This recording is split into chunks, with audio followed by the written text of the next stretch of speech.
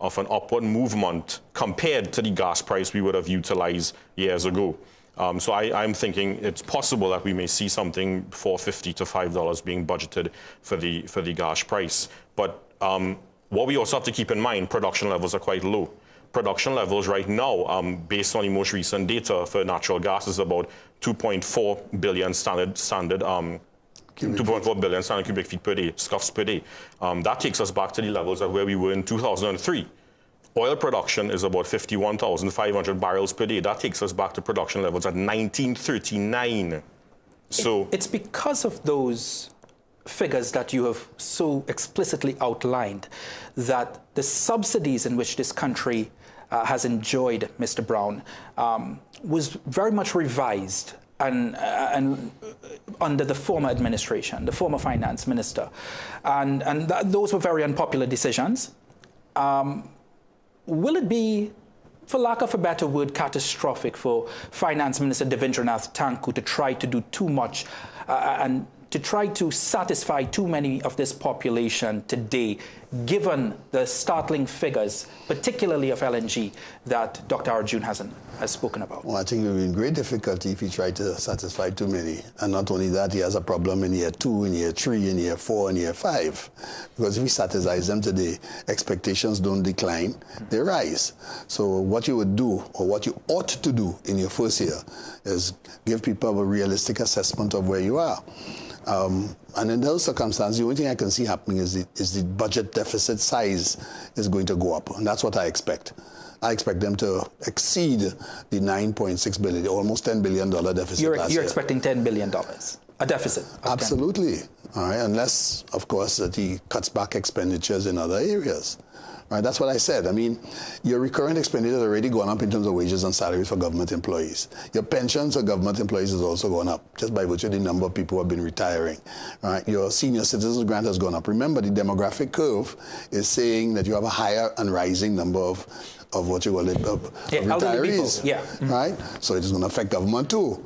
All right, so that I expect those numbers to go up. Once you find that those numbers started to go up and you're borrowing more, so your debt service ratio goes up, then all of a sudden your expenses have gone up. You haven't done anything yet. You haven't started to deal with any discretionary expenditure. So you already have, if you want, added expenditure. So the amount that you have free to basically deal with the subsidies and transfers, you are in trouble. Let me stick in this very quick question very quickly. Given what you've just said, and it's something that we've been talking about for the last 5 to 10 years, the number of elderly people and retirees that are being added to the system on a year-to-year basis. Can we expect in this budget, and I'll pose it to you, Diane, should we and can we expect in this budget presentation for the finance minister to tackle that, raising the retirement age? Well, we've been discussing that and talking about it, attending sessions, meetings for the last, I want to say, what, 15 years? And other islands in the Caribbean have already made the decision. They've made the changes. I think St. Vincent, St. Lucia, and they have well been on the path now, moving it to 65. And they are doing well because of some of the decisions. What I really want to say is the country ready for a revolution of change? That's what I would like to ask, because I think this budget needs to be a revolution of change. It needs to be a revolution in terms of the minds of the people. We need to decide that everybody is going to get up and literally perform work for their money. We need to get out of the mindset that we are entitled. So although Mariano is speaking about the persons who have already reached that stage and that recurrent expenditure is there, there's a mind shift that needs to take place in this country and revolutionize how we're going to create income. And it's no longer the days of, I am entitled to, and what is in it for me. I think it's about time the language starts to be, how are we going to put in to get out? And that is where I think Mr. Thakur has the biggest problem on his hands. A large part of the working population, Dr. Arjun, will be focused on whether Finance Minister Devendranath Thakur expresses any announcement on the 10% wage hike for public sector workers. I think he more than likely will say something about the 10% wage hike, because that was one of their key campaign promises.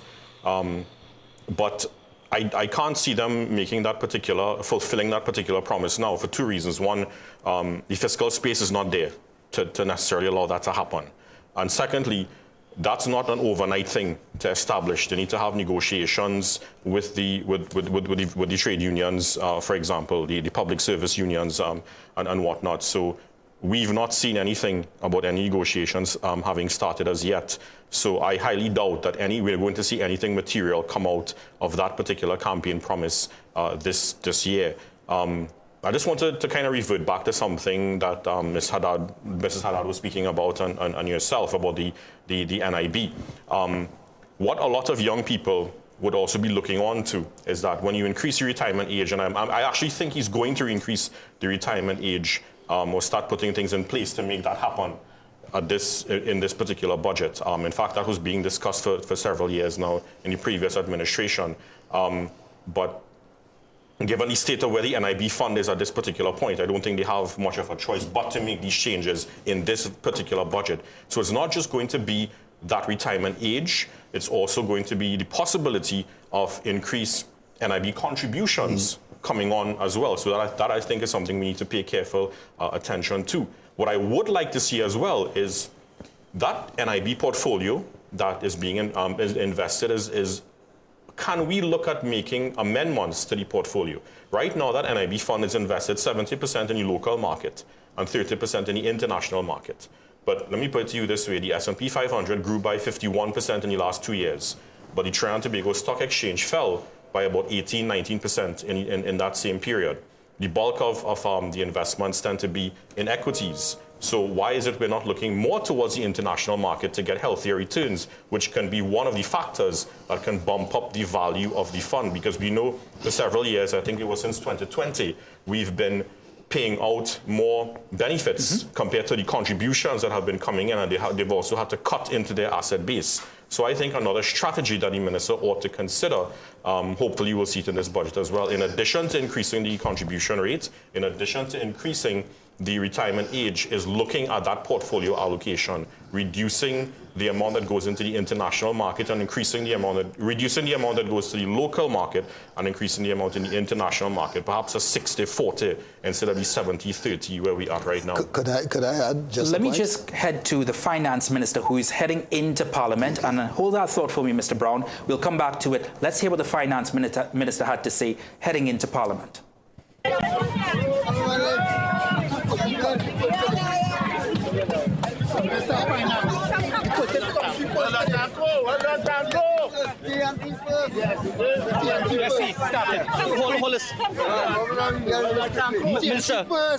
Minister, yesterday the opposition leader indicated that this is going to be a very unrealistic budget and that promises made on the campaign trail will not materialize. What's your response to her? An unrealistic budget? This is an absolutely realistic budget. This document here is the first step for the next 5 years. So I think you may have misinterpreted what my Prime Minister said. All of the commitments that would have been made during the campaign cannot obviously be met in 1 year, in one budget. Over the last 6 months, we could not have resolved everything.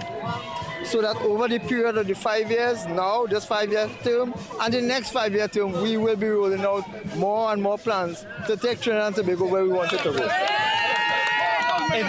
In terms of opportunities, we're seeing Minister Parag would have spoken to CPEP, but we're also seeing union leaders here and members of various unions as well as labor unions as well. What are the plans here for those in the labor industry? We'll hear more about our plans for labor, for employment, for economic transformation, for fiscal management in the budget in the next few minutes. What I could tell you is when UNC wins, everybody. There's some talk that perhaps there's going to be some adjustment at the fuel pump. What can you tell us as it pertains to that? I maintain this is a budget for the people. For the people. And when UNC wins, Everybody did. I follow the direction, I follow the guidance of our Honorable Prime Minister, Kamala Persad-Bissessar, who has told us, mandated us as MPs and as ministers to put God in front and walk behind. This budget is the first step of many more to come, representing the people of Trinidad and Tobago, putting TNT first. Amen. Amen. Good. Thank you all very, very much. We have to go to cabinet.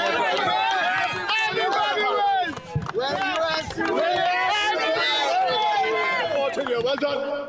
Finance Minister Devindranath Thakur heading into the House of Parliament. He will deliver the 2026 budget in a few minutes. His file, Mr. Brown, looks a little bit thick. I know that we've gotten accustomed to about 5 hours, 4 hours. I'm not sure it's around that thick, but what do you make of what the Finance Minister said? I think he has a few other documents inside here. Right, so I think that it's probably a big font size. Right, to what Dr. Arjun was saying. A very simple thing. First of all, the law does recognize 65 as it stands. The biggest issue with regard to the 65-year retirement age is implementing it for public servants. Whilst the NIB Act says so, the definitive retirement age at the level of government is 60 years old. So the biggest issue is with regard to the PSA. Right? Other unions have taken the same position. So that is I don't think it's a question of the decision has to take place. Actually, a lot of the decision has to take place on government side. That's the real issue. All right? The rest of the country will fall in line. And quite frankly, many other organizations, smaller organizations, do have 65-year age limits, and some, none. No age limit. And in fact, if you look at North America, that's one of the reasons.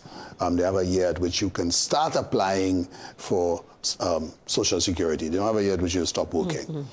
So I think that's where we have to go. And a number of Western countries are in the same position, but that aging is happening faster in the Caribbean, partly because we're also smaller. The second part, the point that from a technical point, what Dr. Arjun is saying with regard to readjusting the fund. Well, the reason why the fund is unbalanced towards domestic entities is when the conceptualization was that they would increase the pool of savings available for domestic investment. And the reality is that perhaps the strictures in terms of how that fund is being used have been too narrow on one instance, and perhaps the performance at the performance requirements have also not been hard enough. However, rebalancing the fund towards a greater element in terms of usage value, in terms of US dollars, creates a problem.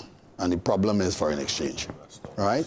And that's one of the reasons why they've always been reluctant or also have been held back by government in terms of the percentage that has been invested in terms of the overseas market. No same restriction with regard to the Heritage and Stabilization Fund. In fact, the Heritage and Stabilization Fund is entirely in other markets, as one would expect. All right. Now, the difficulty now where he talked about the decline in terms of the Trinidad and Tobago market.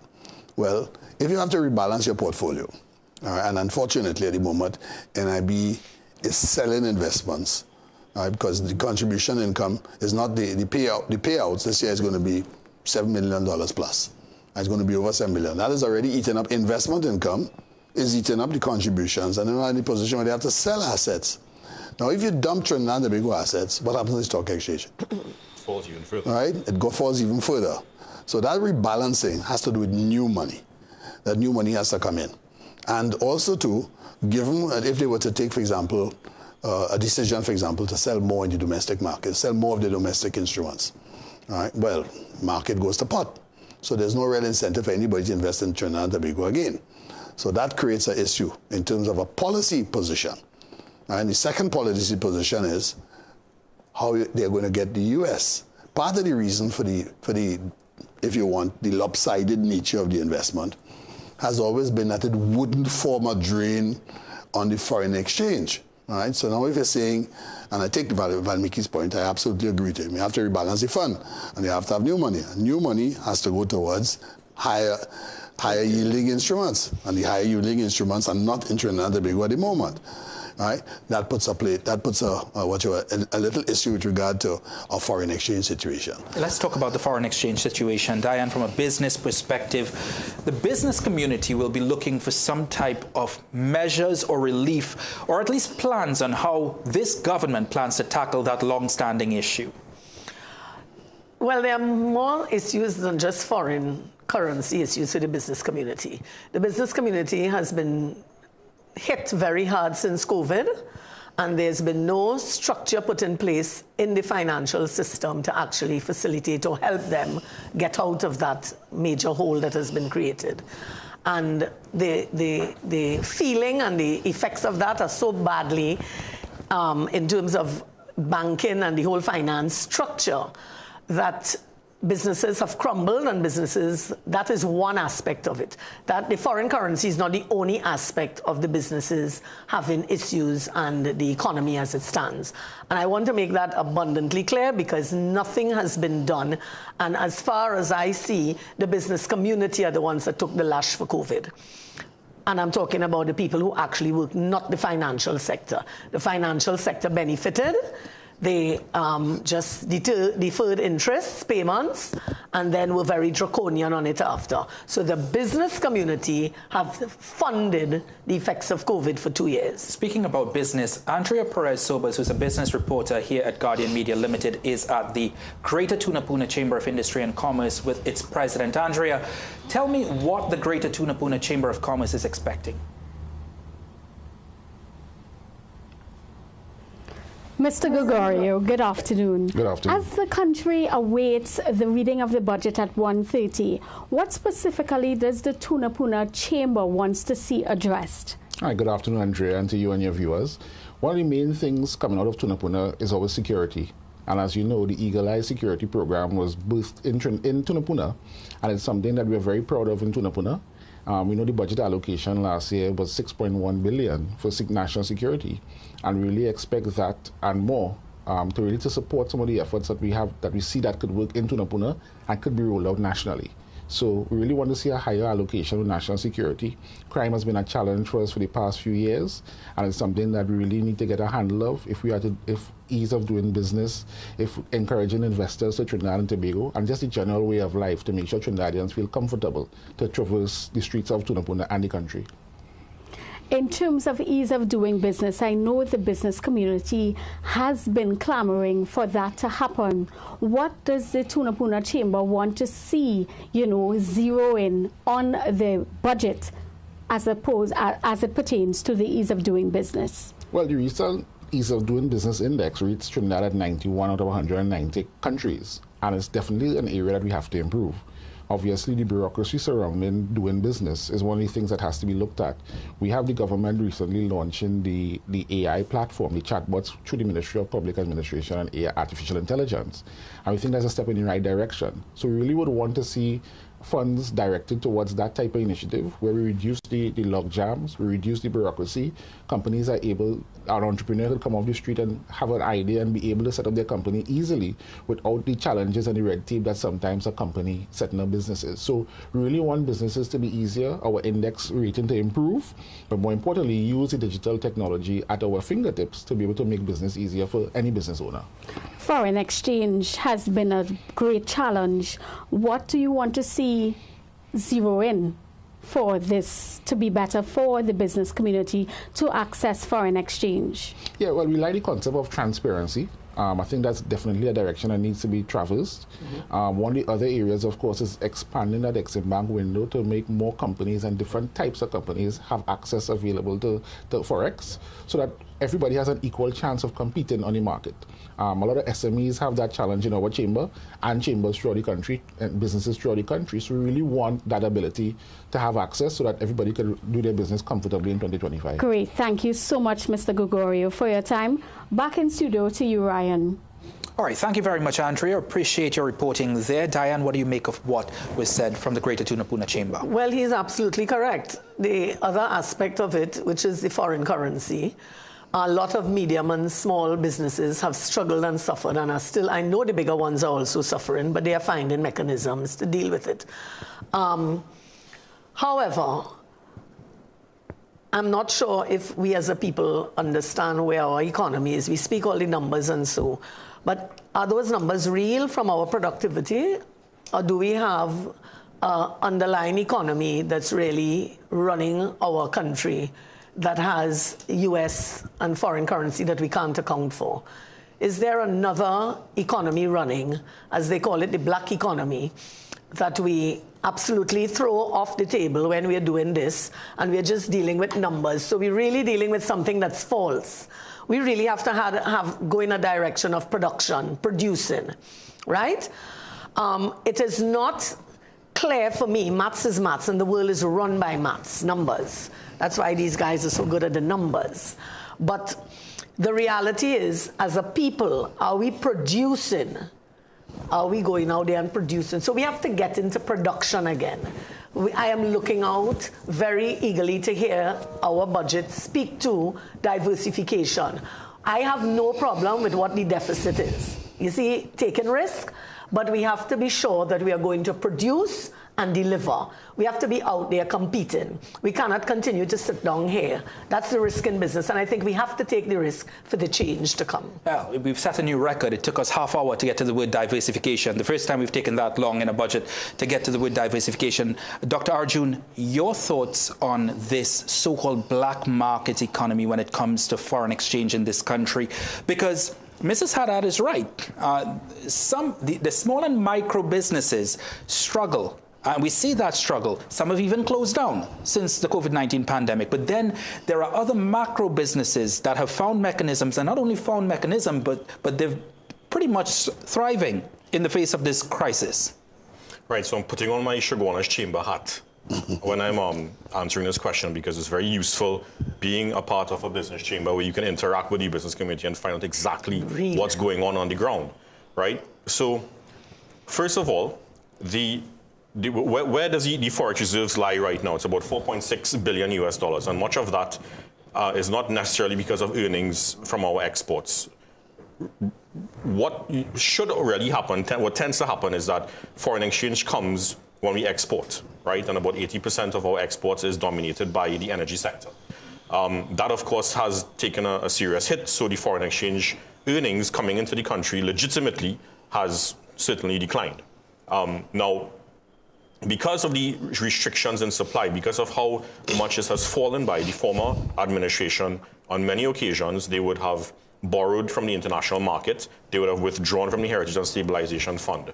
When they acquire those US dollars, we don't spend US here, we spend TT dollars here. So that money is converted from US to TT by the central bank. The central bank then takes that US dollars and puts it into the foreign reserve account, so that artificially props up the foreign reserve account. So that $4.6 billion US we have in foreign reserves is largely now at this stage because of those actions, not necessarily because of productive activity that ramped up our exports to earn more foreign exchange. Now, because the foreign exchange situation has gotten to this stage, and not just currently, but several years now, the authorized dealers and those with access to it are not just using it as a currency, but they're also using it as a store of wealth, as an asset. So what you'd find is that all of these authorized dealers, rather, are utilizing it in ways not just simply to exchange TT for US to facilitate the business community's transactions and whatnot, but ways in which they can bump up their own profits, their own returns.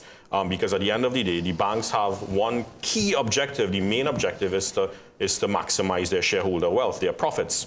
So it's not just a currency, it's an asset that's used to optimize their wealth. It doesn't just, when people have US dollars, it doesn't just represent a currency itself. It represents part of their stock of wealth now. That's how many are regarding it as. Now, in the chamber, we're hearing several reports from members where they might need $1 million US to facilitate their imports, and they go to the authorized dealer. The authorized dealer has, for example, the $1 million to give to them, but they tell them, no, we're not going to just sell it to you. We will provide you with the $1 million, but you now have to take out a fixed deposit account with the equivalent in TT terms, which is about 6.78 billion TT. So you have to take out a new fixed deposit account with them. You put that 6.78 billion TT, million TT, sorry, in that account, and in the space of a year, you have to pay back now the US dollar loan that they would have given you. So they're not selling you that US, they're given to you as a loan, and as a high interest loan as well. The interest on that is about 9 to 10, sometimes even up to 12%. Wow. The silver lining is that they're not asked to pay it back in US dollars. They're asked to pay it back in TT dollars. But at the same time, they have to take, but very marginally, because they still have to take 6.78 million of their own money, put it in an account, and they can't touch that, at least for that year. And that's just one way in which they're utilizing the foreign exchange to maximize their wealth. And of course, those individuals who have access to foreign exchange, there's the black market. Many of them are profiting quite significantly from the black market. So it's another way they're using it as an asset to optimize their own returns. Let's head back outside Parliament, where PSA President Felicia Thomas, along with Labour Minister Leroy Batista, are assuring that government's promises to the labour sector will be kept. The major things coming out of leading up to the budget, of course, sorry, not the budget. Let me just take out a little bit. Leading up to the election was the promise of 10% for the public servants. What is your expectations going into today's budget, both of you? That what we have promised, we will keep it. In this year's budget? What we have promised, this government will keep it. That's all I would say. And what about you? Right. Are you confident in the promises that the 10% will be adhered to or will be provided within this fiscal year? Absolute confidence, absolute confidence. As I've said in the past, we have seen this administration delivering. They have delivered on TTRA, they have delivered on WASA, they have delivered on NIB, and I am very confident that they will deliver on 10%. Thank you very much. Anything else you all want to add as we go into the first budget from Minister Tanku? We support Minister Tanku. He will identify the challenges we face, and I assure you, we will fix it. That is what we're here for.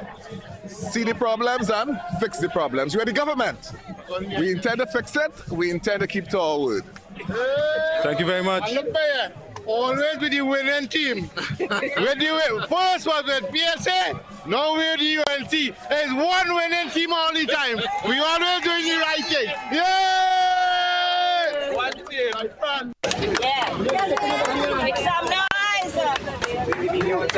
Minister, good day. Afford me a couple of minutes of your time, please. Certainly. Thank you so much. I would have spoken to the opposition leader yesterday ahead of the budget, and she warned of unrealistic promises ahead of the budget. What can you say? What's your response to the opposition leader's positions that the government may have a very unrealistic budget this time around? Well, I'm happy that the leader of the opposition has finally found her voice, because after 9.5 years sitting down very quiet and having nothing to say while runaway crime and the economy collapse, she remained very silent while she sought to benefit from the largesse of the state. Today, I can say with certainty that you would hear a very comprehensive, decisive statement coming from the Minister of Finance that addresses the systematic challenges that are affecting our economy. And therefore, the Honourable Prime Minister has taken a very hands-on approach to deliver a very realistic fiscal package for Trinidad and Tobago. So I want to allay the fears of both the opposition and anyone else, but to say that the reason why the country is facing the challenges that we are facing today, we cannot forget the challenges of the past and the people who have brought it to the position that we are in today. And the leader of the opposition today should have really sat down and keep her mouth quiet, because for 10 years she did exactly that. No, Ms. Beckers would have said that the fiscal package will fall short when it comes to the government's campaign promises. What would you say to that? We have made specific promises to the electorate during the last election cycle, and many of those promises have been met already ahead of the budget. So you can speak to very specific things. We campaigned on axing the TTRA. We spoke about several other initiatives in terms of WASA workers. We also spoke about tariffs, electricity rates, etc. Some of those things have already been kept in terms of major policy decisions. So therefore, I don't understand the bridging the gap in terms of what Ms. Beckles is trying to articulate to the population by saying that it is unrealistic. Many of the promises that we have made have already been kept. Yes, there are others that are still to be materialized. However, we have 5 years. We have now started. This is the first budget presentation of the second Prasad Bisesa administration. And I don't think that the country I don't think that the country is unrealistic or ignorant to the fact that this is our first budget presentation. The Honorable Prime Minister and the Minister of Finance has sought to introduce new revenue generating streams, which we have not seen in the last 10 years. You will hear more about that, but you will also hear about bringing down the deficit and also implementing things that will bring ease to major segments of the population in terms of relief in their pockets and putting food in their homes. Those are the things you will hear about today. My last question, sir. Interesting bit of comments there from Public Utilities Minister Barry Pidarath, who's also Minister in the Office of the Prime Minister, saying that Finance Minister Devendranath Tanku will speak more in his budget presentation on how he can lower the deficit while also generating more revenue streams. Let's take a break here on promises and priorities as we build up to the Finance Minister's 2026 budget presentation. We'll be right back.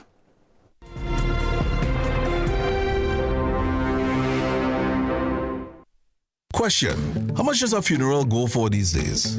I guarantee the figure you're thinking is way smaller than the actual cost. Because even though life is priceless, death is real expensive. But CUNA Caribbean's Family Indemnity Plan can help for things like sudden funeral costs, plus the other bills left behind that could threaten your finances. And imagine, for a monthly payment of less than $70, you could cover up to 9 family members. And you don't have to take a medical exam to sign up. So don't stick. Get the Family Indemnity Plan. Why? Because it's a good thing. Trust me. CUNA Caribbean Insurance. For all people. Terms and conditions apply. With Alive Multivitamins by Nature's Way, you won't be defined by time. You'll own every minute of it. Discover how you can age vibrantly with Alive. Feeling drained? Struggling to keep up? It's time to take control of your wellness. On this episode of Wellness Unlocked, we're diving into the key nutrients your body needs for all-day energy and balance, with 100% or more of your daily essential vitamins, plus added chromium to support healthy blood sugar. This is complete wellness in a single soft gel. Join us as we uncover how small changes can make a big impact on your health. Don't miss Wellness Unlocked. Watch now on CNC3 and take the first step toward better health.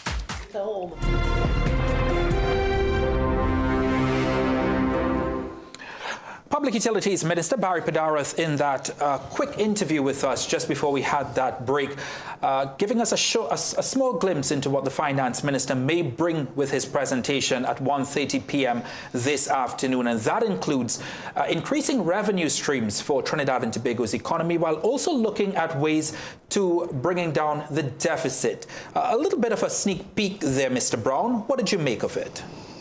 Well, I don't know what increasing revenues means. Yeah, right, so we'll have to see what are his plans for those revenue streams. A fundamental issue is this. Government revenue is taxation, and it's taxation on income and profits. Right? So by definition, if you're going to increase your government revenue stream, then the economy has to perform better. It hasn't been. So the critical issue is, what are you going to do to make it perform better? The only way you can increase your revenue stream, all else being equal without any changes, is increase your tax rate. Because that's what government is. It taxes your income and taxes your profits. How much of a problem will property tax and the dissolution of property tax by this administration become this afternoon and going into the next fiscal year? The property tax was never really geared to producing more than about $500 million at a time. That would go to the grassroots of the economy, local government. Well, from my estimation, and $500 million wasn't going to solve. I mean, what was the number that's allocated towards local government? Certainly in excess of $1 billion. So property tax would only have. You would always have that large difference. There would always been a difference, and until, of course, you cover all property taxes and you probably change the rates. Because remember, they cut the rates. All right, so there are some issues where that is concerned. Ultimately, right, the only way you can increase government revenues, right, is to increase your, either one, increase your tax rate, or two, help increase the total size of the economy. That's the only way you could do it. All right, so I'm not clear what these new revenue streams mean. I don't know if they mean additional forms of taxation, right? Or they mean that I'm increasing my tax rate. Because if you have to increase the revenue, the first thing you have to do without making any changes, you have to grow the economy. Yeah, I want to talk about that point a little bit, Mrs. Haddad. Only to what the conversations we've had down the years is how do we offload a lot of those public sector jobs and create the enabling environment for the private sector to really submerge them, really. Have we been able to make any real progress in that regard? And why not? No, we have not, and the reason being is government after government attempting to get into government, right? Or party after party trying to get into government sells the soul of our nation to laziness and density, as they are called my names. So we have two diseases in this country, density and lazivity. So the problem is we've killed the education system and we've killed our human capital, growth and desire. And we have created a lazy environment where we'll take care of you. You don't need to get up and do anything. So we keep taking that hole and making it bigger. Mariano keeps speaking about the other way of doing it is taxation. And it seems like that's the only thing. It's almost as though we've become idealists. No, we need to get back to the earth. We need to get back to productivity. We need to get creative. We need to start to develop our country in terms of participation of different things. The steel pan, what do we do in terms of the creative sectors? Why are we not on the world stage doing so many things that we are capable of talent-wise? I'm not sure if we could organize it so well, right? Because that's where we have lost our way. Funding does not go in the right way here. We have killed our education system. That needs to be addressed, not from a money perspective. Quality. From a quality and delivery perspective, that from the primary school level. All these entitlements. People want to be teachers only because of the number of vacation holidays. I know people who take their holidays, do not go on vacation, and then take their 28 days leave during the term, deprive children of their education, and they go on vacation then. We need to cut out all of that, and that's why I ask if the people are ready for the revolution of the mind and the change, because each one of us have to do it. Well, not me. I'm already doing it for too long. I feel burdened because too many of us are not doing it. So we need that revolution of change. We need to get up. I don't want to hear about money in health anymore. We need to start to live health. We need to stop depending on a tablet or whatever. So we need to stop promoting all the things that are killing the society.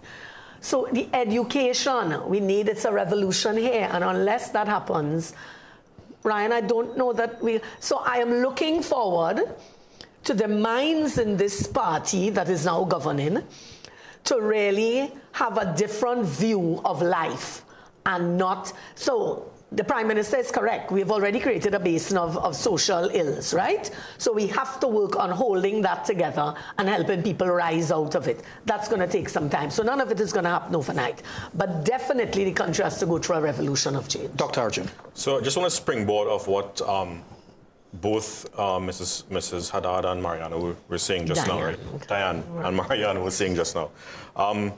Yes, we know that we are likely to be in another deficit position. We were told this by the Prime Minister and the Minister of Finance as well. Looking at some IMF data recently, about 165 countries internationally have endured fiscal deficits at least consistently for the last 5 years. So to me, the deficit is not necessarily a fiscal weakness. It's more about how that deficit budget is structured.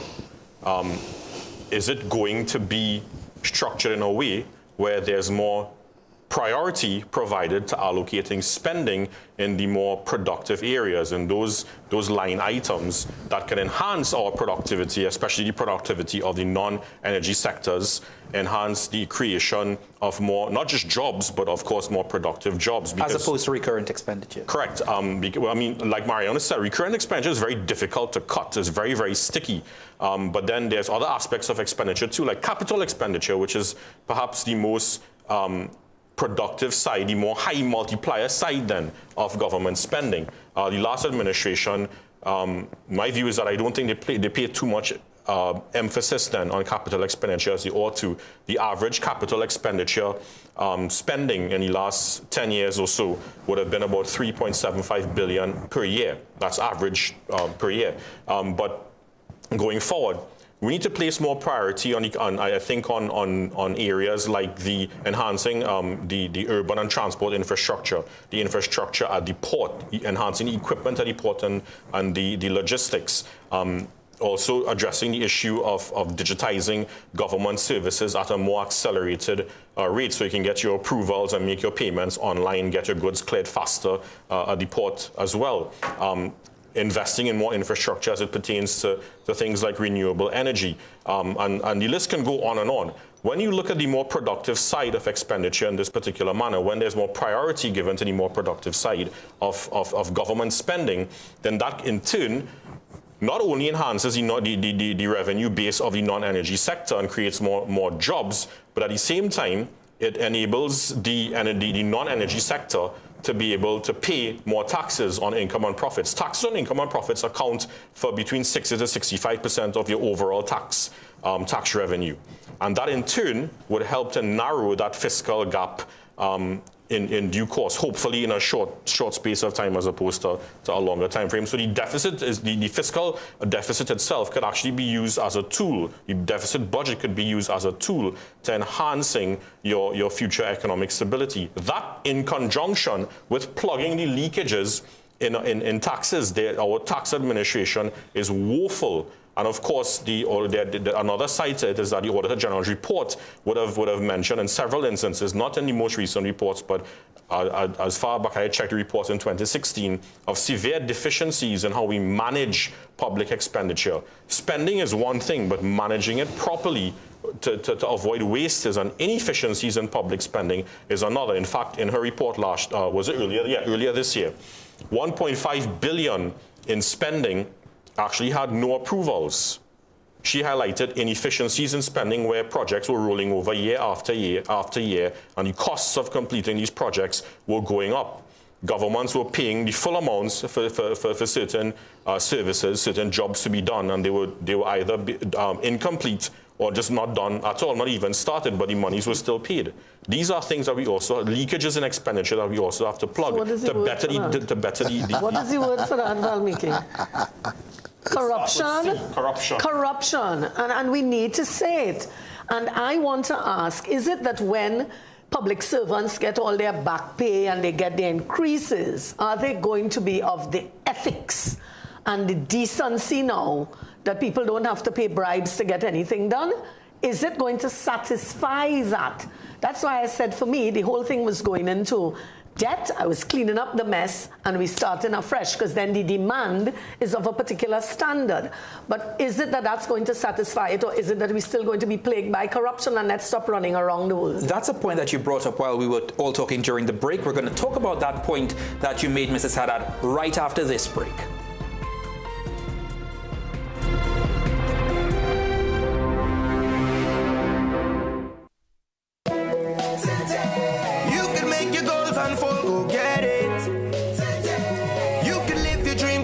Let's do this.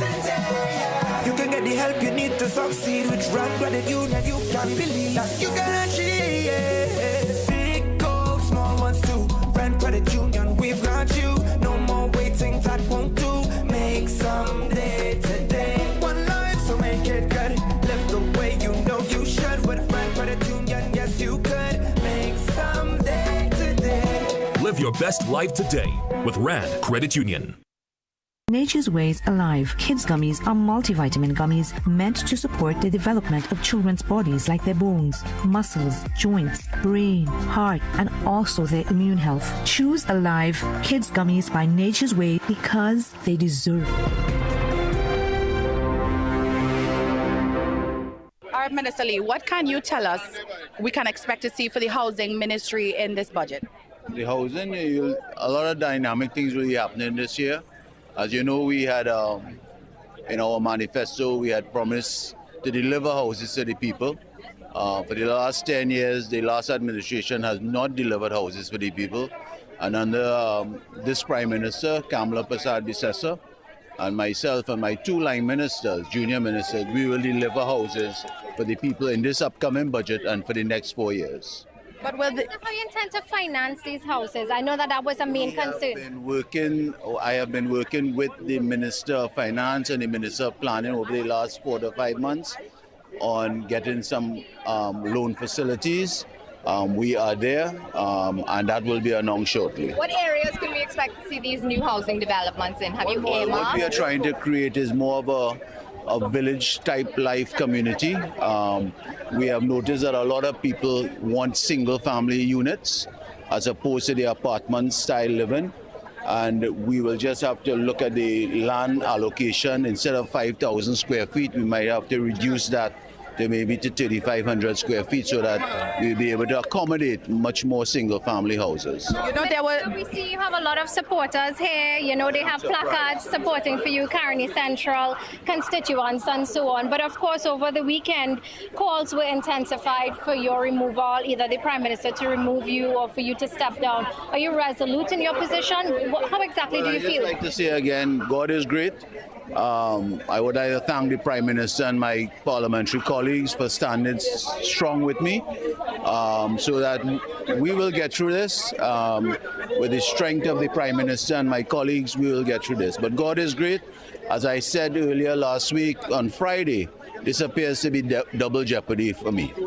You know, I have to ask, in 2016, when Marlene MacDonald, she was the housing minister at the time, and she had run into some charges, the opposition, which you are part of, had called for her to be fired. Do you think there's a double standard in you being in a similar position and not deciding to step down? If you review my matter started and has nothing to do with anything with being in government. Okay, so it is quite different from Marlene MacDonald issue. It was about allegations when she was a minister.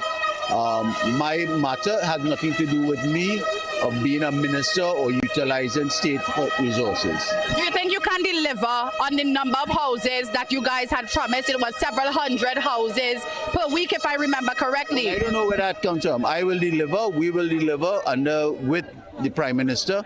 I'm a very hard-working individual, so we will deliver.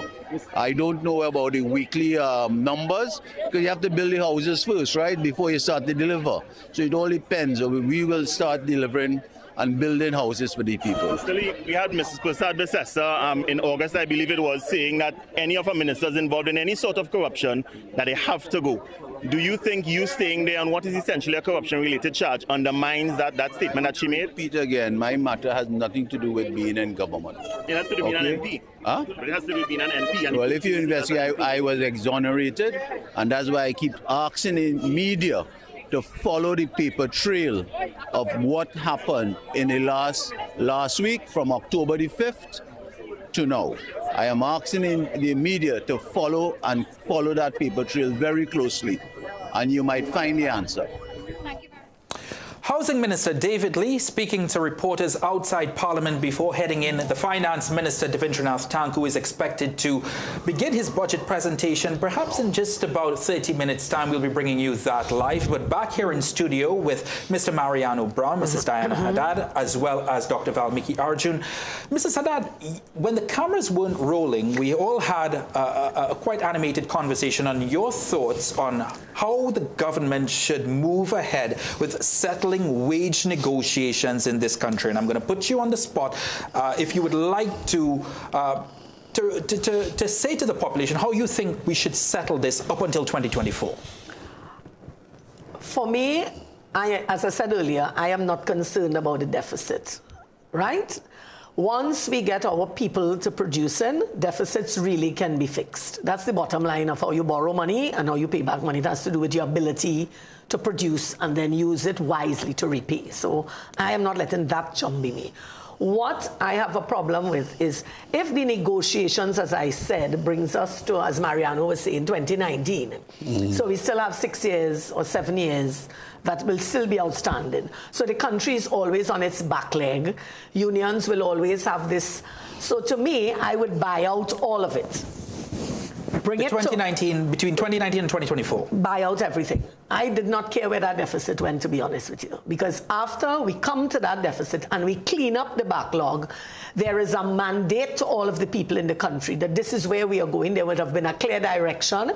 Pictures, big billboards showing where we are heading, what our country must look like, what our communities must look like, and this is how we're going to do it. So when we set up these programs, you are expected to deliver X, Y, Z. This is going to produce A, B, C, and therefore it is from all of that and our inputs that we are going to pay back this thing. You are looking at a more efficiently run Trinidad and Tobago public service. Yes, I dream. Is that a dream, Mr. Brown? Well, it's not a dream if you put in the enforcement mechanisms and you follow them. All right, and that's a significant change in terms of the way the public service will have been operating. By definition, things take a long time, and it's very difficult if you just follow, for example, just simply the question of wage settlements and everything else and so on. We're negotiating in arrears. We cannot continue to negotiate in arrears. So I buy the argument that we need to bring everything up to date. And in fact, I would want to go that route. We need to renegotiate moving forward with standards of performance. But having put standards of performance in position, then by definition you have to manage them. Right now, if we're dealing with the same set of managers without any change in the ethic, without any change in the enforcement routines, you have a problem. All right, it's a significant problem. So, so I understand what she's talking about in terms of the revolution in the mindset, but it doesn't come on the basis of a speech. Right? The change in an organization's culture and performance is the things that we do every day. So if you don't have somebody who's basically following that and enforcing it, in fact, that's one of the weaknesses and failures of our budgets. Maybe we never come for what we did last year. So the point that Valmiki was making with regard to the Auditor General, right, about projects, well, that is a function of cash flow accounting. As long as I have enough money and I spend it this year, I do have to bother about nobody looking back to see what was the total efficiency. That's the real issue. Right, so our methods of enforcement, our methods of collecting data, our methods of evaluating performance need a complete wake-up call. So I agree with the point of view with revolution. Right now, unfortunately, there are some issues with regard to how that is run on a constitutional basis. Right, and we had some perfect examples during Mr. Imbert's term in office, particularly his attempt to muzzle the Auditor General. Can't happen. Not supposed to happen. That's precisely why the Auditor General, in terms of the regulations, is not covered by any politician. Doesn't report to a politician. She doesn't have enforcement power, but she has the power of declaration. Right? There was an attempt to muzzle her. So one has to deal with those issues, and it goes right back to the issue of enforcement, fundamental, right through the system. So if you don't have that, and if you don't have a commitment to doing that, and by the way, politicians don't have the power to make it happen. Right, that's one of the issues about being in office, right, that you don't have the powers. The civil servants effectively run to a completely different code. So how do you get it? How do you make those changes? Have to do with substantial changes from an organizational point of view and from an organizational discipline point of view. How are you going to secure the level of enforcement? Dr. Arjun, I'll give you a chance to speak on that point, but I do want to talk about the energy sector a little bit right after. Sure. Actually looking forward to that as well. I think what Mariano is saying also transfers over to the state-owned enterprises. We spend on average about 10 billion in transfers to state-owned enterprises and statutory bodies every year on average in the national budget. That works out to be somewhere about 17% of 16 to 17% of the overall expenditure, the overall budget. Are we getting value for money with that? Absolutely not. When many of them continue to be riddled in losses, riddled with high costs or cost overruns, they're over budgeting. The workforce itself in many of these state-owned enterprises are quite large, and that need not necessarily need to be the case, need not be warranted. Many of them tend to take financial decisions that are not quite optimal. In fact, that gets the state-owned entity, the state enterprise, into more problems. But they have this parent then, which is the state, the government, looking over them. So that brings up what we in economics call a moral hazard, where they take decisions, bad decisions, not necessarily in keeping with what the objectives of the government are, but their own personal objectives, corruption, as Mrs. Haddad rightly put it as well. And it puts the company into jeopardy, but the state is there to bail them out of these losses. That culture as well also, by extension from the public service to the state-owned enterprises, also has to change. There are many instances as well where politicians themselves use the state-owned enterprise as a conduit for their own unethical and sometimes, who knows, maybe even illegal objectives as well, corrupt objectives as well. All of these things need to be looked into and drastically revolutionized, to use the word of Mrs. Haddad. Energy Minister Dr. Rudal Munilal has said that the dragon gas has been resuscitated. The fruits of any possible dragon gas deal, Mr. Brown, will not be realized in the short term, and it will certainly not have any impact in the next fiscal year. But does it have the power to inspire confidence in the economy over the next fiscal year? Well, if you examine the comments that came out after the announcement of the OFAC license for 6 months, the answer to that is yes, it has the power to engender confidence. But at the same token, is that confidence misplaced? The reality is the dragon gas deal is Venezuela gas. It is never going to give us the same value add as if, for example, you exploit your own gas in your waters. There are going to be what we call duties, royalties, certain things that Venezuela, which is included in the agreement. Now, the agreement was written or signed in December 2023. We have an agreement with Venezuela. So it doesn't matter whether they have an OFAC license. There's an agreement with Venezuela in position already. What is the new OFAC license supposed to do? Get us to renegotiate it in a way that the Americans want? But why would Venezuela agree to that? So I don't see Dragon as being within our economic sphere of competence for the foreseeable future. As long as the arrangement between Venezuela and America remains unsettled and at variance, or if you want, as an undeclared war, we're not going to be able to go anywhere. And we have to recognize that North America holds the power. I mean, let's just look at what happened to India. India decides that it's going to continue, by the way, with the blessing of the Biden regime, buy Russian oil, right? Mr. Trump comes in and says, well, we don't really want you buying Russian oil because we have sanctions against Russia. So initially it was 15%. Oh, no, you're still buying Russian oil? 50%. Which basically rips out the guts of any export profitability in terms of the North American market. Right? So India has a problem. Trinidad cannot afford that.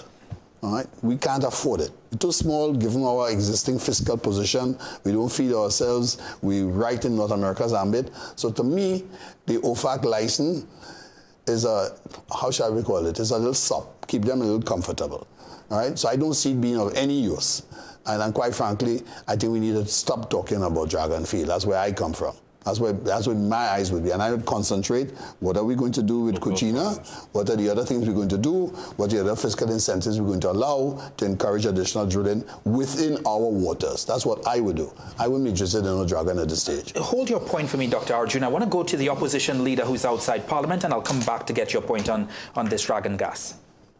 Thoughts? What else do you anticipate, opposition leader? You all ready? What else do you anticipate in this upcoming budget? I mean, the thing about it is that we're looking at what is their position on property taxes, right?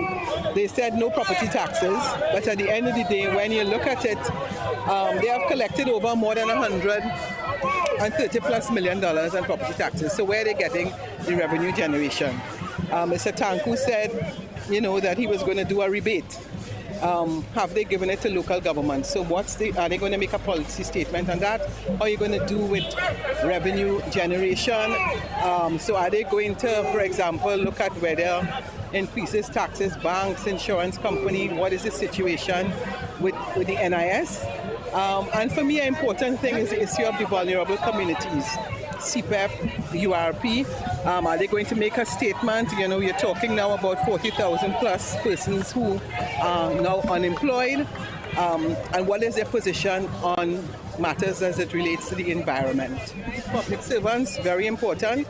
because Mr. Tanku spoke about negotiations. I think we have passed the stage of negotiation. Yes, you can negotiate. I'm looking to see what is the allocation in the budget to deal with the issue of the public service. Moments ago, Khadija Amin, the Minister of Local Development and Local and Rural Development, said that the PNM were hypocrites because they would have been raising the issue of public servants, URP, CPEP, reforestation workers being fired. When I asked her whether there would be any answers for them, she said that we should look and see, but that you guys should not be the ones complaining. How do you respond to that? Well, I don't really understand what she's saying by not complaining. What do you mean by that? I mean, the fact about it, CPEP, URP, reforestation, those are projects, those are programs started by the People's National Movement. They had URP continuing for quite a long time. I mean, there's vulnerable people in our society. And yes, if it is you want to make some changes, fine, make your changes. But the truth is that a lot of women are employed in those programs, a lot of single parents. And if you close programs and it's about 30,000, 40,000 people, not just URP, CPEP, reforestation, but several others, what is your alternative? So to say we are the hypocrites, they are in government. They need to tell the people of Trinidad and Tobago what is your alternative to CPEP, URP, reforestation, and or what are you going to do with the thousands of workers you told that when UNC wins, everybody wins? That's the question. Minister... All right, Opposition Leader Penelope Beckles outside Parliament heading in. The Finance Minister should begin his budget presentation for 2026 in just about 20 minutes. In the interim, though, when we look at the vulnerable circumstances we are now surrounded by, Dr. Arjun, we see what's happening with the conflict between the United States and Venezuela. We saw what happened between both, and we are watching live images of the Prime Minister arriving at Parliament. Let's take in those images and I'll come back in a minute.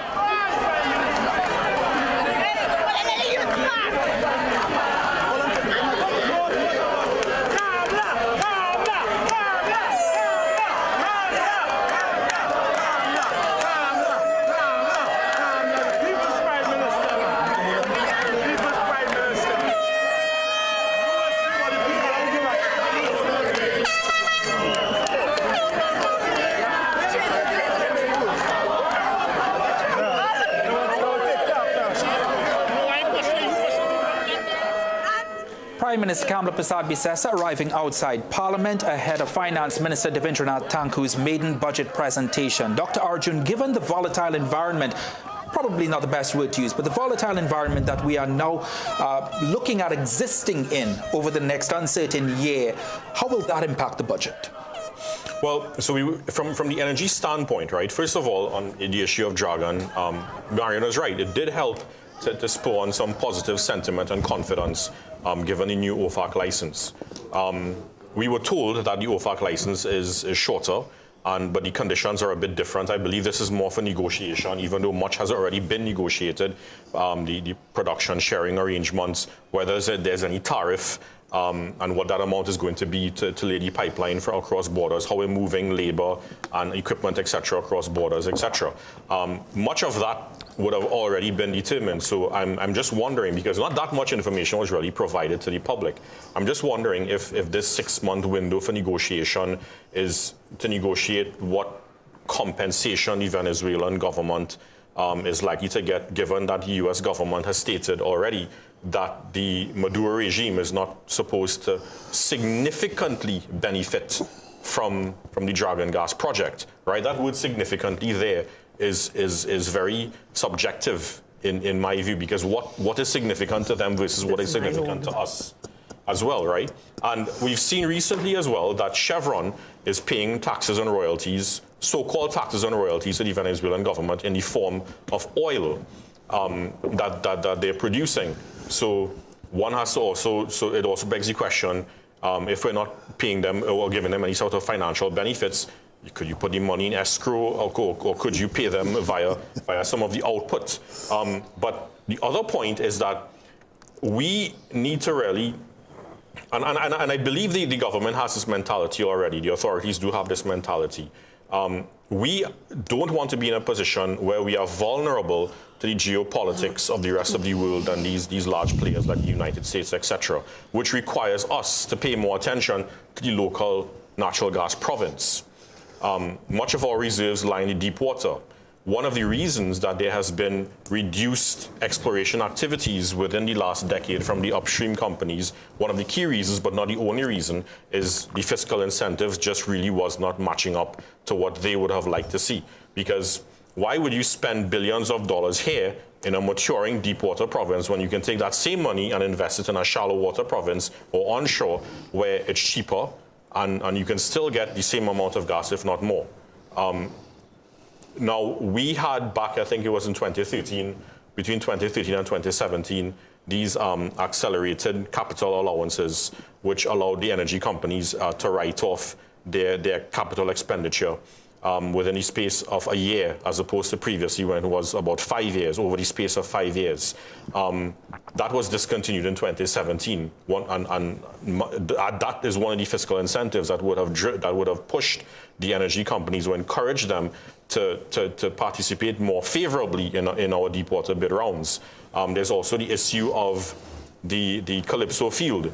That has been on the books, approved since 2012, and we still haven't gotten to the final investment decision. So I'm looking forward to hear, if not from Minister Tanku, from Minister Munilal, what progress has been made in getting to final investment decision, because that's about 3.5 billion standard cubic feet of natural gas there, just underground, waiting to be monetized. But the thing is, it's in deep water. There's a lot of operational, technical, and significant costs, technical risks and significant costs associated with monetizing that gas.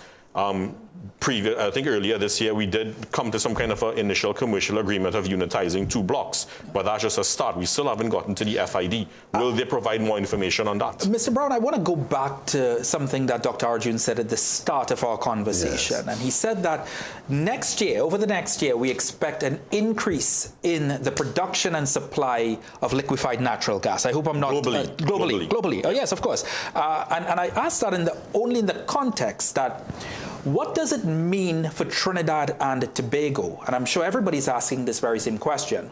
If globally, you mentioned countries like Australia, China, etc., the United States. Qatar, not China, Qatar. If there's going to be this uptick in production and supply of natural gas globally, where do we stand in all of this? Because from the little economics that I may know, the demand, the supply goes up, and then suddenly the prices begin falling. That's exactly where we are.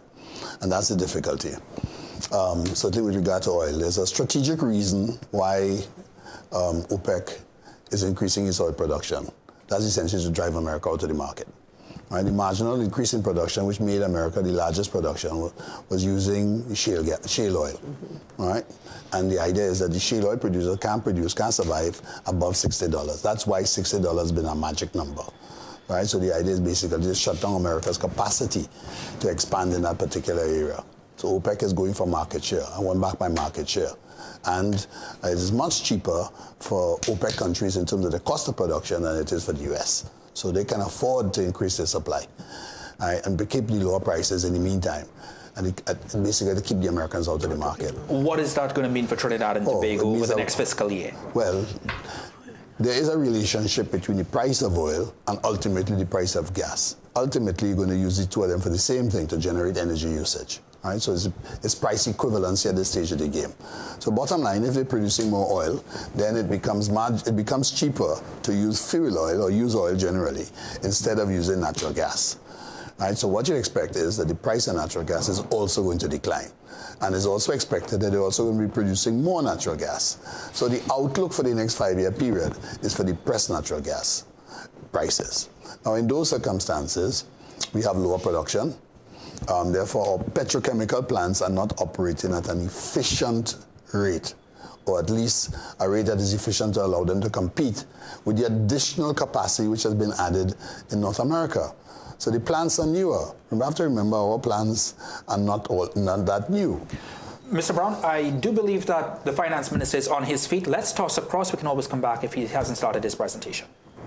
Mr. Speaker, I have the honor to lead the following papers standing in my name.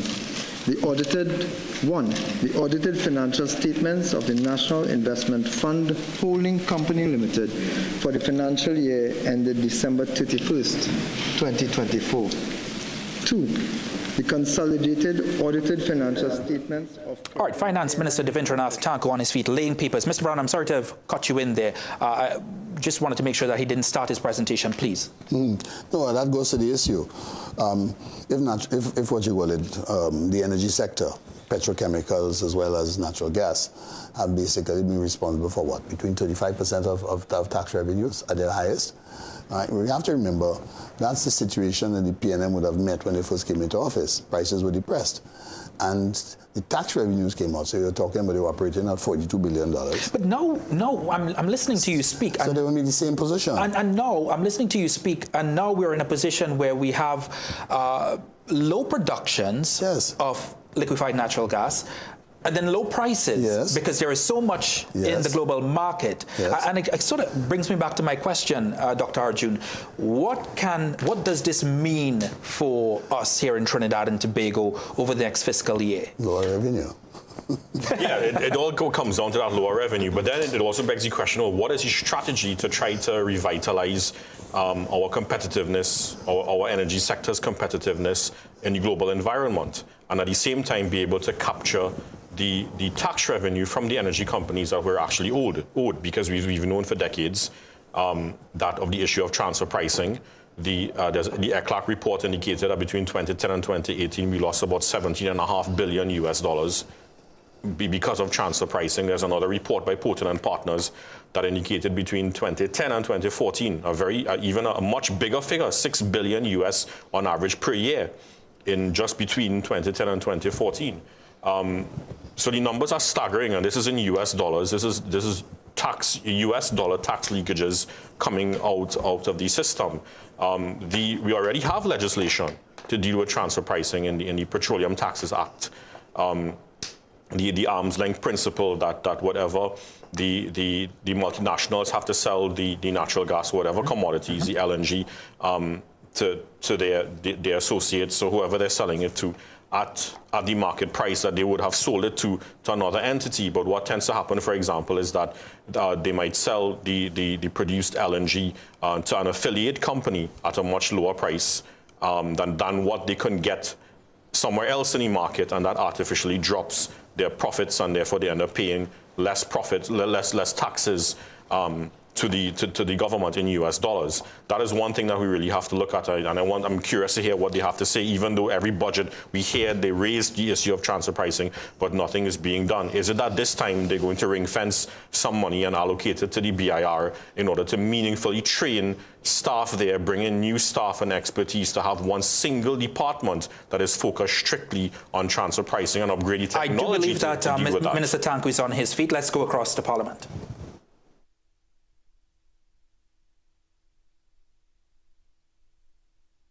To deliver the UNC's inaugural budget.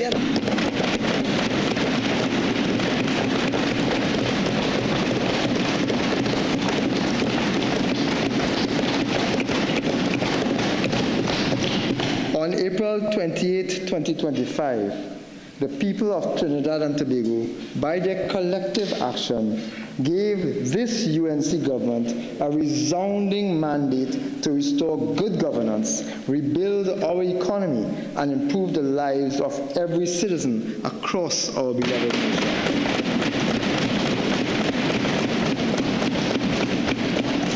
They asked for sincerity and compassion in government.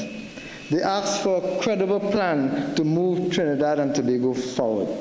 They asked for jobs, growth, prosperity, and social peace. It is therefore a profound privilege to present the 2026 budget to this honorable House.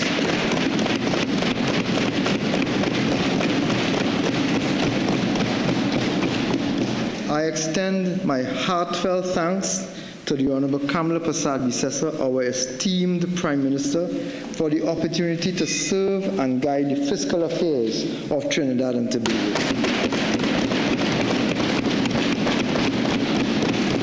Sincere thanks to the dedicated staff of the Ministry of Finance, my cabinet colleagues, the ministries and state agencies, and our partners in the private sector and civil society.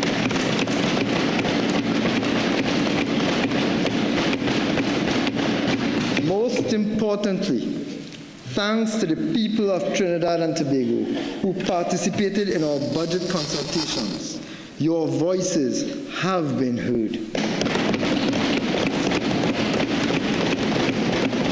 This budget is a product of national effort, and it belongs to all of us.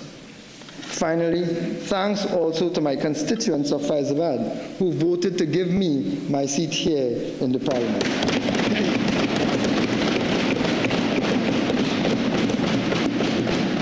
The entire country knows that the PNM left our country in financial difficulties and economic ruin.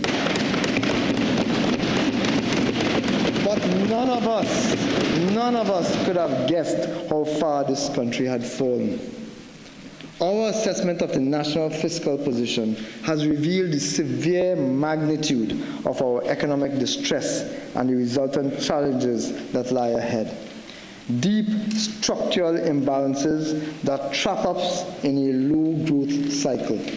A broken and demoralized tax administration that prevents us from maximizing our revenue potential, persistent deficits, rising debts, an empty treasury, infrastructure in decay, escalating crime, and a population feeling very despondent. These are the legacies of the PNM decade of destruction.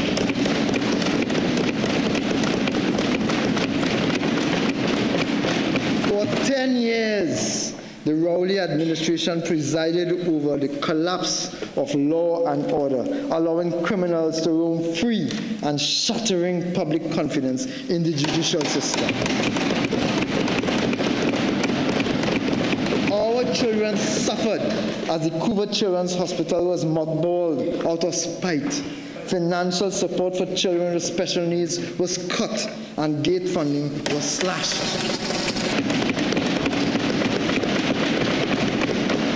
Our elderly and chronically ill were left without critical CDAP medications. Petrotrin was shut down recklessly, jeopardizing fuel security and draining our foreign exchange.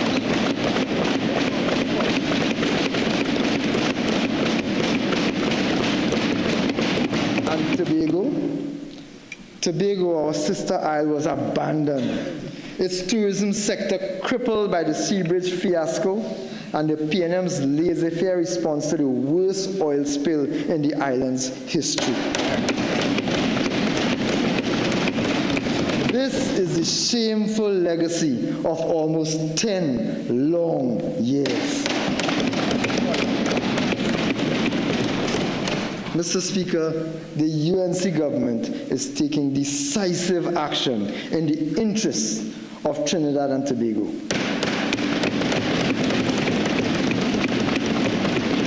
This 2026 budget is a realignment of objectives towards a Trinidad and Tobago first policy.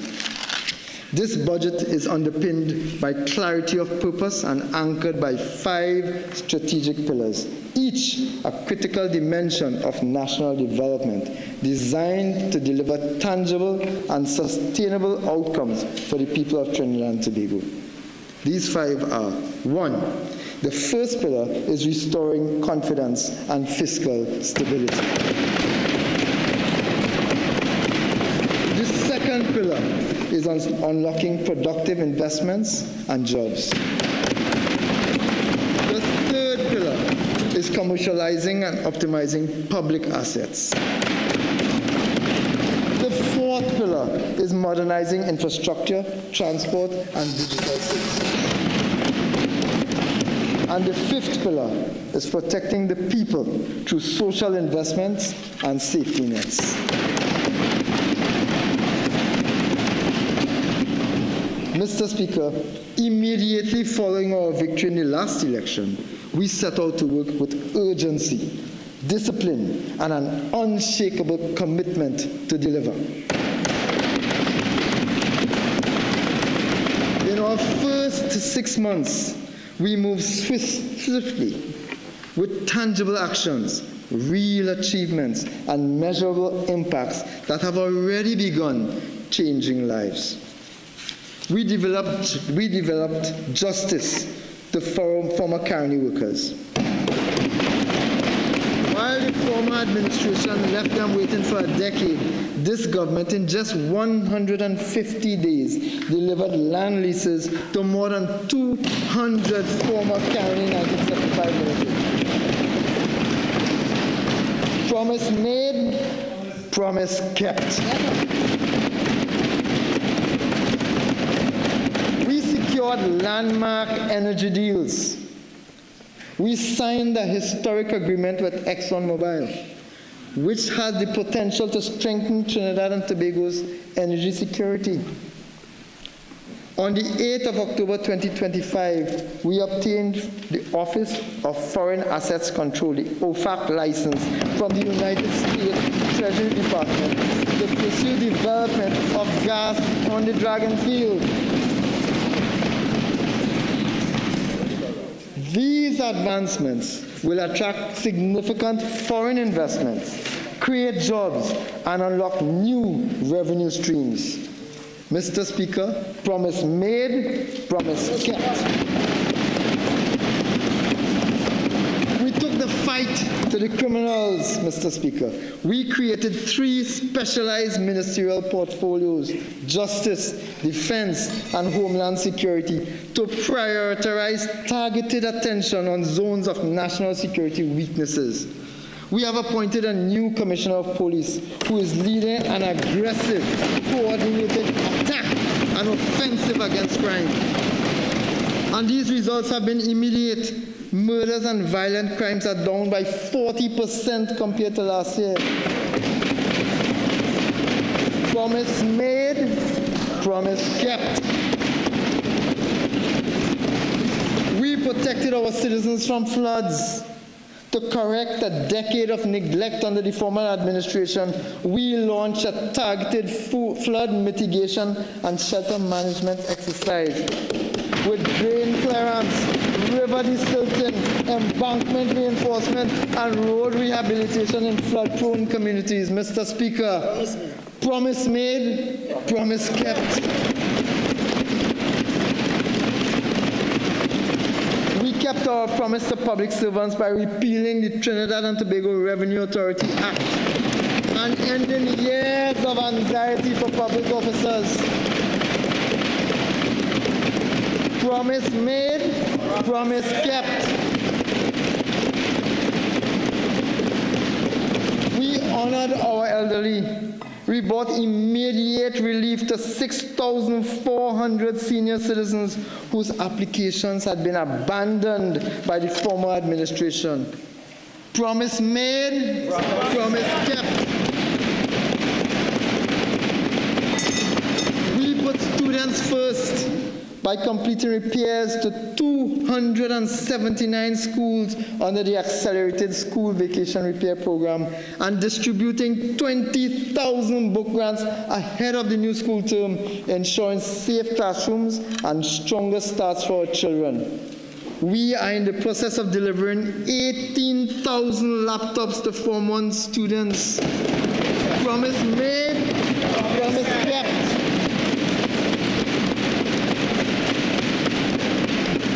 Lives of children in June 2025 by amending and strengthening the Children's Life Fund Act. We increased access to children battling life-limiting illnesses, including cancer, blood disorders, heart and kidney diseases, and more. Promise made, promise kept.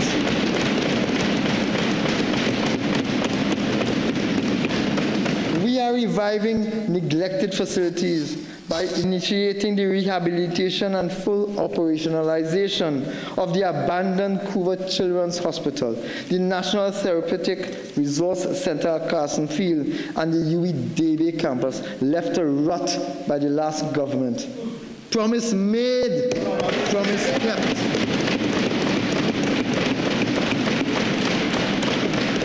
We upgraded public health care by restructuring the CDAP program to include new medicines and launching CDAP Plus for specialized drugs at affordable, regulated prices. Promise made, promise kept.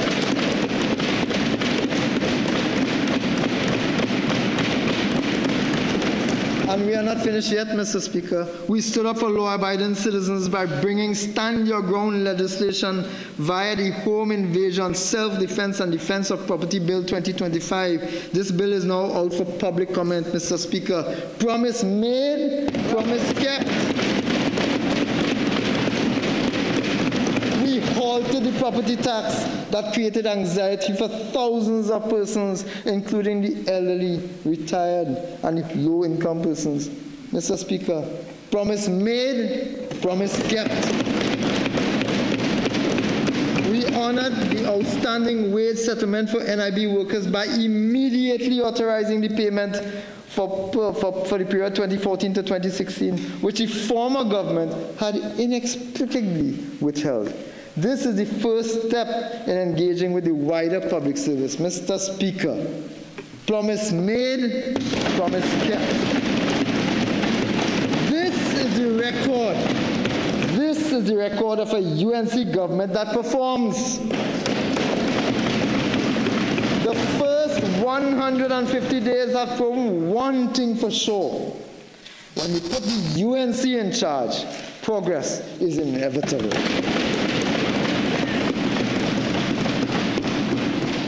We were able to deliver all of these positives in extremely difficult circumstances. Let me show you the disastrous record of the last government.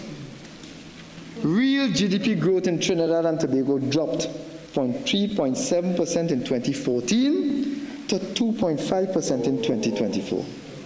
Similarly, during this period, the economy shrunk by 17%, with real GDP falling from $187 billion in 2014 to $154.9 billion in 2024. This country's nominal GDP fell by 8.4% between 2014 and 2024, from $188.9 billion to $173 billion.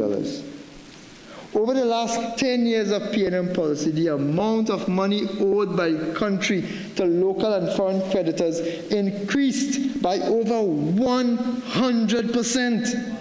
From $67.9 billion, or 37.1% of GDP in 2014, to $140.7 billion in 2024. This represents, Mr. Speaker, 81.8% of our GDP in 2024. As a result of the PNM's financial bungling, 10.2% of the country's revenue is now required to service this debt. This obviously places a significant constraint on resources available for national development. In 2014, Mr. Speaker, this was a mere 4.2%. Today, it is 10.2%. The former Minister of Finance and the 10-day Minister of Finance took our country from a Standard & Poor's A-grade rated economy in 2015 to a BBB minus rating in 2024. These two incompetent individuals eroded our revenue streams, squandered our resources, and undermined confidence, leading to 7 downgrades in our ratings and outlook over 9 years. Over the same period, Moody's Investor Services downgraded us from investment grade in 2014 to junk status under them. Under the PNM, 70,600 jobs were lost. 70,600. According to the CSO, 636,800 people were employed in 2014. Mr. Speaker, by 2024, the PNM had reduced this to 566,200 people, which means that 70,600 persons were pushed into unemployment by the PNM. To put this into perspective, the population of Tobago is about 60,000. So the number of persons who were put on the breadline by the PNM was substantially greater than the entire population of Tobago East and Tobago West combined. Visualize that, Mr. Speaker. Further, the labor force participation rate was 61% just when we left office. But by March 2025, under the PNM, this rate had collapsed to 54.3%. This is of grave concern to this government. And as I speak, we are implementing measures to significantly improve job creation in Trinidad and Tobago. The Honorable Prime Minister will reveal much more about this during this debate, Mr. Speaker. Let's look at our foreign reserves. At the end of calendar year 2014, Trinidad and Tobago's net official reserves stood at US $11,497.1 million, equivalent to 12.9 months of prospective import cover. Let me repeat that. At the end of calendar year 2014, Trinidad and Tobago's net official reserves stood at US $11,497.1 million, equivalent to 12.9, almost 13 months of import coverage. Would you believe, Mr. Speaker, that by March 2025, the official reserves had collapsed substantially to $5.272 million, representing just 6.1 months of prospective import cover? This has been the destructive legacy of the wicked PNM over the last decade.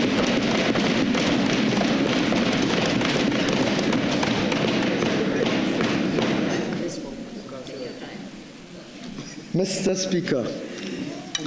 Speaker, you will recall the glee on the face of the former Minister of Finance. The entire country will recall the glee on the face of the former Minister of Finance when he increased the price of fuel over and over and over and over and over again, Mr. Speaker. Let me remind you that the then minister gloated and sneered that because citizens had not rioted yet, he could raise the price of gas again. And he did, again and again and again, Mr. Speaker. While citizens suffered in pain and frustration as the cost of living skyrocketed, the PNM government continued to pile pressure on the backs of those least able to afford.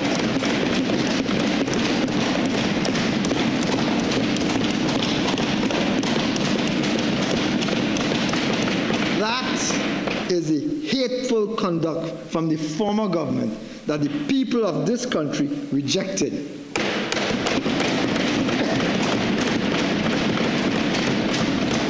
So let me announce the first measure of this caring government in this budget that will benefit every single citizen of Trinidad and Tobago. Today, Mr. Speaker, today, look at the glee on my face as I make this announcement. The previous PNM government has been unfairly overcharging citizens for super gasoline. On behalf of this UNC government,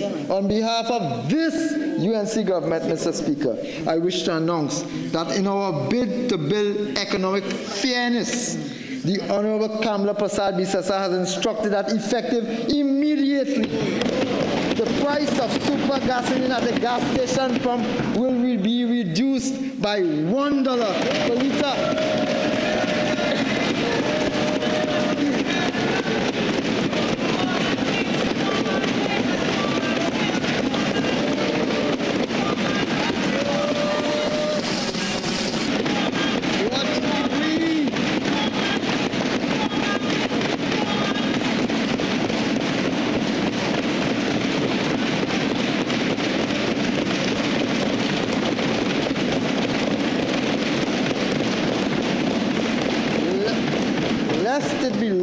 On the minds of those opposite. The average fuel tank is about 50 liters. This means that every time you go to fill up your tank, you will be saving $50 thanks to this reduction.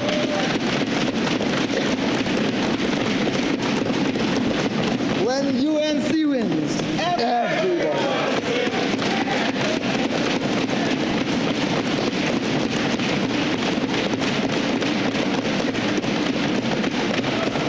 Mr. Speaker, non-energy sector growth is concentrated on 9 industries, with particularly notable contributions from non-energy manufacturing sub-industries, including food, beverages, and tobacco products at 17.1%, and other manufactured products at 4.3%, as well as transport and storage at 5.6%, and trade and repairs at 1.4%.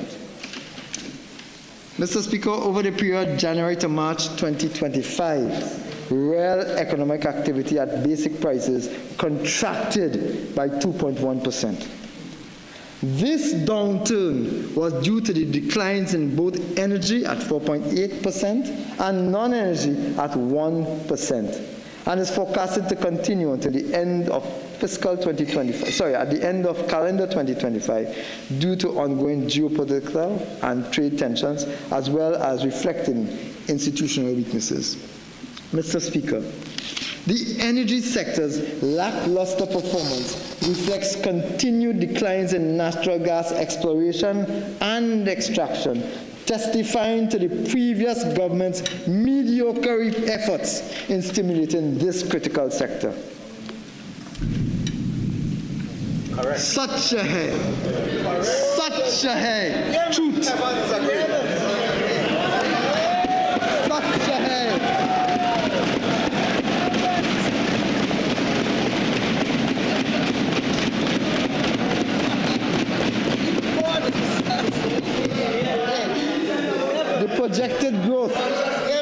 The projected growth in the non-energy sector, the projected growth in the non-energy sector is driven by slow but positive growth in the non-energy manufacturing, specifically in food, beverage, and tobacco products, as well as in trade, repairs, transport, and storage. Positive momentum continues in the non-energy sector, especially in the accommodation and food services, real estate, construction, and financial and insurance service industries. Mr. Speaker, I turn to the medium-term economic outlook. This government has adopted the UNC Manifesto 2025 as official government policy to guide the initiatives that will be implemented over the next 5 years. As a result, we expect stabilization and positive growth in fiscal 2026. Let me repeat that, Mr. Speaker. As a result, we expect stabilization and positive growth in 2026 as we roll out our development plans and initiate the rebuilding of Trinidad and Tobago.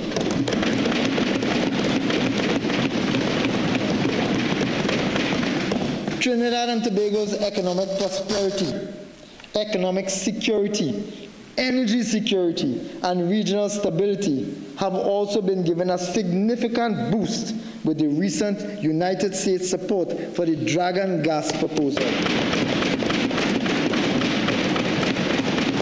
And we will be exploring every avenue to advance this project. You see, Mr. Speaker, after years of underperformance, natural gas production in Trinidad and Tobago is projected to recover from the current levels of approximately 2.6 billion cubic feet per day to over 3.2 billion cubic feet per day by 2027. That is performance of the UNC government. As the new fields come online, the development of the Manatee field alone, with estimated reserves of more than 2 trillion cubic feet of gas, will be groundbreaking for our country. On the other hand, oil production, which has averaged just 60,000 barrels per day in recent years, is also expected to benefit from enhanced exploration and development initiatives.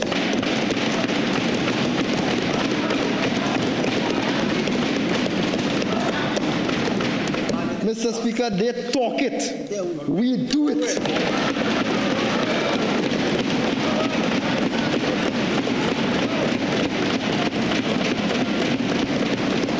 Diversification remains at the heart of our strategy.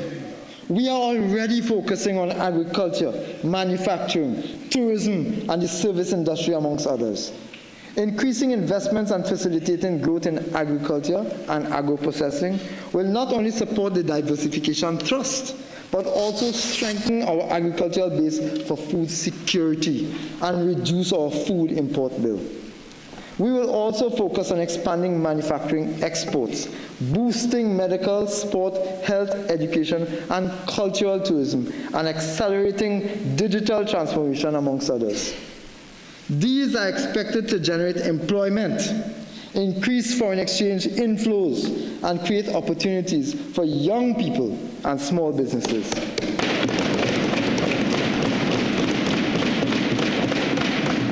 Foreign exchange shortages remain a challenge for businesses, limiting access to raw materials and production.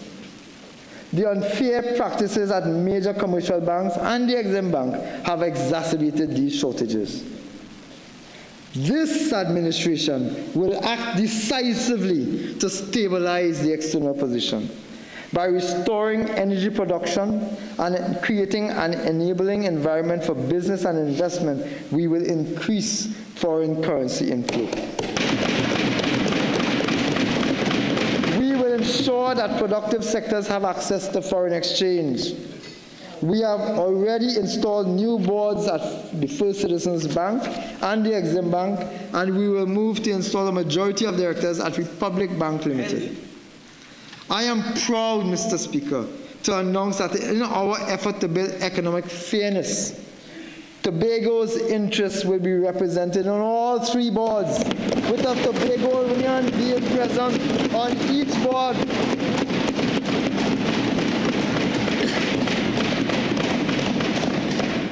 By accelerating energy production, broadening and deepening diversification, consolidating the fiscal accounts, and taking stable, proactive steps to stabilize the external sector, we will protect Trinidad and Tobago's investment-grade standing and deliver sustainable growth. Above all, our medium-term plan is about restoring confidence, protecting livelihoods, and creating diverse opportunities for every citizen. When the UNC wins, everybody.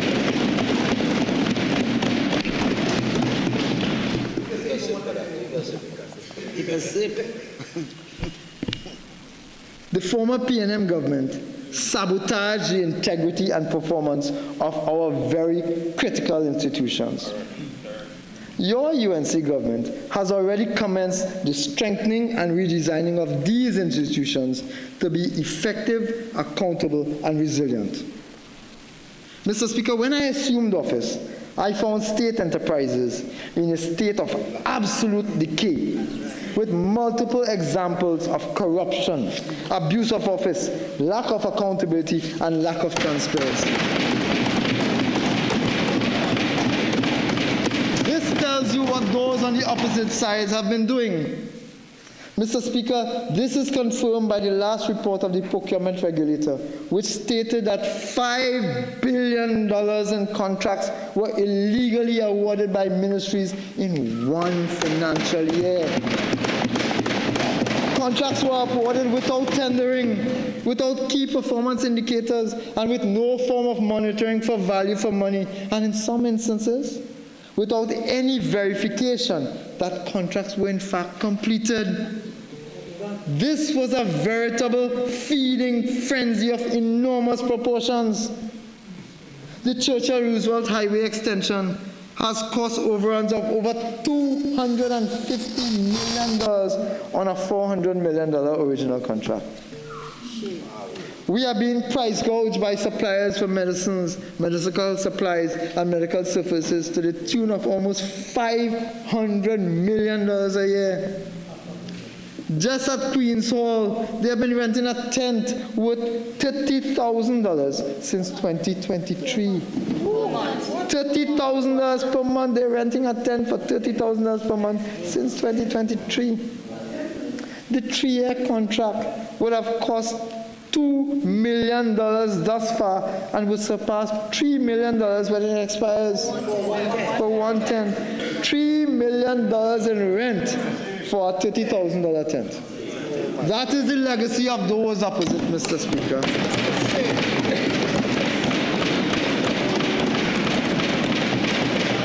The population of Trinidad and Tobago is robbed of billions of dollars that could have been spent on medicine, crime-fighting equipment for the police, school supplies and school grants for the vulnerable, infrastructure works to prevent flooding, and much, much more.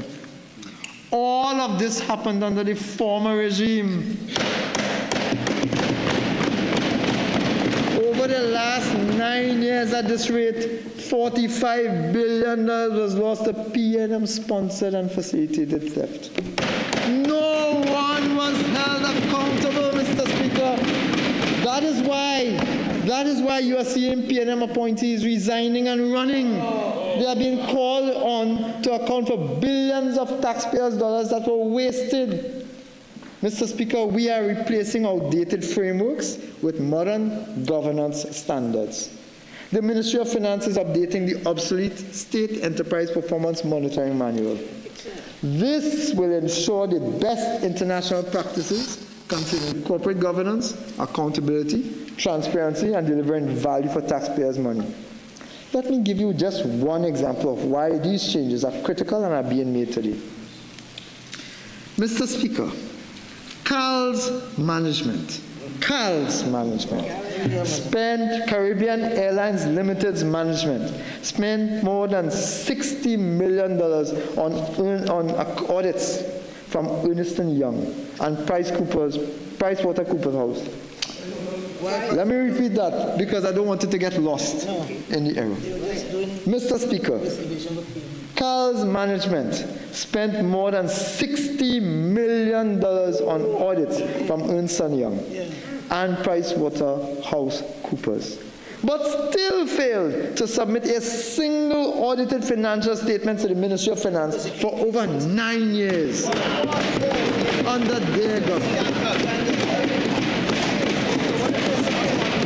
Shockingly, even in the absence of these audited accounts, even in the absence of transparency and accountability, the former Minister of Finance repeatedly approved financing for CAL in 2017, 2018, 2019, and as recently as March 2025 to cover operational costs. The former Minister of Finance closed his eyes as CAL descended into inefficiency, non-compliance, and fiscal indiscipline, leaving behind not a national airline, but a national liability. Worse yet, he actively fueled this reckless behavior by repeatedly approving billions in financing without demanding accountability. In so doing, Mr. Speaker, the Member of Parliament for Diego Martin Northeast facilitated mismanagement, normalized waste and corruption, and abandoned his responsibility of fiduciary oversight. This is nothing short of criminal negligence.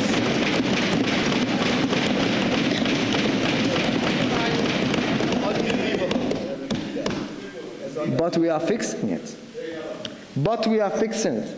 We have now installed a strong board of directors who are making the hard decisions required to fix our national airline. This, Mr. Speaker, this is your government working to ensure accountable fiscal policies.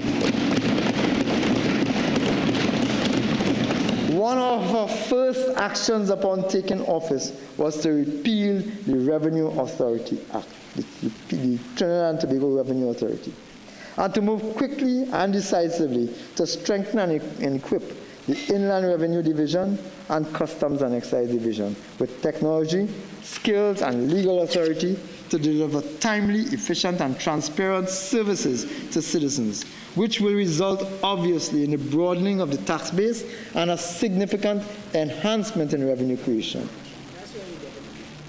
That is where we will get the money. The previous administration, they laugh, the previous administration under-resourced and neglected both the Inland Revenue Division and the Customs and Excise Division, advancing TTRE as a replacement. For example, Mr. Speaker, the Petroleum and Large Taxpayers Business Unit, an entity responsible for approximately 85% of total tax revenue, was left operating at just 10% of its required capacity. 10%. That is why there was such substantial and significant revenue leakage, Mr. Speaker. The recruitment of 100 accountants and auditors promised by the member opposite in the 2022 budget never materialized. They deliberately and repeatedly sabotaged the country's largest revenue collectors, Mr. Speaker. From this podium here today, I challenge the PNM to tell the country in whose interest they were working when they chose to undermine our tax collection system and compromise the integrity of our country's revenue.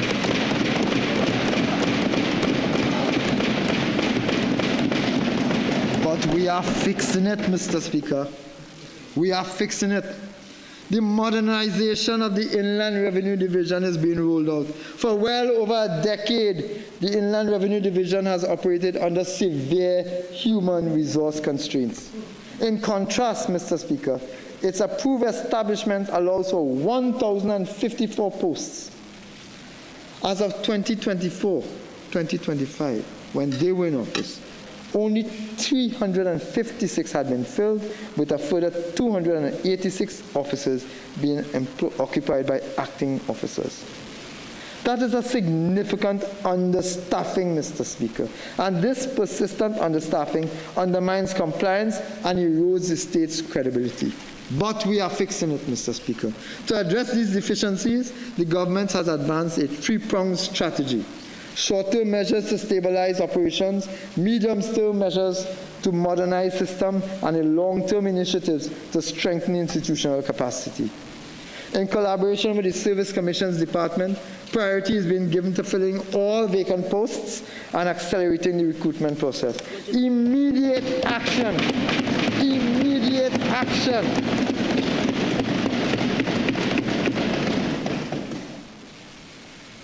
Immediate action will focus on the appointment of 58 field officers 1, 50 tax officers 1, 33 revenue officers 1, and critical clerical and manipulative staff. In addition, real, good, sustainable, paid jobs. But in addition, 64 tax auditors, 60 tax monitors, 5 criminal tax investigation officers, and 48 ICT officers will be engaged on contract to expand audit coverage, arrears collection, and return processing and taxpayer services. Mr. Speaker, real jobs for real people.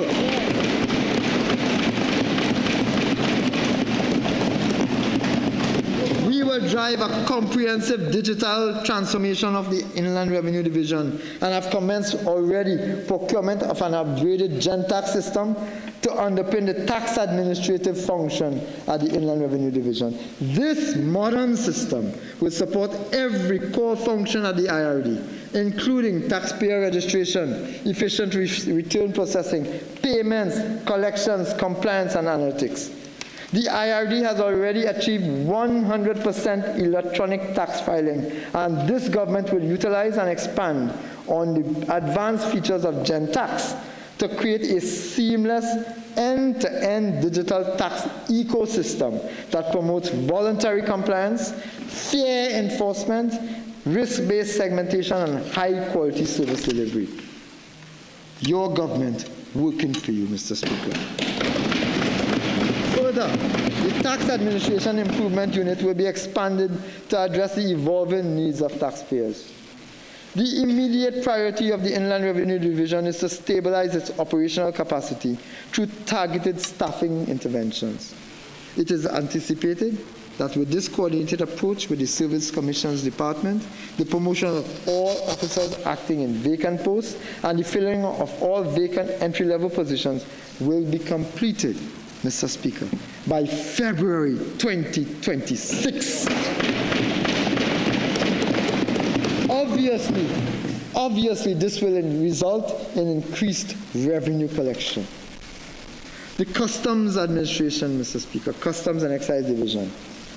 Customs administrations across the world strike a balance between border protection and trade facilitation. In our context, where customs duties, VAT, and motor vehicle taxes constitute a significant share of tax revenue, the Customs and Excise Division is central to both national security and economic management. Furthermore, the Customs and Excise Division is charged with deterring the illegal movement of firearms, narcotics, counterfeit goods, hazardous substances, and undocumented persons.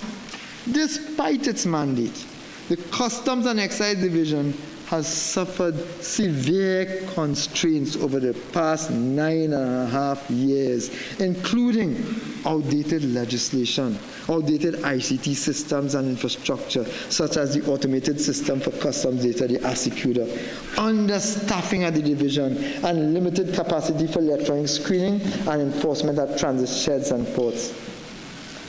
But this government is fixing it, Mr. Speaker. To address these challenges, this administration has commenced concerted initiatives to drive the modernization of the Customs and Excise Division. We are moving swiftly to fill all vacancies in the Customs and Excise Division.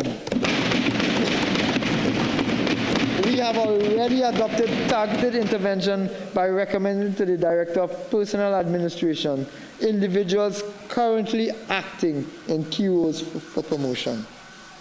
The recruitment process for Customs Guards 1, Customs and Excise 1, and the key information technology to support the recently upgraded Asecuda system is at a way advanced stage. Real jobs for real people doing real work. In parallel with staffing, we will roll out a comprehensive training program. Hand in hand with our concerted drive to fill these vacancies, we will roll out an all-inclusive training program. The division will conduct more frequent risk-based assessments and audits of establishments. Audit teams, which are part of the division's regulatory unit, will be trained in digital audit techniques, equipped with modern tools created by the World Customs Organization and guided by annual schedules and surprise spot checks of importers and brokers. This combined approach, led by this government, Mr. Speaker, will ensure greater compliance, quicker processing, and more consistent enforcement, thereby safeguarding government revenue and promoting fairness in the excise system. We aim to deploy preventative officers to excise establishments to boost enforcement and reduce revenue leakages. To enhance efficiency at transit ports, staff will be reassigned to critical units such as valuations, post audits, and transit sheds. Retired officers will be engaged to mentor recruits, while additional cashiers will be employed to extend payment hours at customs location. Mr. Speaker, over the next 24 months, the Customs Training School will be upgraded with modern facilities, simulation labs, online learning capacity, and a structured curriculum aligned to the World Customs Organization standards.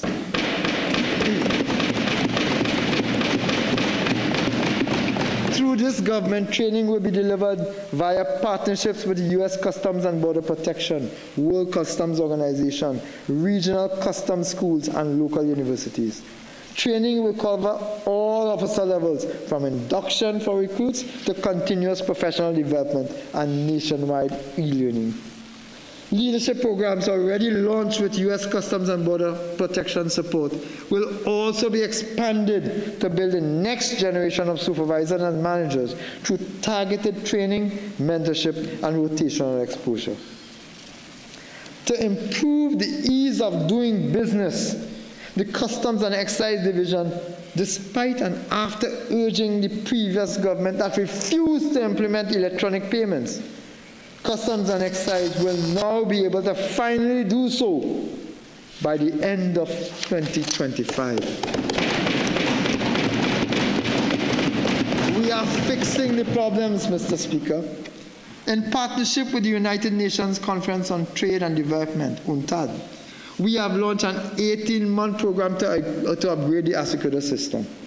Under this arrangement, our trade and customs operations will be modernized through extended digitization of customs using Asicuda World and Assure platforms by streamlining processes, reducing manual interventions, and strengthening risk management. These processes will significantly reduce clearance times, aiming to transfer between private bonded warehouses within 24 hours, and will obviously lower costs associated with international trade. They will also enhance revenue collection and provide reliable, real-time information on imports and exports. The upgraded Asicuda system will support full valuation capabilities, electronic declarations, updated trade protocols, and integration within the community port system. To achieve this, Mr. Speaker, in collaboration with the UNCTAD team, we have formed a partner project team within the Customs and Excise Division and the Ministry of Finance. This team will be supported by a broad-based steering committee comprising all relevant private and public stakeholders to ensure that the project is completed within the targeted 18-month timeline. Mr. Speaker, I am happy to inform this Honourable House that on October 17, 2025, on October 7, 2025, just one day after my birthday, Mr. Speaker, the Asicuda agreement was signed between the Ministry of Finance and UNCTAD to deepen our long-standing partnership through extending upgrades to the world's customs management system. Furthermore, in the medium term, we aim to support organizational review and infrastructural development at the Customs and Excise Division. This would include a review of the staffing establishment and a rollout of improved and more comprehensive training programs with strict background and personnel vetting to uphold integrity and transparency. In keeping with its strategic direction, risk management will be embedded across cargo examination, verification, and delivery to boost efficiency, revenue collection, border protection, and the ease of doing business, Mr. Speaker. To drive this reform agenda, a designated project team has been established which will be mandated to oversee the implementation of this project. To strengthen preventative and enforcement capabilities, the Customs and Excise Division will expand its specialized units over the next 15 to 24 months, enhancing capability and capacity in marine interdiction, canine detection, drone surveillance, and intelligence analysis. These efforts will be supported by the acquisition of patrol vessels, scanners, vehicles, communication systems, and modern surveillance tools to improve rapid response and non-intrusive inspections. Operations will also be better integrated through a centralized command center, joint task forces, and standardized protocols for intelligence sharing and coordinating action. This institutional strengthening of Customs and Excise Division is a matter of national survival. For too long, our borders were left unsecured, our systems outdated, and our enforcement capacity weakened. Under this new administration, through strong oversight, we will build a more robust and accountable Inland Revenue Division and Customs and Excise Division. Mr. Speaker, when the UNC wins, trade, business, small and medium-sized businesses also win. The international financial system increasingly demands that countries adhere to the highest standards of transparency and cooperation, and failure to do so carries real costs in terms of borrowing, investments, and reputation. Since assuming office, this government has acted with urgency and focus to finalize the outstanding requirements. Again, Mr. Speaker, I am pleased to announce that Trinidad and Tobago, under the guidance and management of the Prime Minister Kamla Persad-Bissessar, is on course to be removed from the European Union's list of non-cooperative jurisdictions for tax purposes in February 2026. Currently, 2 criteria is left to be met before we can be formally removed from the list. The first criteria, 1.1, concerning the automatic exchange of financial account information. Trinidad and Tobago is scheduled to be cleared in the upcoming AEOI Peer Review Committee update, which will be published in December 2025.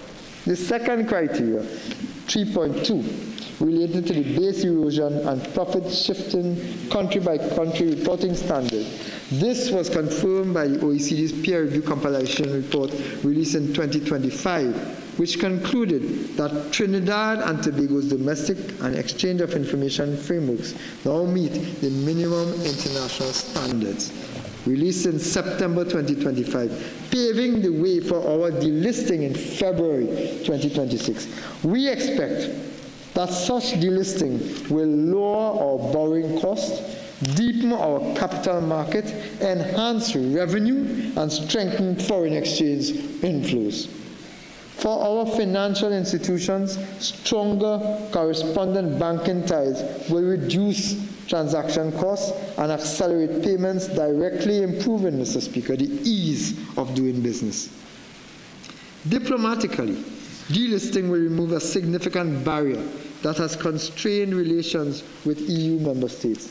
With this obstacle lifted, Trinidad and Tobago will be able to unlock greater cooperation in climate, finance, security, technology transfer, and capacity building. I turn now to multinationals, Mr. Speaker, and the reforming of transfer pricing. Multinational corporations must pay their fair share of taxes. For years under the previous government, the issue of transfer pricing was raised, but was never addressed in a cohesive, structured manner. A study by the ECLAC estimated that Trinidad and Tobago lost approximately $17.5 billion over 8 years due to the failure to act on transfer pricing. Until now, no effort has been made to protect the public purse. This government will once and for all review, make adjustments, and implement transfer pricing legislation to secure and fortify our revenue base. This primary legislation, Mr. Speaker, this primary legislation will be followed by secondary legislation and regulations that will provide the detailed rules and methodologies and compliance obligations to ensure smooth and effective implementation. Concomitantly, a comprehensive training program for transfer pricing techniques, documentation requirements, and audit methodologies will be rolled out at the Inland Revenue Division. These initiatives, Mr. Speaker, will ensure that multinational companies that operate in our jurisdictions pay their fair share of taxes to the people of Trinidad and Tobago.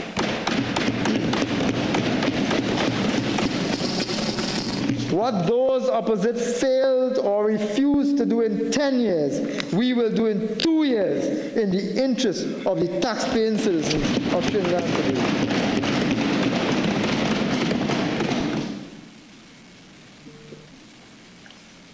The benefits to Trinidad and Tobago are wide-ranging, securing revenues and adjusted profit shifting to key sectors, including oil, gas, petrochemicals, finance, and services. It will level the playing field for local businesses, ensuring that they are not disadvantaged against multinationals that shift profits abroad. It will provide certainty for investors who will know that Trinidad and Tobago applies rules that are transparent, predictable, and consistent with global practice. It will enhance our negotiating positions with both multinational companies and treaty partners, allowing us to defend our taxing rights with confidence backed by international standards. Very soon, I will bring draft legislation before this Honorable House, engage with stakeholders, commence officer training, and finalize the regulations and guidance needed to make this reform a reality. Mr. Speaker, on September 19th and 26th, 2025, the House of Representatives and the Senate respectively passed two critical pieces of legislation. The miscellaneous FATF Compliance Act 2025 and the Counter-Proliferation Financing Act 2025. These measures represent decisive steps in strengthening Trinidad and Tobago's legislative and regulatory framework against money laundering, corruption, terrorism financing, and proliferation financing. Beyond legislation, this government is investing heavily in systems and institutions to ensure effective implementation of this legislation. The National Anti-Money Laundering and Counter-Financing of Terrorism Committee, NAMLAC, has been strengthened under the leadership of the Attorney General to drive national coordination.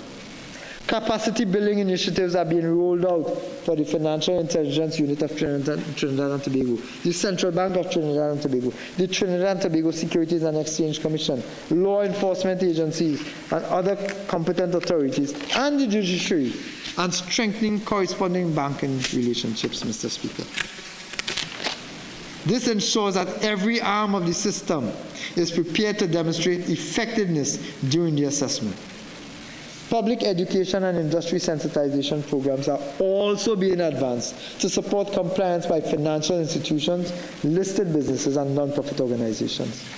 Trinidad and Tobago also continues to demonstrate its commitment to strengthening anti-money laundering, counter-financing of terrorism, and counter-proliferation financing framework through the conduct of its second National Risk Assessment, which was published in June this year, as well as the development of the National AML CFT CPF policy and strategy, which this government approved in July 2025. This country is now updating its second National Risk Assessment to ensure we keep abreast with the ever-evolving landscape.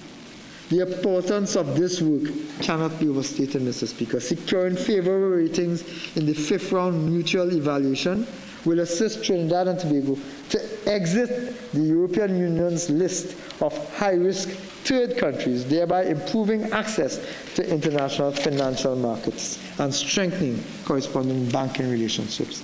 Mr. Speaker, under this government, Trinidad and Tobago will meet the highest international standards in financial integrity.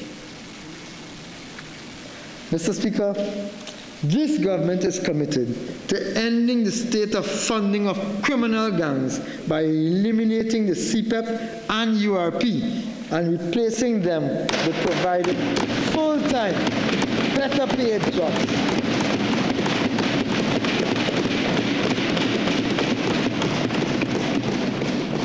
To this end, I have established an employment fund in the Ministry of Finance with $475 million, which will be utilized with the $310 million in the unemployment fund for job creation. Our Honorable Prime Minister will provide greater detail on this very critical job creation exercise during her contribution in this meeting.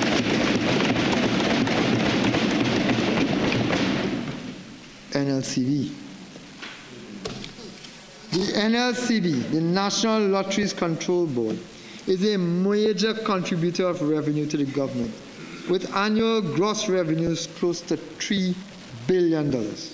However, illegal lotteries comprising bets and payouts formatted by third parties, on the NLCB's legal lottery games continue to impair the NLCB's profit margin.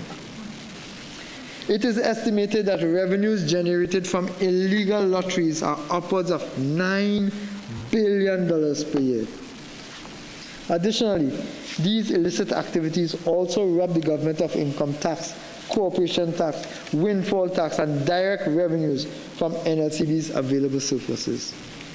Furthermore, these illegal operators are reportedly also involved in other forms of illegal activity, including money laundering, black market activities, and human trafficking.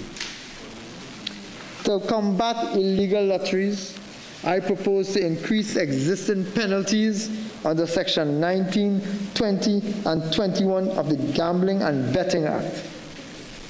As an example, under Section 19, this penalty will be a fine of $250,000 and to imprisonment for 3 years, or B, conviction on indictment to a fine of $3 million and to imprisonment for 7 years. This is consistent with the new penalties that will be implemented as soon as the Gambling, Gaming and Betting Control Act is proclaimed. Notwithstanding the illegality of lotteries operating under the Gambling and Betting Act at this present, it is essential to highlight that current illegal lotteries may not be captured under those offenses. Modern illegal lotteries are not conducted independently, but instead use the results of NLCB's online lottery draws. In this regard, tickets are issued to players, usually resembling a receipt from a grocery store. Consequently, to combat this new mode of illegal lottery, the following is proposed. The introduction of a new criminal offense under the National Lotteries Act, which mirrors Section 19 of the Gambling and Betting Act, but which criminalizes the receipt of a bet, the issuance of a ticket, or payout of any monies pursuant to the results of an NLCB online draw, where the persons are not agents of the NLCB, or where the person is an agent, the monies are returned to the NLCB. This offense should be heavily criminalized and carry a fine of $250,000 and imprisonment for 3 years, or conviction on indictment of a fine of $3 million and imprisonment for 7 years. Mr. Speaker, the NLCB's evidence of the results and who are authorized or agents will be prima facie case and evidence for these matters, therefore allowing the NLCB to give evidence to the police that can support criminal prosecutions. This will enable more NLCB input in fighting against illegal lotteries, and moreover, the offense will define a ticket broadly to ensure that grocery tickets receipts are covered. Mr. Speaker, owing to a lack of audits and the broad interpretation of Section 23 of the NLCB Act, NLCB has been allowed to retain tens of millions of dollars accumulated over the years. To combat this phenomenon and allow government to better access NLCB revenues, it is proposed that NLCB make quarterly payments to the Consolidated Fund as opposed to annual, and that NLCB be subjected to financial limits expressed by the Ministry of Finance in relation to various items of expenditure. This will ensure that a hard and fast budget by the NLCB would be in place, resulting in better control of revenue retention by the NLCB. Finally, pursuant to Section 23A of the National Lotteries Act, instant lottery surplus is paid into the Sport and Culture Fund. However, over the years, the instant lottery has not been profitable, resulting in some years having no deposits into the Sports and Culture Fund. To combat this, deposits into the Sports and Culture Fund will be set and approved by the Minister of Finance and will not be subject only to instant lottery surplus. This, together with the introduction of a hard and fast budget by the Minister of Finance, will allow greater control over NLCB sponsorships and will allow better financial management of the Sports and Culture Fund. The committee Mr. Speaker, I propose the establishment of a Financial Oversight and Appropriations Committee, an FOAC. This committee will provide oversight and performance management for the government. It will have the authority to review, approve, and monitor all budget items, such as ministerial expenditure, projects, and investment decisions across all ministries at the sole discretion of the Honorable Prime Minister. This committee will work alongside the relevant ministry representatives and stakeholders to ensure the execution and proper management of state resources. The committee will be chaired by the Prime Minister, and the deputy chairs will be the Minister of Finance. The FOAC will screen major expense items, investment opportunities, projects, and funding proposals at a strategic level and provide oversight and governance to advance proposals before Cabinet consideration and the FNGP. I also propose the establishment of an Economic Resilience Council. Recognizing the imperative of sustained economic growth, diversification, and national economic resilience, the Economic Resilience Council will be established to serve as a strategic advising and policy coordinating body. It will support and guide economic development, initiatives that attract investment, stimulate entrepreneurship, generate employment opportunities, and promote equitable prosperity for all citizens. The Minister of Finance will chair the ERC and retain commercial consultants as needed to provide subject matter expertise.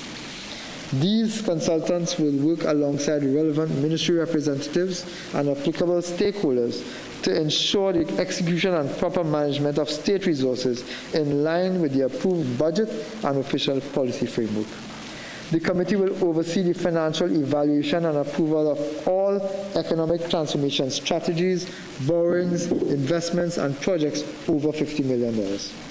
The Council is mandated to support the nation's economic transformation by facilitating investment, fostering innovation, promoting competitiveness, and guiding the transition towards a knowledge-based, export-oriented, and inclusive economy.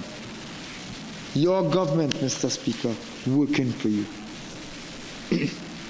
I turn now to our campaign promise to address the outstanding negotiations for the Public Service Association.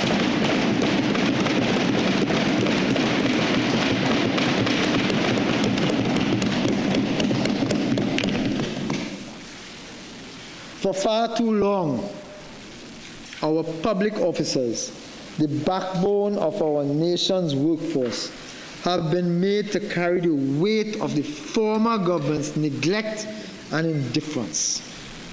This government is taking this bold and historic step to restore justice, dignity, and respect to the hard-working men and women of the public service. After 9 long years of stagnation, we are committed to finally bringing all parties back to the bargaining table to address this long overdue injustice.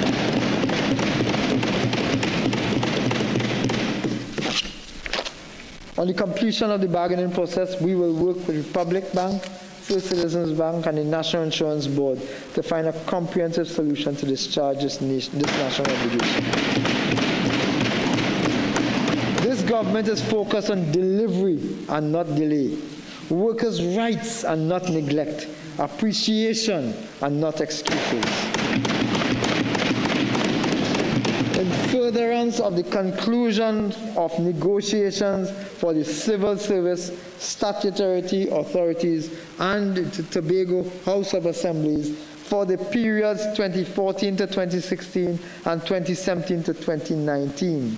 The Honorable Prime Minister has instructed me to advise the Chief Personnel Officer to submit a revised offer of 10%.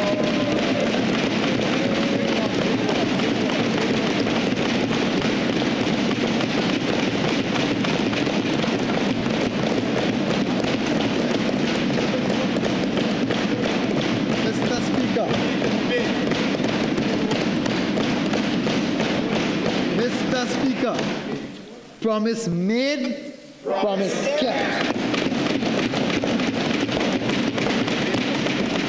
Because when the UNC wins, public servants win. Public servants wins.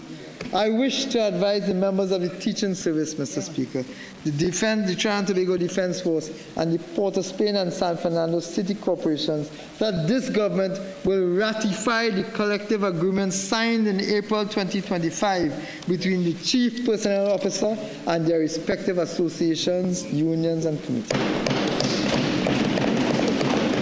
The recurrent cost of implementing these agreements is estimated at $214 million annually, with arrears of $730 million as of December 2025. I would like, Mr. Speaker, to share some additional policy decisions that the government will undertake to improve the lives of all public servants, teachers, and central government daily rated workers.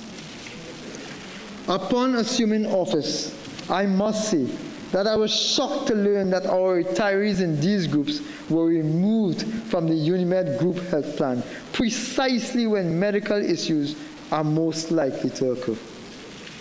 The need for health insurance then becomes more critical. Accordingly, with my Prime Minister's guidance, I have instructed that an appropriate request for proposals be prepared and issued to seek proposals from the market for an option that allows our retirees and their families to maintain membership in the public sector health plan.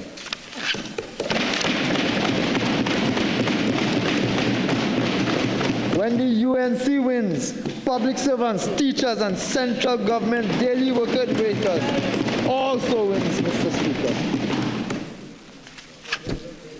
The job evaluation exercises for the civil services are estimated to be completed within the next 6 to 8 months. This major exercise marks a significant milestone in the modernization of the public service. This government is committed to achieving this exercise within 6 to 8 months.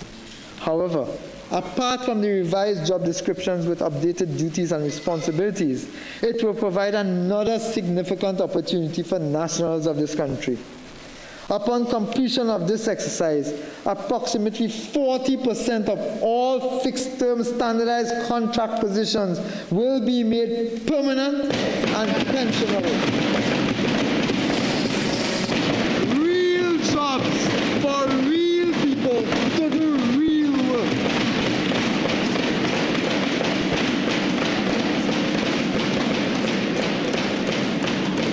When UNC wins, workers win.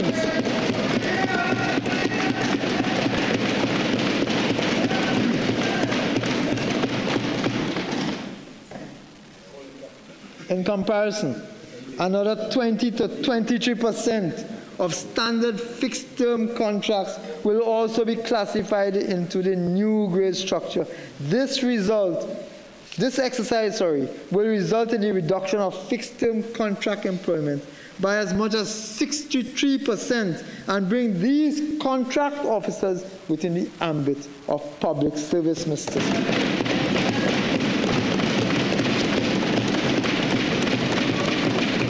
You see, Mr. Speaker, when UNC wins, even contract workers win.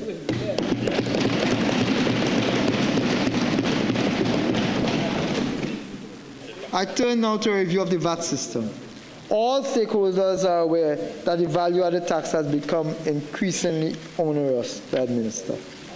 Businesses are required to file returns and reconcile credits every 2 months, while the Inland Revenue Division, which has been short-staffed for the last 9.5 years, must constantly process and verify refund claims.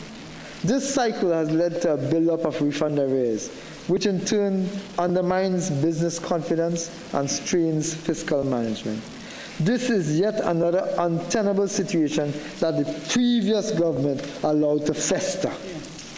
Accordingly, this government is today signaling its intention to review the existing VAT regime and, if feasible, replace it with a simplified, more efficient sales tax applied at the point of final transaction.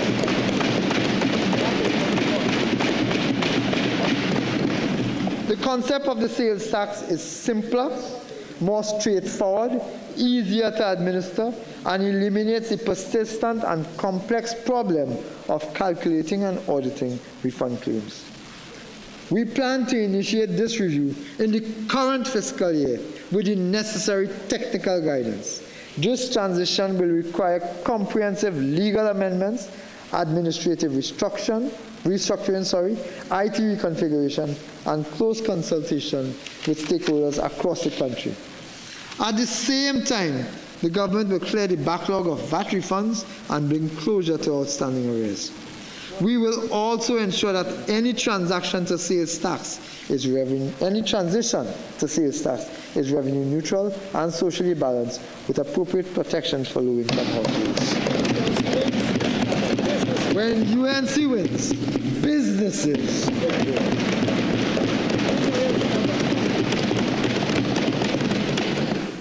Mr. Speaker, in July 2025, we had the distinct honor of hosting Prime Minister of India, Sri Narendra Modi ji.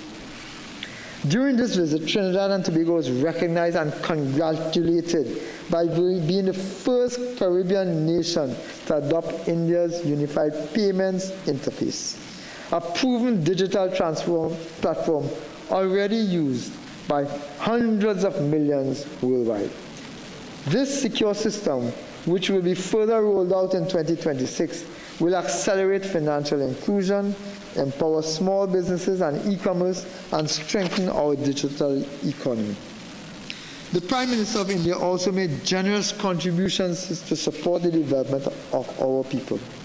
India gifted 2,000 laptops to the Prime Minister's flagship laptop program, with the laptop set to arrive in Trinidad and Tobago in December 2025. In agriculture, India donated agro-processing machinery valued at $1 million to Namdevco and extended technical support to farmers, to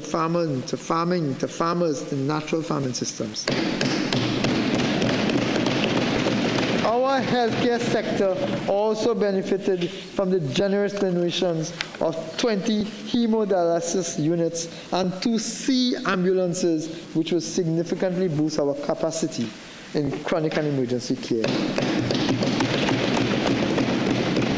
Mr. Speaker, between October and November 2025, a 50-day Jaipur foot artificial limb fitment camp has been established at the Wali Nagar site, benefiting 800 individuals in Trinidad and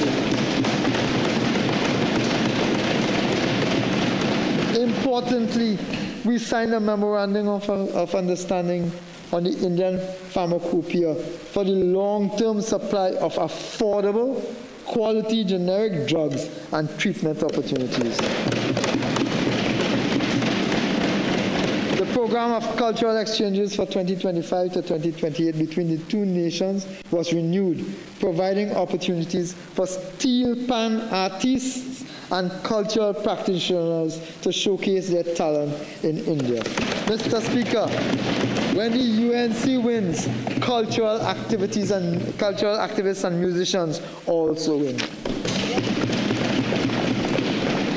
India also extended their overseas citizenship of India eligibility to the 6th generation of our diaspora, strengthening bonds with thousands of our citizens.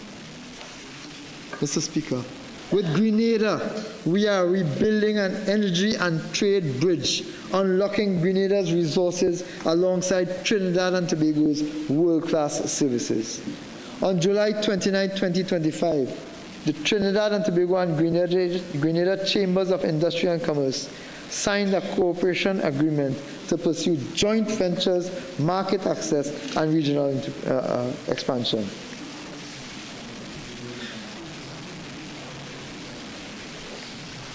I turn to the United States, our arrangements and relationship with the United States with regards to security and energy cooperation.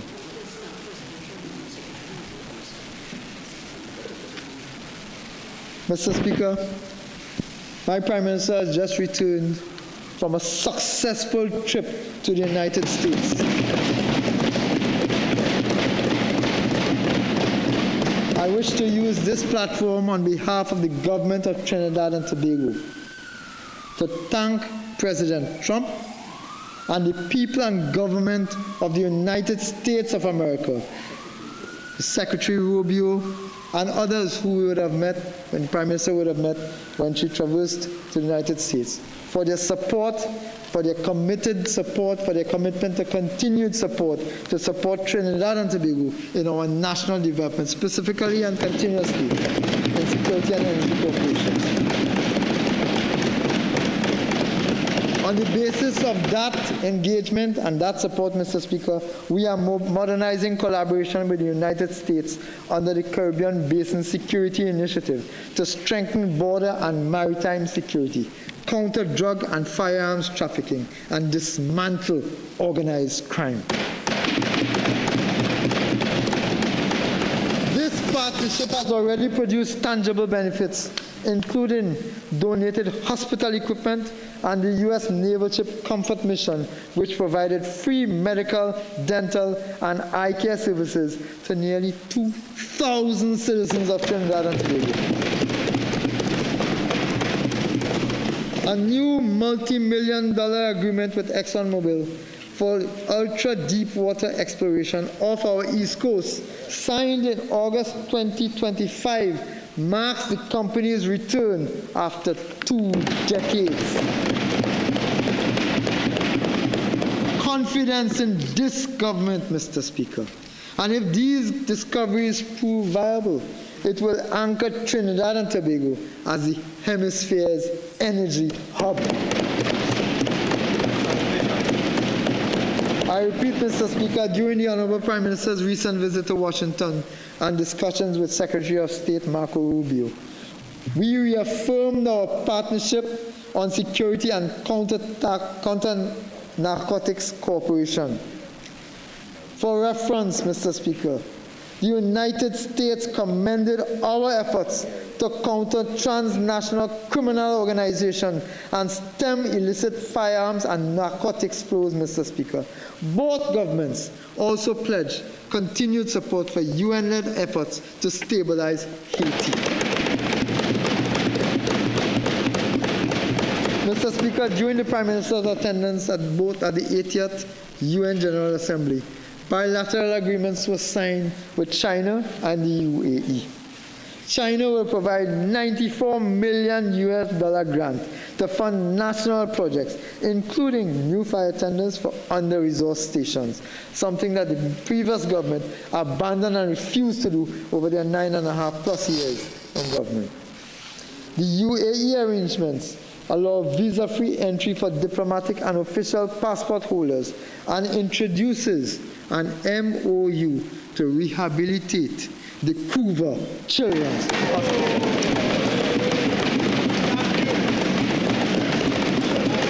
These partnerships are practical, not ceremonial. They are practical, Mr. Speaker. Yes. You see, when UNC wins, children win.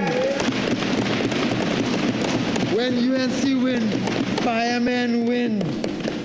Mr. Speaker, these partnerships are practical, not ceremonial. They expand foreign exchange earnings, they attract investment, they strengthen border security, and open new opportunities for business and people alike.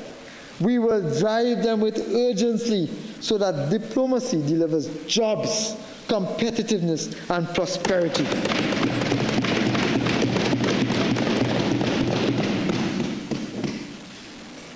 Modern infrastructure, Mr. Speaker, is the backbone of a modern economy. When this government assumed office, bridges were unsafe, drains were blocked, and coastal roads were eroding. That era of neglect is done. Through the Boots on the Ground initiative, the Ministry of Works and Infrastructure is identifying roads, drains, and bridges most in need of rehabilitation, putting people first, and restoring safe, reliable access nationwide. Mr. Speaker, in Fiscal 2026, we will advance a comprehensive program to safeguard lives and property. Under the Strategic Drainage Plan, $13.8 million will fund studies and design in South Oropouche and $60 million for structural works in Caroni and in Oropouche. The flood mitigation and erosion control program will execute 18 ongoing and 119 new projects worth $238.6 million, with $29.95 million, that's $30 million assigned for river clearing and embankments in high-risk communities, Mr. Speaker.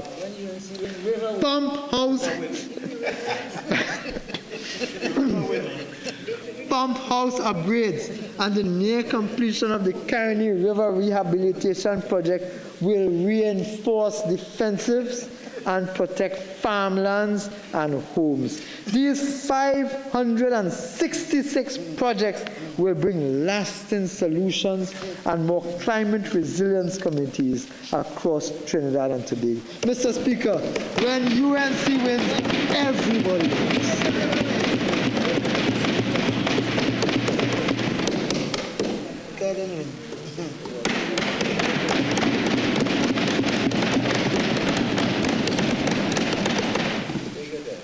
Thank you. Approximately $1.1 billion will be spent to modernize roadways and improve safety. The Port of Spain to East-West corridor works include an overpass at the Churchill Roosevelt and Southern Main Road Junction and Macoya interchange designs. $126 million. Upgrades continue on Saddle Road, Ricing Road, Uriah Butler, and the South Trong highways. Major highways include the CRH extension to Manzanilla, $155 million. The Valencia Toko Road, $248.7 million. The Solomon Hochoy extension to Point Fortin, $351 million. 93 projects will repair landslides, bridges, and rural roads, including the rehabilitation of the Naparima-Maya Road. A new highways information system will enable real-time monitoring and planning, supported by the upgraded operations of the Agua Santa asphalt plants. We are investing in bridges, Mr. Speaker. The bridge rehabilitation program continues with 7 major projects. Colonial and Papuri Road bridges are under construction. New bridges in Caripichaima, in Mayaro, in Williamsville, in Valencia, and Cuba North will begin before the end of this calendar year, Mr. Speaker. We are developing and delivering a modern and connected transportation network through the Ministry of Transport and Civil Aviation, through the Ministry of Transport. We'll get to Civil Aviation just now. Through the Ministry of Transport, we will implement an ambitious program to modernize public transport, traffic management, and aviation, Mr. Speaker. We will finally operationalize the Motor Vehicle Accident Fund. Mr. Speaker, would you believe that this fund was first approved in 2015, but was never enacted over the last 9+ years, almost a decade, which this fund was designed to provide relief to victims of uninsured drivers. At the same time, Mr. Speaker, we are rolling out the National Transportation Policy to cut travel times and reduce collisions through better signal equipment, backup power, and a modern traffic management center. The PTSC will introduce electric buses under a leasing pilot of 30 projects by mid-2026 and expand routes through a PPP with maxi taxi operators to ensure rural connectivity. The Intelligent Public Sector Transport Solution will feature a computer app, e-ticketing, e-ticketing and real-time schedules. The A&R Robinson International Airport will be fully operationalized by the second quarter of fiscal 2026. We are not talking about practical opening. We are not talking about practical opening. The ANR Robinson International Airport will be fully operationalized by the second quarter of fiscal 2026, strengthening Tobago's tourism and positioning Trinidad and Tobago as a regional air hub with new bilateral air services agreements across the Americas and Africa. Mr. Speaker, $298.9 million is allocated to protect communities from coastal erosion. Work will commence at the Lady Hills shoreline, at Granville and Otaheite, with new projects in Salibia, Macarip and Maracas Bay, which will safeguard tourist and fishing sites. Mr. Speaker, it's not yet done. There's much more we are going to do. The Port Authority will procure a third ship-to-shore crane and refurbish the CARICOM wharf to boost regional trade. The removal of shipwrecks in Chagaramas, Claxton Bay and San Fernando, abandoned by those opposite, will improve navigation and safety and will be undertaken by this government. Mr. Speaker, better health care is central to our agenda. The Couva Medical and Multi-Training Facility will finally open, refocusing on children's health.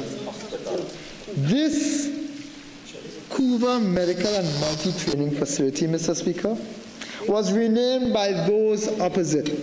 We propose to return it to its original mandate. This was designed to be the Couva Children's Hospital, a vision of the Honorable Prime Minister. We return that hospital to its original mandate, Mr. Speaker. When UNC wins, children win, Mr. Speaker.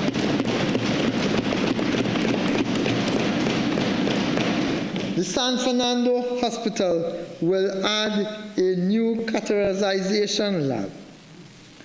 The Port of Spain General Hospital Central Block will be operationalized by March 2026. When it's ready.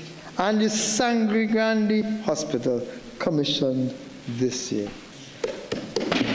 This is not practical completion, Mr. Speaker. This is real completion. A $35 million refurbishment program and a $45 million in facility upgrades will modernize wards and systems. $60 million will procure critical equipment, including CT scanners, X-ray units, and surgical towers. To cut surgical wait times, $20 million is earmarked for cardiac care, $100 million for dialysis, and $10 million for orthopedic and eye surgery. Dental services will be revived through new equipment in 37 clinics, Mr. Speaker. Mr. Speaker, we will cut wait times for life-saving procedures because faster care saves lives, Mr. Speaker. The Minister of Health, in his presentation, will expand and provide even more details on these activities. Mr. Speaker, I turn to public utilities. Access to reliable utilities is a fundamental right, Mr. Speaker.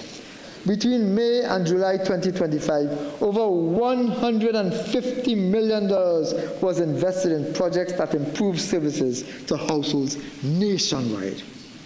Through the Utilities Assistance Program, $7.2 million in water and electricity bill relief reached more than 12,000 families. And $1.8 million was allocated for tanks and solar panels for rural households.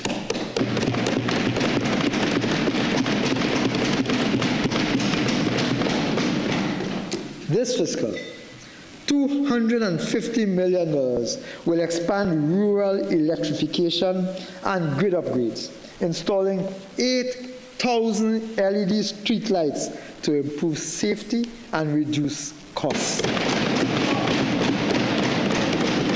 Promise made, promise kept.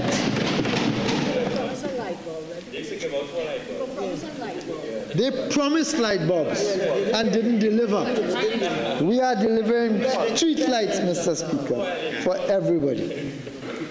Renewable energy projects worth $75 million will begin advancing our clean energy goals.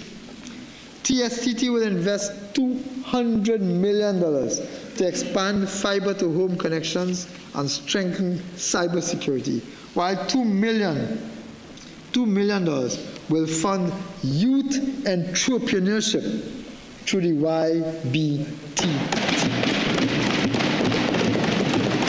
When UNC wins, the youth wins, Mr. Speaker. We made the strategic decision to cancel the WASA transformation plan, preserving 3,700 jobs and redirecting $30 million in savings to critical services. Water supply has improved dramatically in areas long neglected. Carapal increased 1.5 million gallons per day. Navet, 600,000 gallons per day. Siparia, from every 9 days to 3 times weekly. Maracas Bay is now 5 times weekly. $300 million will replace pipelines in Port of Spain, San Fernando, and Arima. A $50 million smart metering program will improve billing accuracy and reduce loss. Mr. Speaker, when the UNC wins, even Arima wins. The fact is, when the UNC wins, Mr. Speaker, everybody wins.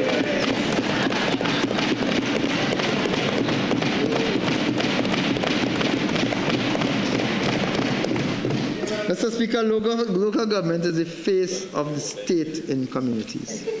The Local Government Sector Plan 2025 to 2030 will reset municipal delivery on 4 principles: accountability, data-driven execution, resilience, and citizen-focused service.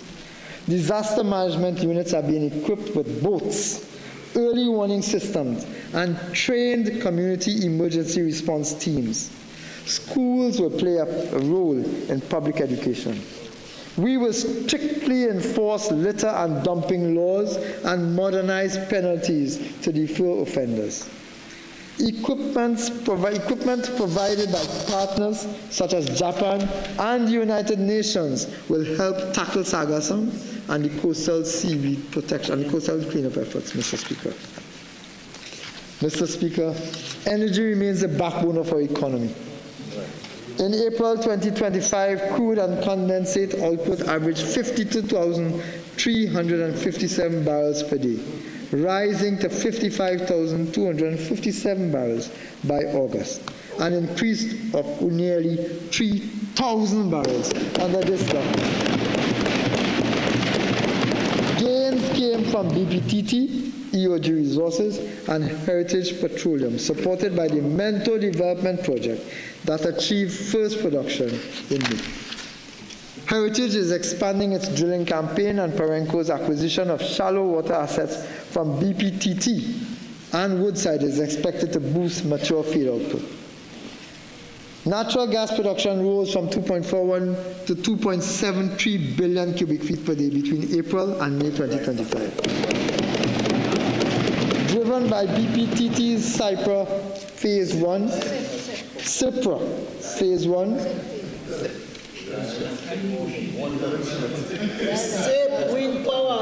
gas production increased between April and May 2025, under our term, May 2025. Phase 2 will further strengthen supply, Mr. Speaker. Foreign investment in upstream remains robust. 2.2 billion projected in 2025, rising to 2.5 billion in 2026. Foreign investment in upstream industries, Mr. Speaker. The deepwater bid round offering 26 blocks closed with 4 bids and a US $42.5 million PSC was signed with ExxonMobil for TTUD-1, marking renewed international confidence and confidence in this government, Mr. Speaker. We are advancing energy cooperation with Grenada, Suriname, and Guyana on exploration, renewable energy, and capacity building. Negotiations with the Trinidad and Tobago Steel Company for a new gas contract will restart steel production, creating jobs and reviving exports. Mr. Speaker, as we maximize oil and gas returns, we remain committed to renewables. Our goal is a 15% emissions reduction by 2030. A 92.2 megawatt Brecon Castle solar plant began delivering green power in July 2025 and will be the largest in the English-speaking Caribbean when completed. We are finalizing a renewable energy policy and progressing towards wind development, with 2.75 gigawatts onshore and 32 gigawatts offshore already identified. The Offshore Wind Resource Assessment Program, expanded in July 2025, will provide bankable data by 2026. We are also laying the foundation for a green hydrogen economy, aiming to scale to 25 gigawatts of offshore wind and 1.5 million tons of hydrogen by 2024, reaching 4 million tons by 2065. This government, Mr. Speaker, is not merely managing the sector, we are shaping its future. Mr. Speaker, agriculture is central to diversification and food security. It currently contributes less than 1% of GDP, a strategic vulnerability we propose to reduce. We will align CARICOM's 25 by 25 initiative to reduce food imports by at least 25% by 2030 while promoting agro-exports.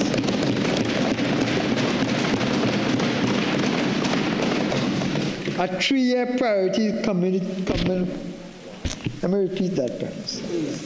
A 3-year priority communities program for 15 high-demand products with annual focus on 3 crops and 1 livestock category. Climate resilient farming and crop insurance, greenhouse incentives, and farmer and water harvesting systems, Mr. Speaker. Integration of agriculture into schools and youth entrepreneurship through Youth Agricultural Fund. Export growth in fine flavor cocoa, moringa pepper, and aquaculture, doubling agro exports by 2020. $793.7 million TT dollars will be invested in infrastructure, irrigation, fisheries, land development, and agri-tech initiatives. Smart agriculture and AI farming will increase efficiency and self-sufficiency, targeting $1 billion in exports over the next fiscal year. We are distributing long promises land leases to former Caroni workers and developing residual lots at Caroni and Orange Grove. When the UNC wins, Mr. Speaker, former Caroni workers. Diversification depends on competitive businesses. A new export academy in partnership with the TT Chamber and the IDB will train SMEs in trade facilitation, financing, e-commerce, and global marketing, building 100 export-ready firms every year. The Exim Bank will return to its proper mandate of supporting exporters through foreign currency loans. For the first year, repayments will be made in TT dollars and then in currency of the loan. Transparent eligibility criteria and public reporting will ensure fairness, especially for SMEs, Mr. Speaker.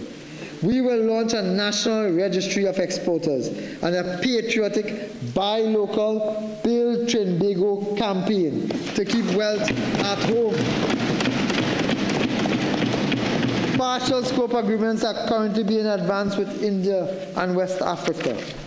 Trinidad and Tobago's maritime sector has not been left out. It will be repositioned as the Southern Caribbean Yachting and Marine Services Hub. Simplified immigration and customs procedures, digital clearances, and PPP-driven marinas and super yacht facilities will expand tourism and investment.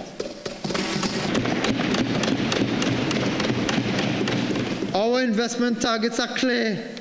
$3 billion over 2 years and $9 billion in 5 years, aimed at creating, Mr. Speaker, 3,000 jobs. Standardized investor documentation, stronger interagency coordination, and better aftercare will ensure delivery.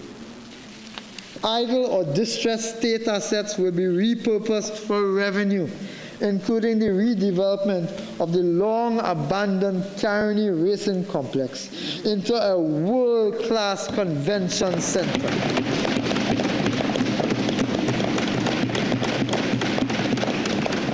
This is being done in partnership with the Trinidad and Tobago Manufacturers Association, Mr. Speaker.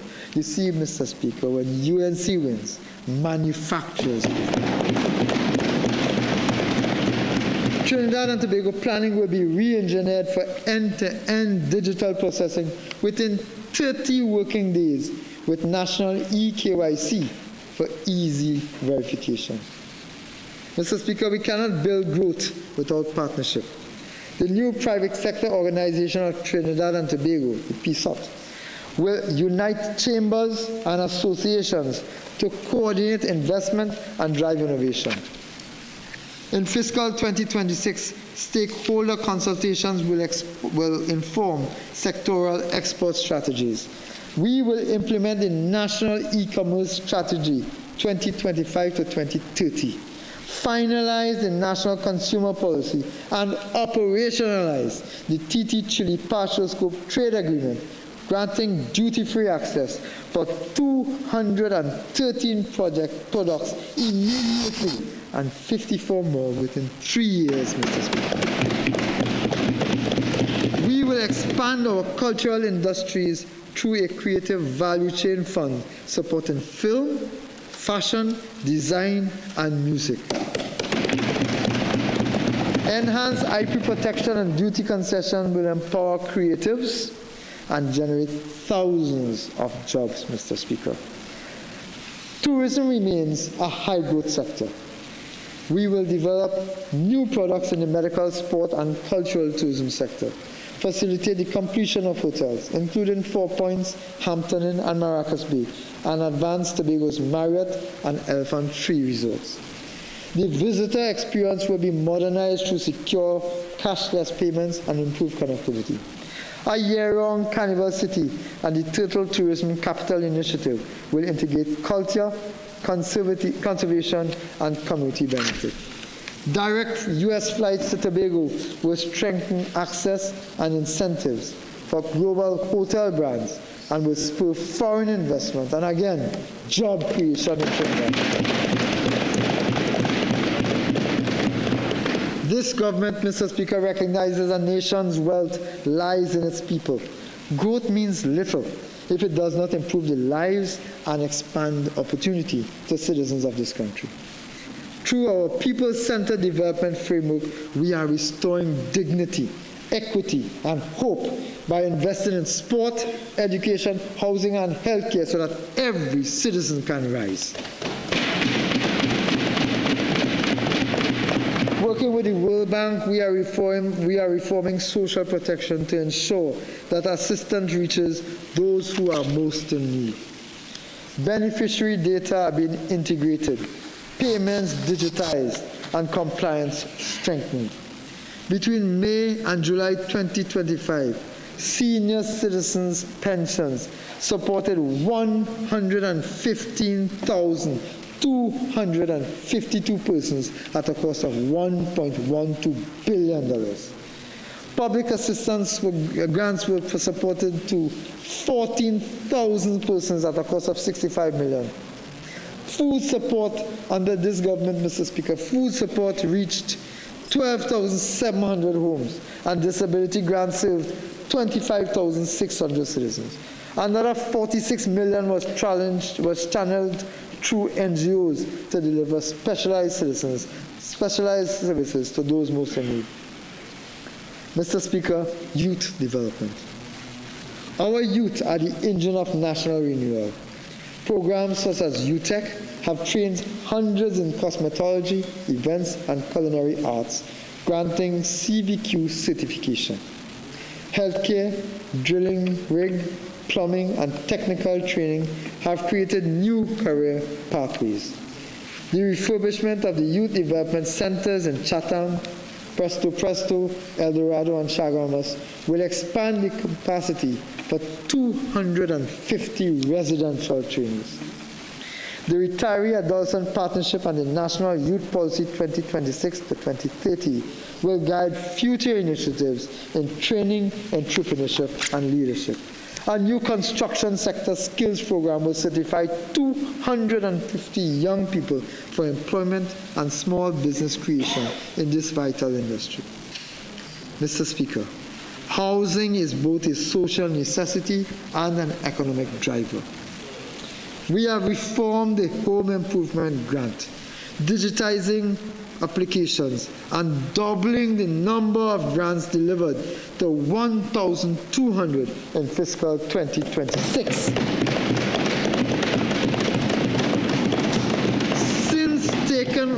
Since taking office 6 months ago, 208 home improvement grants and 28 home construction grants totaling $8.2 million have been approved.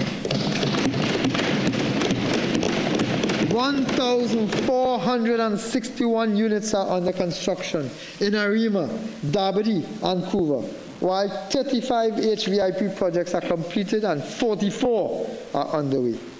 Quarterly HEC performance reports will now be published.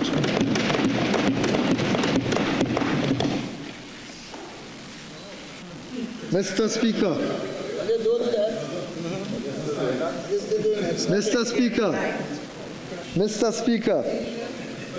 have no fear.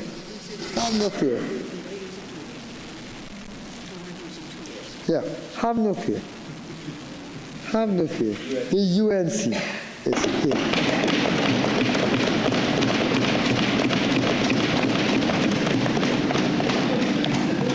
Mr. Speaker, our ambitious target is to provide 20,000 affordable homes through PPPs and innovative designs. We will launch first-time homeowner grants, low-interest loans for young families, and revive the Land for the Landless program. The Foundation for Life program will help single mothers and seniors with rent-to-own options, while inclusive housing at Enneberg 500 will serve persons with disabilities. Mr. Speaker, good health is the foundation of prosperity. Amendments to the Children's Life Fund Act now cover life-limiting conditions such as sickle cell disease and rare cancers, ensuring children receive timely care. Extended hours health centers now operate in 12 communities, reducing hospital congestion. The CEDAP program, Mr. Speaker, the CEDAP program was modernized with new life-saving medicines for hypertension, mental health, and autism, benefiting 300,000 citizens.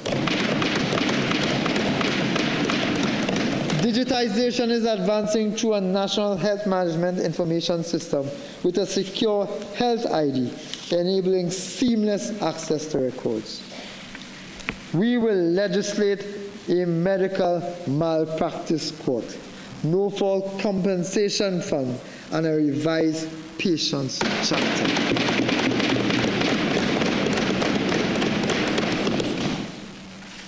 Mr. Speaker, education must prepare every child for a digital, inclusive future.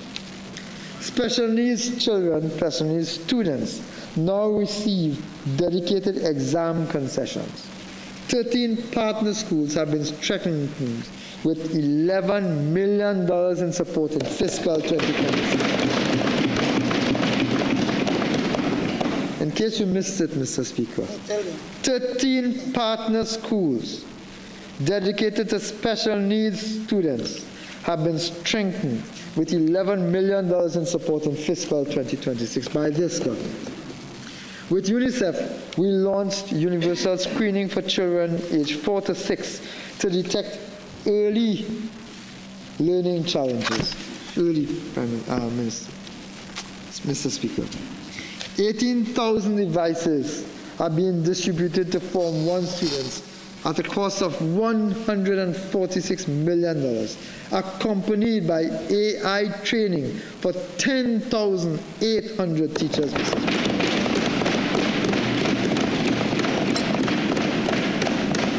The Vacation Repair Program upgraded 279 schools, recognized as one of the most successful in recent history. Another UNC incentive, Mr. Speaker, another UNC initiative to tackle violence in schools. 95 Special Reserve Police officers are now stationed in 50 high-risk schools. Vision and physical screening programs will continue nationwide. A new literacy and numeracy series in 2026 will address learning gaps, while $10 million in fiscal 26 has been assigned to modernize networks in 456 primary schools. The GATE and higher education loan programs, Mr. Speaker, remain central to access, with 345 bursaries awarded this year. Mr. Speaker, the UE Debe campus will be operationalized for law, forensics, IT, and AI training, reviving South Trinidad's academic potential, Mr. Speaker.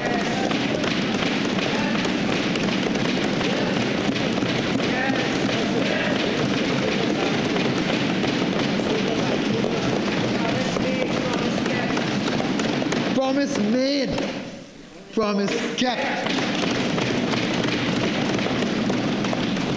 Mr. Speaker, sport drives unity and national pride.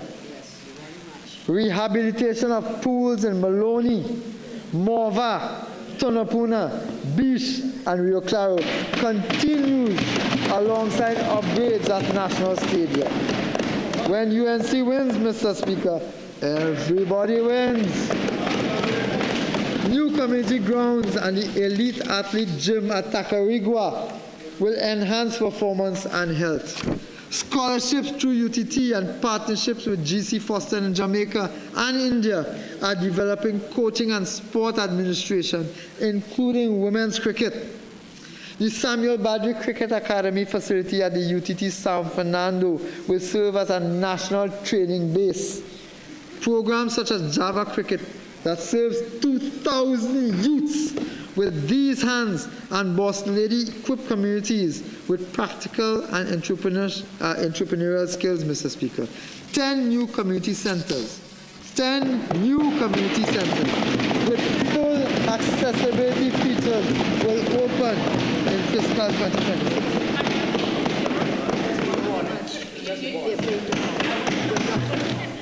Mr. Speaker, on this monumental venture, this huge venture, I want to congratulate our women's cricket team for their fabulous victory, and I want to wish them well.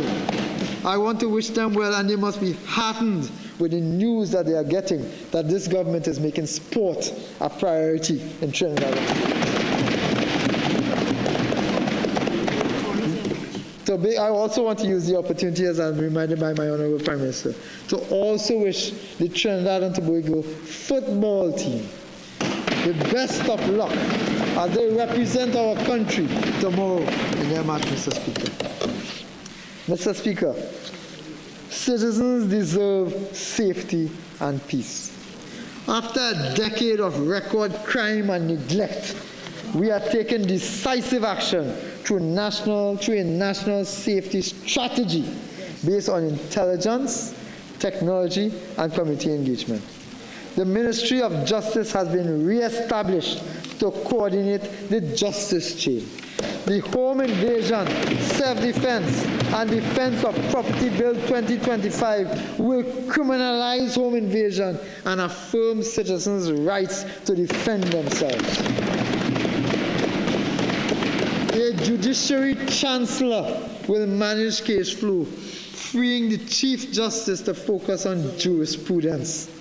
We will expand courtrooms in Chaguanas, Rio Claro, Sangre Grande, and Diego Martin, and enshrine a constitutional right to a timely trial.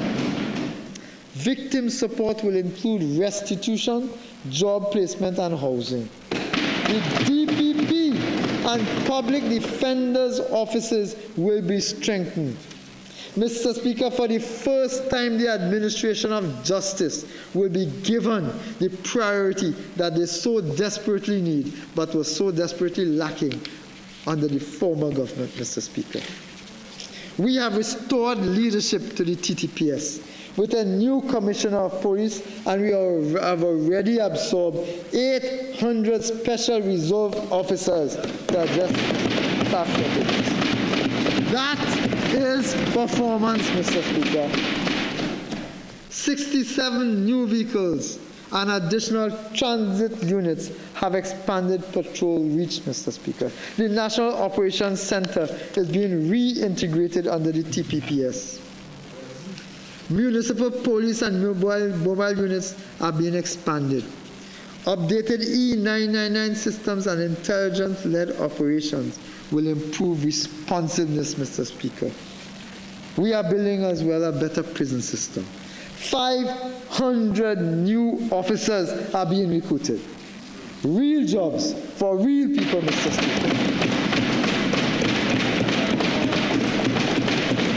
Facilities are receiving sanitation, transport, and security upgrades, including anti-drone technology and cell jammers. The 268-year-old Port of Spain prison is being decommissioned, replaced by a modern correctional facility focused on rehabilitation. Mr. Speaker, the fire service is being reinforced with 280 auxiliary officers, 225 new breathing apparatuses, and station upgrades in Savanetta, Santa Cruz, and Sangre Grande, Mr. Speaker. New vehicles and thermal imaging equipment will boost readiness. We will reform firearm laws for responsible ownership, promote rehabilitation over incarceration for non-violent offenders, expand CCTV coverage, strengthen port security, and Mr. Speaker, establish a forensic science complex and a national security training center at the UE Debe campus.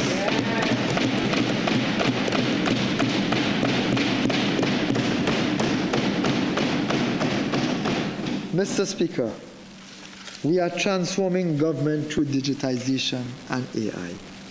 Long lines and paper delays will soon be history. Our National Digital Assistant, Anansi, it now delivers instant guidance on public services 24/7. Every citizen will soon receive a secure digital ID for simple login access to government portals, allowing taxes, licenses, and business registrations to be completed online and in minutes. That is performance.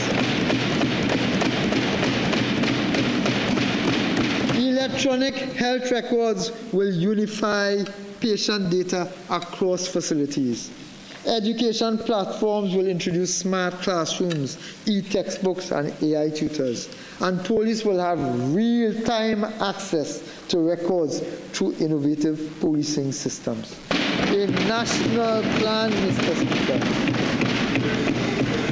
A national AI research and innovation hub will train youth in data science, software engineering, and content creation, enabling citizens to earn from the digital and creative economies, Mr. Speaker. Real jobs for real people. Perhaps the single most transformative initiative of this administration is the National Payment and Innovation Company of Trinidad and Tobago.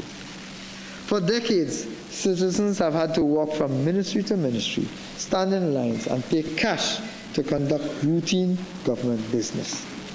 Billions in transactions were fragmented across hundreds of accounts, prone to delay, error, and leakage. That inefficient era is coming to an end. The National Payment and Innovation Company introduces a unified platform that will handle all government collections and disbursement, from licensing fees and taxes to social grants and pension payment. Every ministry, every agency, and every statutory body will connect to this single payment backbone. Mr. Speaker, this is not just a technology upgrade. It is a revolution in public financial management. With this system, every cent collected or paid by the state can be tracked in real time. This means faster reconciliation, strong oversight, and the near elimination of fraud, pilferage, and bureaucratic delay. Citizens will have multiple ways to pay: online, on their phones, at self-service kiosks, or over-the-counter terminals, using debit cards, credit cards, vouchers, or digital wallets. Every transaction will be instant, secure, and recorded. It will no longer matter whether a citizen lives in Moruga, Toco, or Tobago. Every service will be at their fingertips, available. This is a historic shift towards convenience, equity, and accountability. The NPIC-TT will not only save millions in administrative costs, but will also expand government revenue through better compliance and audit trails. It will make life easier for the public, strengthen confidence in government, and build a transparent bridge between the citizens and the state.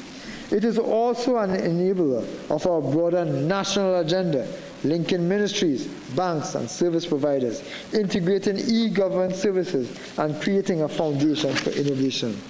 With the NPIC-TT, the state itself becomes digital, efficient, responsive, and people-centered. Mr. Speaker, I now turn to Tobago.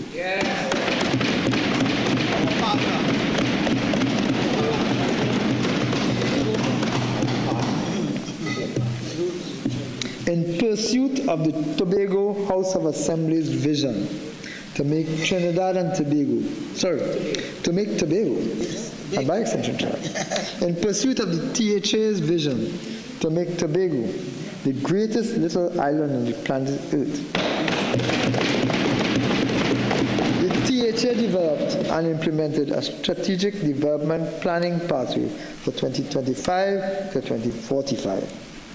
This new development architecture will guide Tobago's socio-economic and political transformation, informing the island's development plans and projects.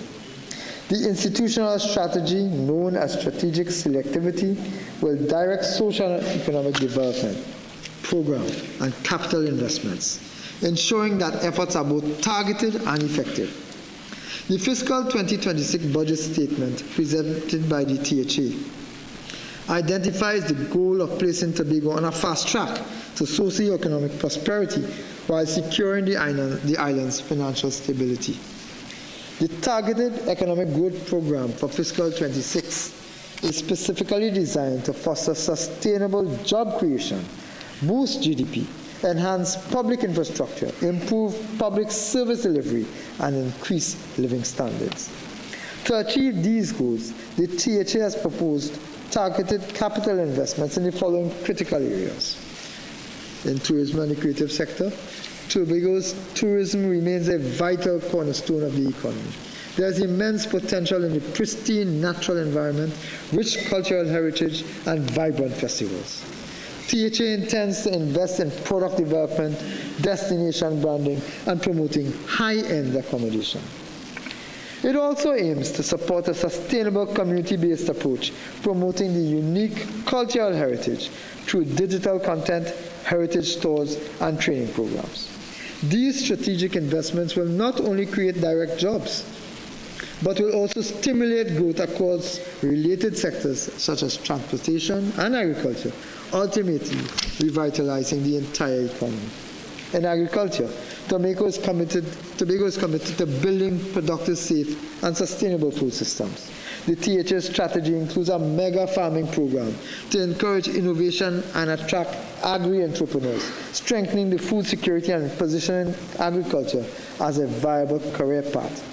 To further support farmers, the THA is investing in local seed banks to preserve indigenous crops, developing efficient irrigation systems, and providing extensive training on modern agriculture techniques. In infrastructure, the THA has committed itself to significantly upgrading its public infrastructure. This includes enhancing road networks, public utilities, public housing, and coastal protection systems. Upgrades are also projected to include enhancing airlift connectivity between both Trinidad and international markets to accelerate socioeconomic growth, create employment opportunities, and enhance the island's overall prosperity. In terms of digital technologies, Mr. Speaker, the THA plans to integrate digital technology into its business operations, governance, and daily life. This investment will not only enhance productivity through automation and AI, but also break down geographic barriers, unlock new avenues for innovation, and improve resource allocation. To accelerate Tobago's growth, a two-pronged strategy that includes both immediate and long-term investments to create a skilled and adaptable workforce, ensuring that Tobago's population is well equipped to meet the challenges and opportunities of a dynamic future.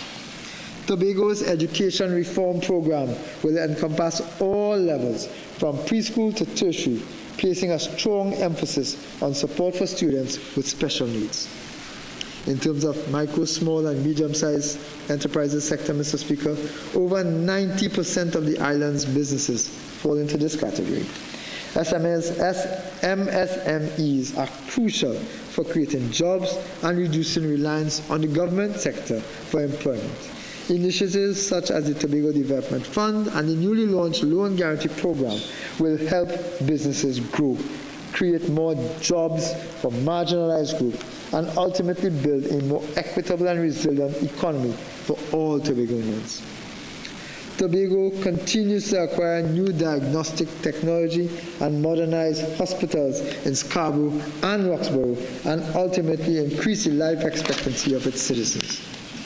Mr. Speaker, I'm advised that the THA intends to expand the Scarborough and Roxborough hospitals to accommodate better and meet the growing needs of the population. Tobago is ensuring that the communities are safe and have appropriate green and functioning social infrastructure to meet the needs of the citizens. The adaptation to climate change will include coastal protection and restoration, sustainable water management, and the building of climate-resilient public infrastructure. Tobago is also focusing on skill development, vocational training, building an amateur to professional sports pipeline, and youth internship programs. The Sport Development Work Program aims at monetizing sport and outdoor recreation and catalyzing investment in sports infrastructure. The THA intends to leverage sport to diversify tourism, led by a new sport tourism unit and supported by key events such as the International Youth Cricket Tournament and the International Diving Meet. Under public utilities and rural development, the THA has developed a suite of initiatives, including subsidized housing, land affordability schemes, rental assistance, and home improvement grants to ensure all Tobagonians have access to safe and affordable housing solutions.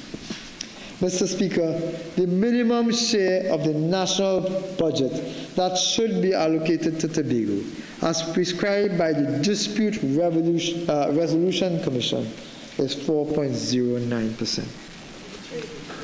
So 4.03%, sorry. Just for the record, Mr. Speaker, the minimum share of the national budget that should be allocated to Tobago, as prescribed by the Dispute Resolution Commission, is 4.03%. I recognize that this will be insufficient to achieve the objectives I have just described. I have taken note of the budget proposed by the Tobago House of Assembly and their national agenda. In that vein, I am proud and happy to announce that in this fiscal year, I have been directed by my Prime Minister to allocate $2.96 billion to the Tobago House of Assembly, which represents a full 5% of the national budget.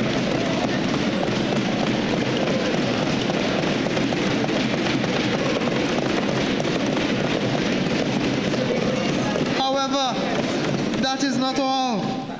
That is not all. In addition, a further $763 million will be spent by various ministries on Tobago. In total then, the allocation to Tobago for the fiscal year 2026 will be $3.72 billion, which equates to 6.3% of the national budget. Mr. Speaker, when UNC wins, Tobago wins.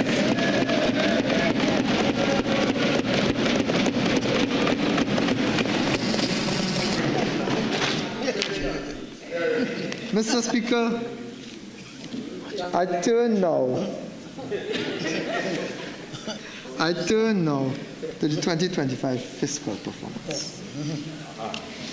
Almost immediately upon assuming office in April, it became evident that we had inherited a seriously distressed financial situation, marked by collapsing revenues, unsustainable expenditure, rising debts, and mounting arrears.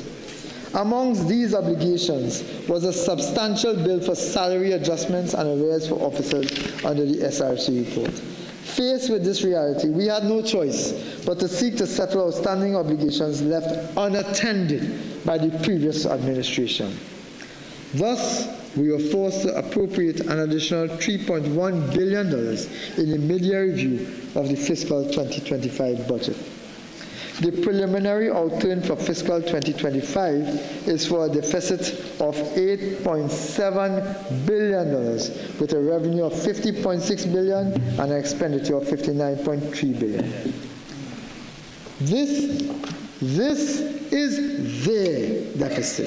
This is the deficit of the former administration, led, well, I'm not too sure who they are led by even now, Mr. Speaker. This shortfall could have been even worse. It could have been far greater had we not acted swiftly and decisively to continue spending and strengthen revenue streams. In the future, Mr. Speaker, over the next 5 years and beyond, we will pursue a path of fiscal consolidation and structural reform to break us free from the cycle of low growth, anemic revenues, and high expenditure that has constrained our economy for far too long.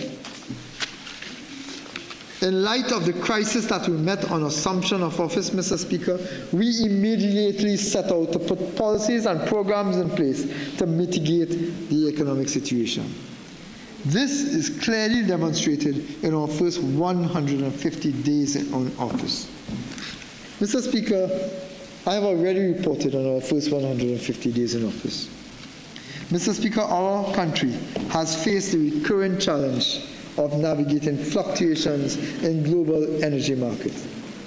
Variability in oil and gas prices has consistently created uncertainty around government revenues, requiring careful and responsive policymaking. We recognize the risks of over-reliance on the energy sector and are taking steps towards broader economic reform.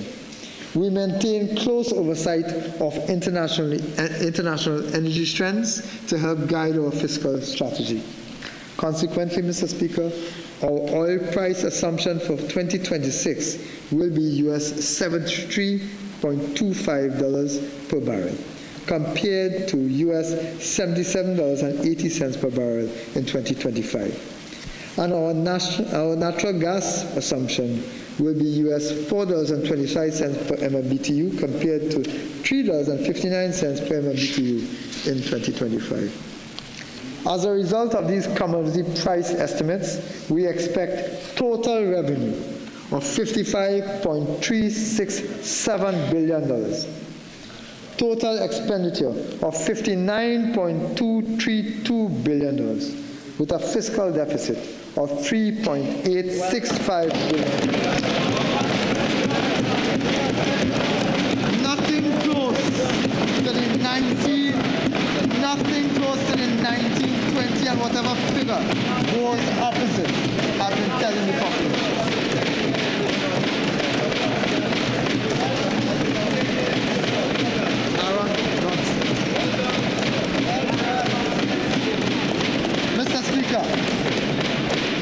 Mr. Speaker, the total estimated revenue of $55.37 billion comprises, you want to know where the money coming from? Pay attention.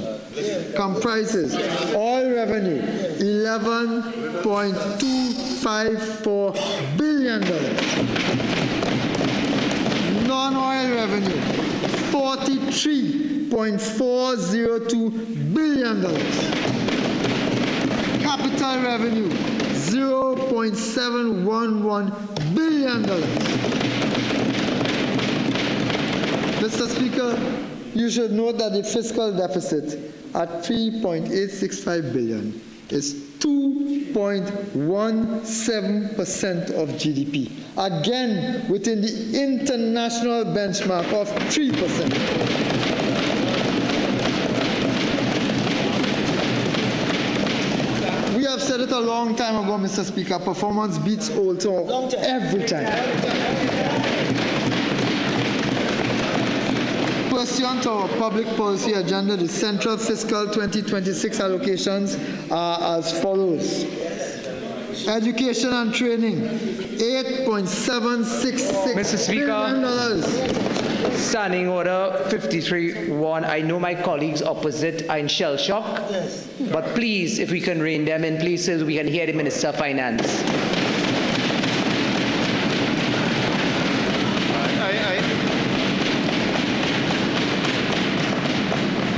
I really don't think that this today of all days is a time I should have to intervene to allow the Minister of Finance to proceed to read his budget speech in some degree of quietude. Minister, continue, and please, members, let us all allow the Minister to continue. He's been going a long time. Thank you, Mr. Speaker. Mr. Speaker, pursuant to our public policy agenda, the central fiscal 2026 allocations are as follows. We will be spending $8.766 billion on education and training. On health, we will be spending $8.214 billion. On national security, $6.366 billion. On public utilities, $3.395 billion. On infrastructure, $1.943 billion. On rural development and local government, $1.807 billion. On transport, $1.840 billion. On agriculture, Mr. Speaker, $1.13 billion. On housing, $0.662 billion. That's $662 million, Mr. Speaker. Mr. Speaker, I am proud to have shared those numbers as to where we are going to spend money for the national benefit, Mr. Speaker. When the UNC wins, Mr. Speaker, everybody wins.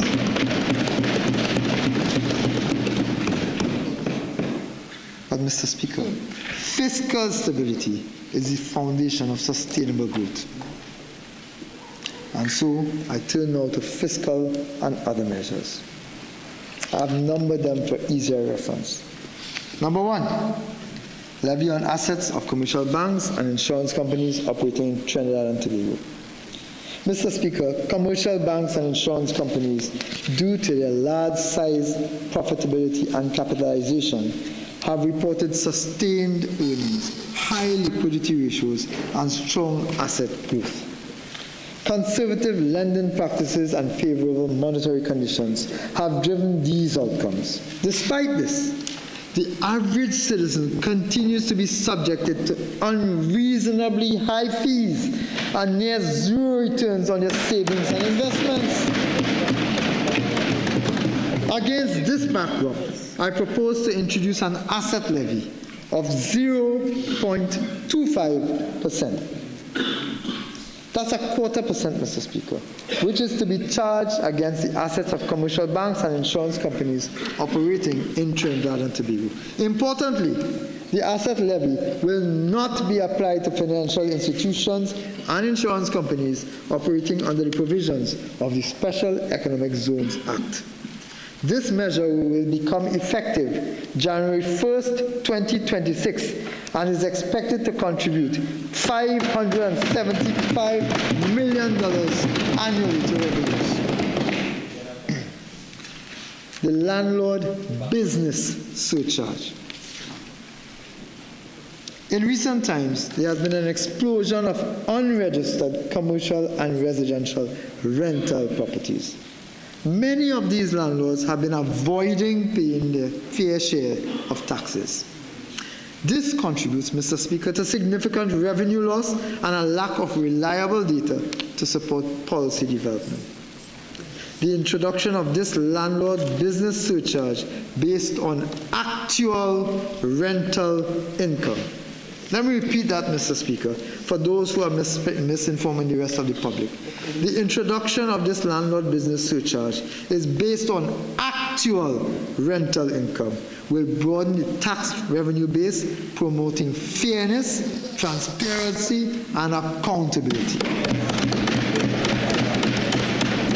This measure requires all landlords to register with the Board of Inland Revenue and pay a one-time registration fee of $2,500. This surcharge will be applied as follows. 1, 2.5% on the gross annual rental income of $20,000 or less. And 2, 3.5% of the gross annual rental income exceeding $20,000. Mr. Speaker, I want to stress that this is based on actual, real rental revenue. Actual, real rental information, Mr. Speaker. This measure takes effect from January 1, 2026, and is expected to yield a minimum of $70 million from the one-time registration fee. It bears repeating, Mr. Speaker, that this is based on actual rental income, not proposed or some nefarious ghost rental calculation, as those on the other side had proposed in their nefarious property tax, Mr. Speaker. Mr. Speaker, item 3. Item 3, electricity surcharge. Mr. Speaker, the government proposes the introduction of an electricity surcharge as a targeted fiscal measure to address the growing cost of electricity subsidies and promote efficiency in energy use. This surcharge will take the form of a fixed bill level charge of 5 cents per kilowatt. 5 cents per kilowatt for commercial customers and industrial customers. This surcharge will take the form of a fixed bill level charge of 5 cents per kilowatt for commercial customers and industrial customers.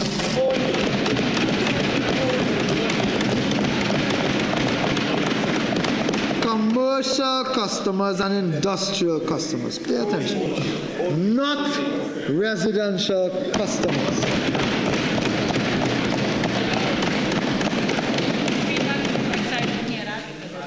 In case some members were closing their fridge doors and didn't hear it, this surcharge is applicable to commercial customers and industrial customers and not residential customers. You see, when we say we care, we care. And we show it. The policy is designed to encourage energy conservation, reduce the government's subsidy burden, and generate a predictable revenue stream. It must be noted that our electricity rates will remain substantially below those of our trading partners. In addition to residential applications, essential public services such as schools, hospitals, and street lighting will be exempt.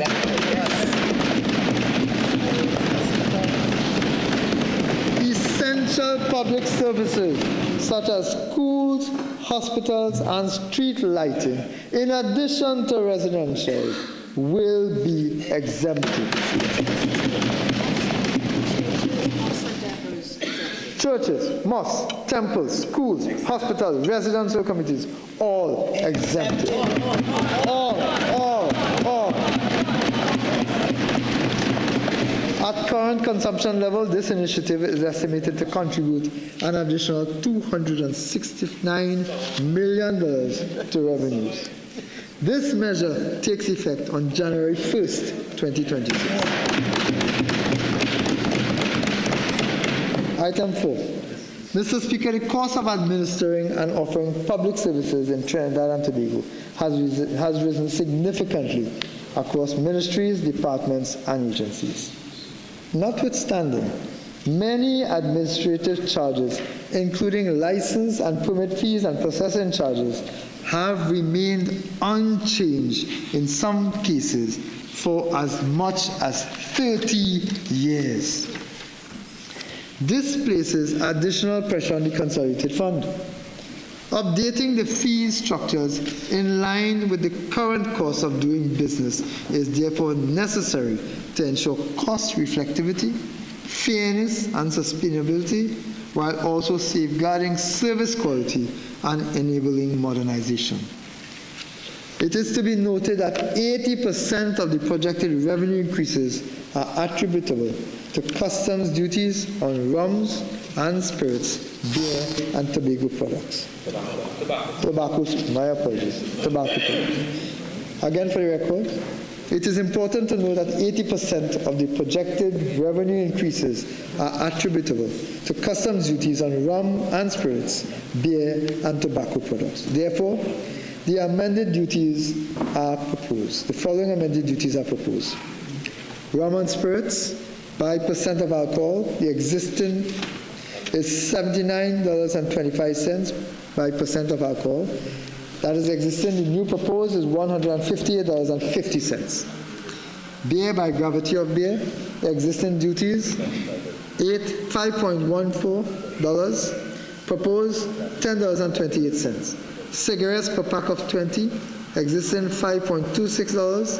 Proposed $10.52. Included in the list of fees to be amended are container processing fees, which were moved from $525 to $1,050. Customs declaration transaction user fee from $40 to $80. Environmental tire tax from $20 to $40. Wild animals and birds from $100 to $200. Mr. Speaker, these measures will contribute an additional $1 billion to revenue.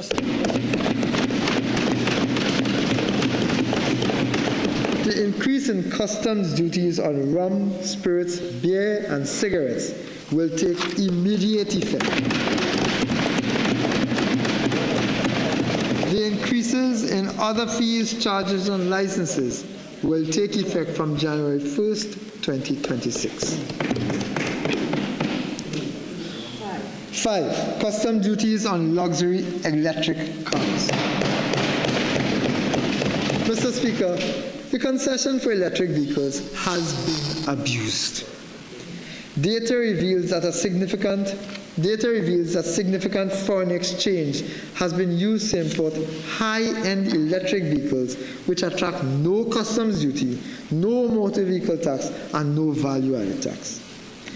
We recognize the importance of electric vehicles in reducing carbon emissions and propose adjusting the applicable taxation regime to provide relief levels for mid to lower price vehicles. Accordingly, I propose the following on vehicles whose CIF values exceeds $400,000, Mr. Speaker.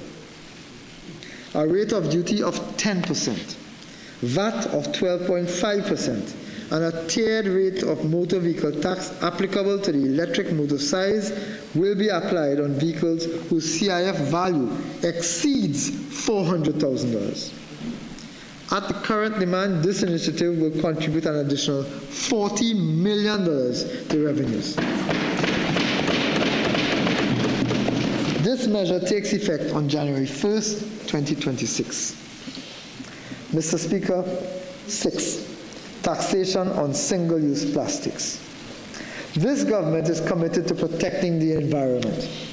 Single-use plastics contribute heavily to clogged waterways, land and marine pollution, and overburdened waste management systems, ultimately harming public health, biodiversity, and the economy.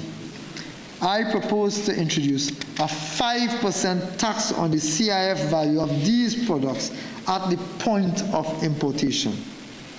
The proceeds will be earmarked to support national recycling programs, waste management initiatives, and the public environmental education. Mr. Speaker, the proceeds of this tax will be earmarked to support national recycling programs, waste management initiatives, and public environmental education. This measure will take effect on January 1st, 2026. 7, the establishment of a real estate investment fund, a REIT. Mr. Speaker, in fiscal 2026, we will establish a state-sponsored real estate investment trust, a landmark initiative to democratize state-owned assets, strengthen and diversify our capital market, and broaden public participation in national wealth creation. This is another bold step to unlock new avenues of non-debt financing. Through this vehicle, high-value income-generating properties such as land, office buildings, and commercial infrastructure will be transferred into a professionally managed REIT. Shares will be listed on the Trinidad and Tobago Stock Exchange, allowing both ordinary and institutional investors to earn regular dividends from the real estate. At the same time, the state retains a strategic stake in these assets. A high-level technical committee will be appointed to guide this process for greater transparency and accountability. Mr. Speaker, this position puts Trinidad and Tobago as a regional pioneer in innovative financing and empowers our citizens to share directly in the prosperity of our nation. Given the healthy domestic investor appetite, this measure is expected to contribute significantly to the government's revenue stream. 8. NIF bond. Mr. Speaker, in fiscal 2026, the National Investment Fund Holding Company Limited will launch a $1 billion NIF bond. This is yet another opportunity provided by this government to afford ordinary citizens, small businesses, and institutions the opportunity to invest and build personal wealth in a safe, tax-free environment without increasing public debt. This bond will be backed by a 21% of the shareholding of the First Citizens Group Financial Holdings Limited, valued at approximately $2 billion, while the government retains indirect and beneficial ownership of the majority of FCGFHs at 60.11%. This bond will be issued in the second quarter of fiscal 2026. 9. Penalties on offenses. To ensure stricter adherence to the law, we propose a more rigorous consequences for non-compliance. Consequently, the following is proposed. We propose to move the environmental tire tax from $3,000 to $5,000. An application for registration of a pesticide for $2,000 to $4,000. For brewers, $4,000 to $10,000. Driving while disqualified from holding or obtaining a driver permit, no fee. As exists now, no fee. We propose a $5,000 fee. Careless driving, as exists now, no fee. We propose a $15,000 fine. Driving or being in charge of a vehicle while blood alcohol exceeds prescribed limit, no fee. We propose a $15,000 fee. Mr. Speaker, this will ensure safety and accountability on our nation's roadways, Mr. Speaker. These increases in penalties will contribute an additional $180 million to revenues. These amendments will take effect from January 1st, 2026. 10. Removal of motor vehicle tax concessions for returning nationals. Mr. Speaker, in January 2023, the Financial Intelligence Unit issued to the Ministry of Finance its strategic analysis report on the abuse of the duty relief concession granted for personal vehicles imported by returning nationals in accordance with Section 17(1)(b) of the Financial Intelligence Unit of Trinidad and Tobago Act, Chapter 7201, and Regulation 26(1)(d)(2) of the Financial Intelligence Unit of Trinidad and Tobago. The report also cites statistics showing fraud and abuse of duty relief detected by persons claiming returning nationals exemptions October 26 to 2018.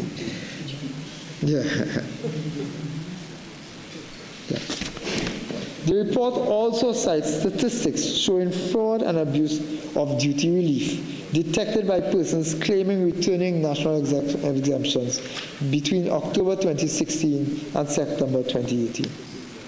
Mr. Speaker, despite knowing about this abuse, the then Minister of Finance sat on his hands, allowing this abuse and loss of revenue to continue. This Minister of Finance is committed to protecting the public purse and preventing tax avoidance, fraud, and abuse of concessions. To this end, I propose that the customs duty relief and related tax concessions of value-added tax and motor vehicle tax on motor vehicles imported by returning nationals be removed. This measure will take effect from January 1st, 2026. Mr. Speaker, the subsidy for LPG has been in place since 1926. The most recent adjustment to the retail price was made in 1998, over 25 years ago. While we must adjust the subsidies to reflect market forces, as a caring government, we must also protect those least able to afford a significant price increase. As such, I propose to amend the subsidy on LPG cylinders of £100 and above by 50 cents per pound. I wish to reiterate that the price of cylinders below £100, including the standard 20-pound cylinders, which we are all familiar with, will continue to be subsidized at the same rate and will not change. These amendments will take place on January 1st, 2026, Mr. Speaker, when UNC wins ordinary households. Mr. Speaker, 12. Safeguarding our national insurance system. The national insurance system safeguards the dignity of retirees and provides income security for workers and their families. Today, annual benefit expenditure is well over $6 billion, an increase of more than 65% over the last 2 decades. After the last decade of neglect, this system is in absolute crisis today. To do nothing will be irresponsible. Since 2020, benefit payouts have consistently exceeded contributions, forcing the NIB to liquidate its assets to meet its obligations. The 11th actual review projects that if nothing is done, the fund will be depleted by 2033 or 2020. The fund will be depleted by 2033 to 2034. Mr. Speaker, for nearly a decade, the PNM sat idly by, knowing this fact, and did nothing, while warning bells sounded, kicking the proverbial can down the road. But you see, Mr. Speaker, we are not as reckless as they are. We will not allow this fund to collapse, jeopardizing the very benefits that over 200,000 of our most vulnerable citizens depend on. Let me be clear. This government will act decisively where the PNM refused to act.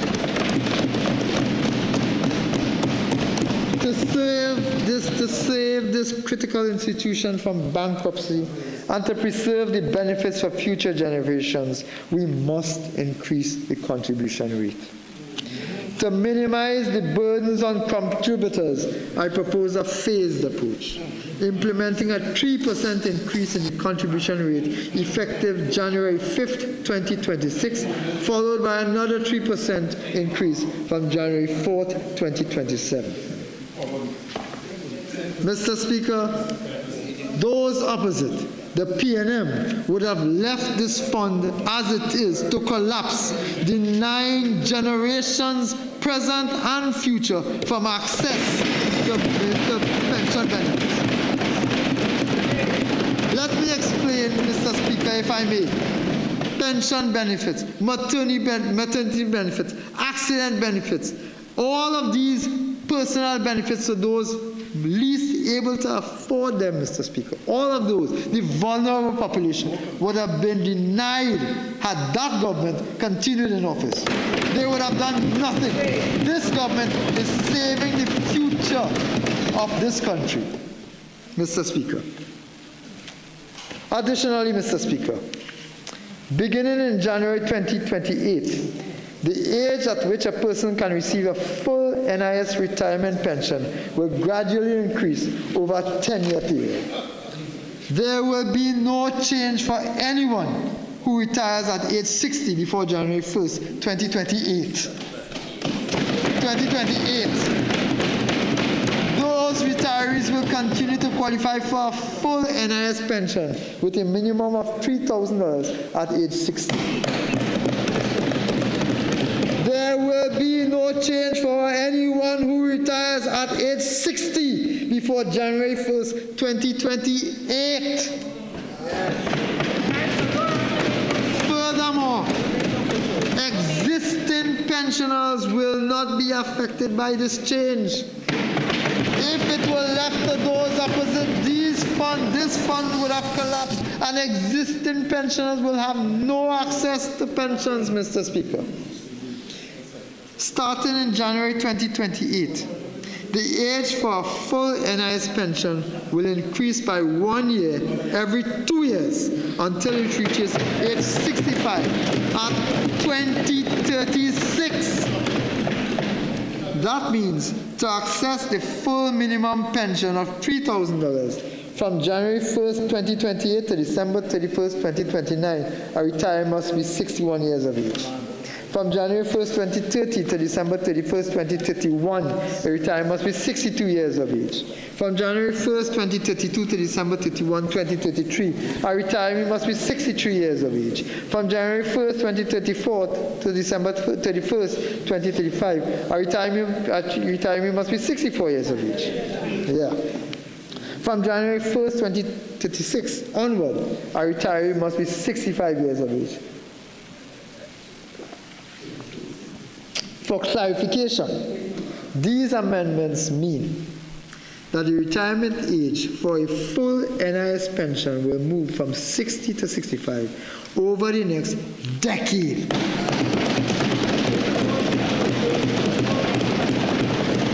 Persons who retire early will still receive a pension, but at a reduced rate. Mr. Speaker, these reforms are not easy, but they are not urgent. Yeah. These reforms are not easy, but they are now urgently required to give the years of inaction that was allowed these challenges to deepen under the last administration. These measures are projected to extend the life of the NIS fund, securing pension for today's workers and tomorrow's retirees. Let it be said, Mr. Speaker, that under this government, the NIS will not be allowed to fall. We will protect the rights and contributions of citizens who have contributed for all of their lives. We will protect the rights of them to access benefits when they retire, Mr. Speaker. I want to reiterate that there's no mandatory retirement. There's no mandatory retirement over the next decade. This system remains applicable and available for those who are volunteering. Mr. Speaker, the UNC continues to protect the interests of pensioners in this country, Mr. Speaker, because when UNC wins, workers and pensioners win. Mr. Speaker, innovation is a key driver of transformation, competitiveness, and resilience. The Research and Development Impact Fund at the University of the West Indies is a critical mechanism for advancing applied research, fostering partnerships, and generating solutions to national challenges. The fund has supported more than 47 projects, cultivated over 270 partnerships, attracted $124 million in external resources, and delivered new products and services that are already in use across the region. In keeping with the government's diversification agenda, an allocation of $10 million will be provided to the UE RDI Fund in fiscal 2026. This will encourage more of our researchers and innovators to focus on areas critical to national development, such as climate resilience, citizen security, sustainable agriculture, and health innovation. Mr. Speaker, the National Innovation and Incubator Program will strengthen the innovation ecosystem and entrepreneurship in Trinidad and Tobago. This program will provide 100 young graduates and aspiring entrepreneurs with the mentorship, financing, and structured support required to transform ideas into viable businesses and expand the base of small and micro enterprises towards economic diversification. That's quite a mouthful, Mr. Speaker. So let me say it again. This program will provide 100 young graduates per year and aspiring entrepreneurs with mentorship, financing, and structured support required to transform ideas into viable businesses and expand the base of small and micro enterprises towards economic diversification. In fiscal 2026, the government, through an allocation of $15.75 million, will partner with the Unit Trust Corporation and UE Ventures Limited. This underscores the government's determination to create an enabling environment where new entrepreneurs, young graduates, can emerge and participate in a modern, diversified economy. This program will commence in January 2026.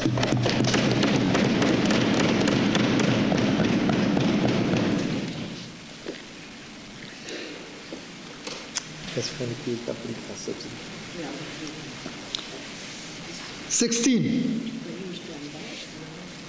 16, yeah. Period poverty. This is a period poverty intervention, Mr. Speaker. Period poverty continues to undermine the health and educational opportunities for many women and girls in Trinidad and Tobago. Women and girls impacted by period poverty struggle to afford menstrual hygiene products. To this end, I propose the following strategic interventions to address the socio-economic issue. The Ministry of Finance and the Ministry of People, Social Development and Family Services will collaborate to establish a Women's Health Fund. This government will provide an initial seed capital of $5 million. We will also partner with other stakeholders to ensure the sustainability of this fund. This fund will be used to launch a pilot program to provide distribution of free menstrual kits in educational institutions.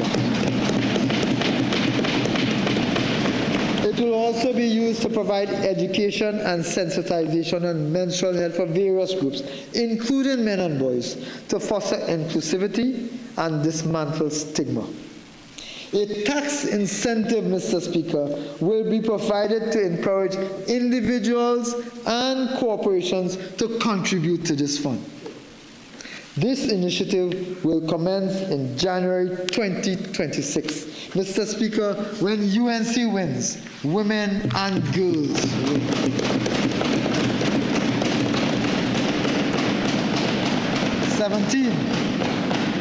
This government will introduce the Elevate program to upskill 15,000 educators, helping them incorporate and modernize their teaching methodologies using 21st century technologies. The government will allocate $5.72 million to this program, which will deliver relevant, flexible, and modern professional development aligned to national priorities and the 2025 to 2030 education policy. This program will commence in January 2026. Mr. Speaker, when the UNC wins, teachers win. 18. The Next Class program aims to create an AI-powered user interface platform that empowers teachers with the resources to enhance their teaching effectiveness and foster a more personalized learning environment. Every teacher will gain access to a single platform hosted by the Ministry of Education, featuring lesson planning, real-time student tracking, automated grading support, and professional development tools. This government will invest $4.64 million into this program. This program will commence in January 2026. Mr. Speaker, when the UNC wins, students win.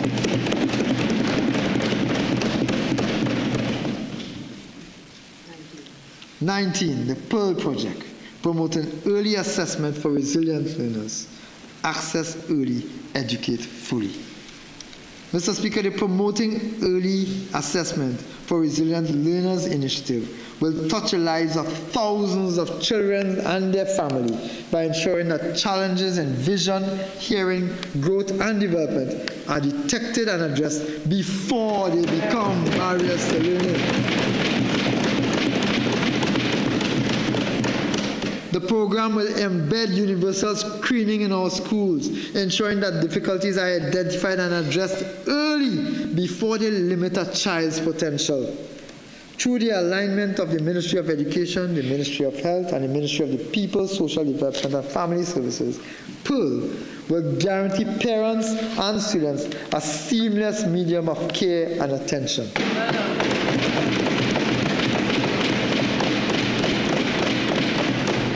government will allocate $7.89 million to this program, which will commence in January 2026. Mr. Speaker, when the UNC wins, children with learning disabilities win.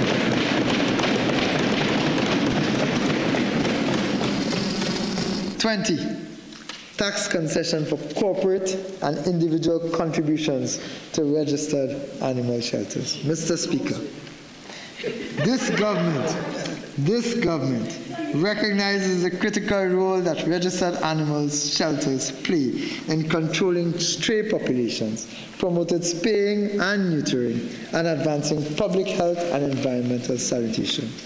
To support their work, I propose to amend the Corporation Tax Act, Chapter 7502, to allow companies that make financial contributions to registered animal shelters approved by the Ministry of Agriculture, Land and Fisheries, well, it's the Ministry of Agriculture and Fisheries, to claim such contributions as a deduction in computing their chargeable profits.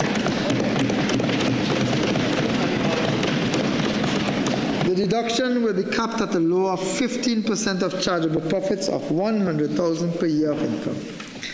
Mr. Speaker, I propose to amend the Income Tax Act, Chapter 7501, to provide a standalone deduction for individuals who support registered animal shelters. To qualify, the shelter must be registered under the Non-Profit Organizations Act 2019 or the Companies Act, Chapter 8101, and approved by the Minister of Agriculture and Fisheries.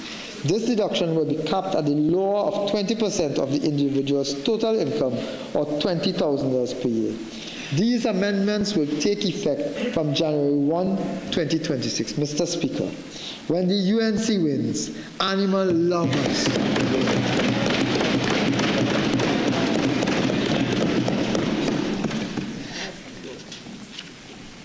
21, agricultural incentives. Mr. Speaker, despite their promise to make the agricultural sector tax-free, the PNM failed to fulfill this commitment. This has characterized the PNM's neglect of our farmers, which has compromised our food security over the last decade. Our focus is to make food more affordable to every citizen by supporting increased and sustainable agricultural production. To this end, I propose to remove VAT from all machinery and equipment intended explicitly for agricultural use. To remove VAT from all components used explicitly in hydroponic farming and greenhouse farming, if not already specified elsewhere. The review of paragraph 5 of Schedule 2 of the VAT Act to provide a comprehensive classification for zero-rated preparations and chemicals to ensure that farmers have access to a full range of cost-effective inputs for cultivation and animal health.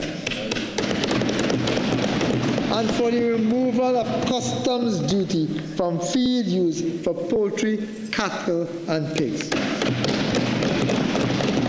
These amendments will take effect from January 1st, 2026. Mr. Speaker, when the UNC wins, farmers win.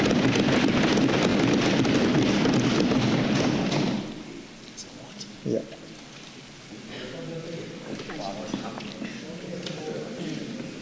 In the last Prasad-Bissessar-led administration, Mr. Speaker, we removed VAT from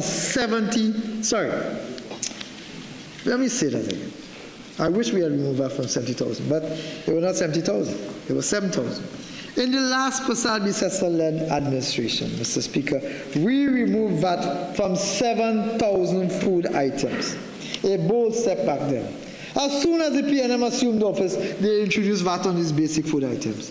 And this had the immediate effect of directly raising the prices of food for every citizen, Mr. Speaker.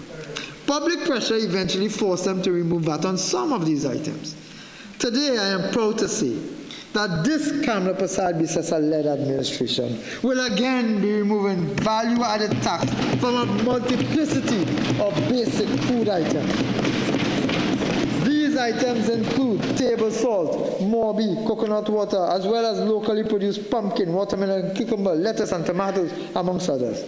This is a government that cares about the average citizen, Mr. Speaker. You see, when the UNC wins, everybody wins. This effect will take effect. This measure will take effect from October 17, 2025. Item 23. Amendments to the policy on importation of foreign use vehicles, Mr. Speaker. A previous UNC administration had democratized access to vehicle ownership by introducing foreign use vehicles to the market, making vehicles accessible and available to every citizen. We have since noticed the increase in the cost of new and foreign use vehicles as a direct result of the restrictive policies of the PNM. Today, I am pleased to announce that in keeping with our 2025 general election commitment to make vehicle ownership available and affordable again, I propose the following. Firstly, an increase in the permissible age of importation of private cars, that is SUVs, sedans, and station wagons, which are powered by gasoline, diesel, or CNG, from 3 years and under to 6 years and under from the date of manufacture.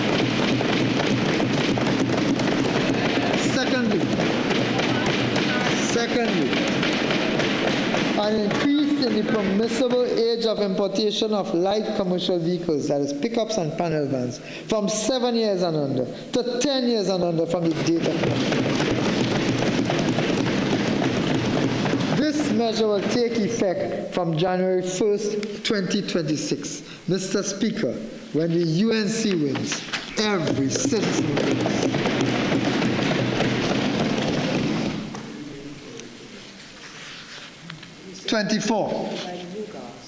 Removal of tax on private pensions. In keeping with the government's promise during the 2025 election campaign, I propose that private pensions be now exempted from income tax. This amendment will take effect from January 1st, 2026. Mr. Speaker, when the UNC wins, retirees win.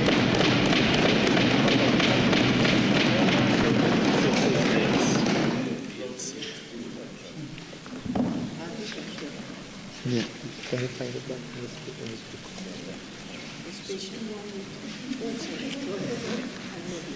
Yeah, thank you, yes. Item 25, reducing the cost of construction materials. Mr. Speaker, over the last decade, the cost of construction materials has skyrocketed, making ownership an unfulfilled dream to many, particularly our young people. Conscious of this, and to further stimulate the economy, particularly in the area of construction, I propose that the negative list under the Trade Ordinance be amended to remove item number I-4. Clays, crushed limestone, boulders, sand, gravel, plastering sand, porcelainite, agalite, oil sand. This will provide a much-needed impetus to the construction sector and is expected to reduce the cost of building materials and the cost of construction generally. This will boost employment in plumbing, electricals, tiling, masonry, carpentry, and fabrication industries, amongst others. Real jobs for real people, Mr. Speaker. These amendments will take effect on January 1st, 2026. Mr. Speaker, when the UNC wins, homeowners win. Mr. Speaker, when the UNC wins, tradesmen win.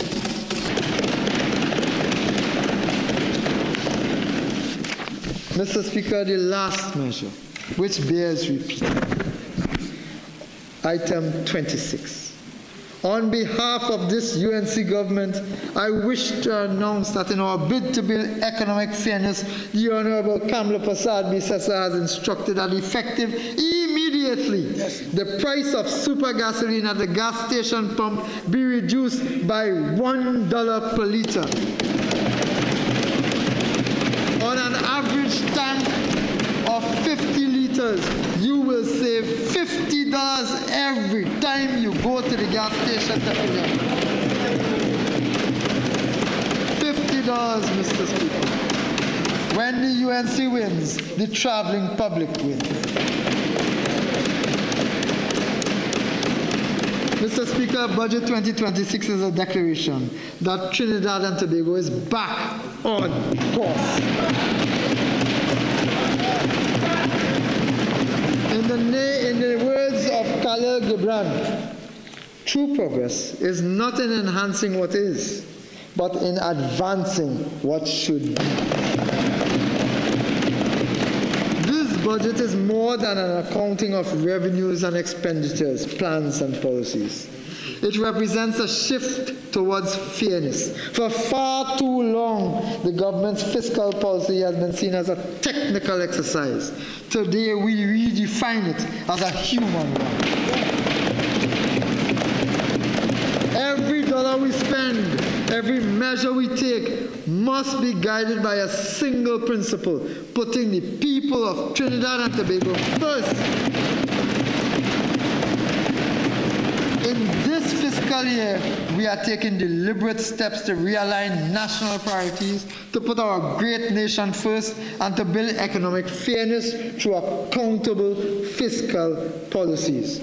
This is the beginning of a new era built on trust, fairness, and people-centered governance, where growth is measured not only by GDP, but by the strength of our communities and the hope we inspire in every home across this nation.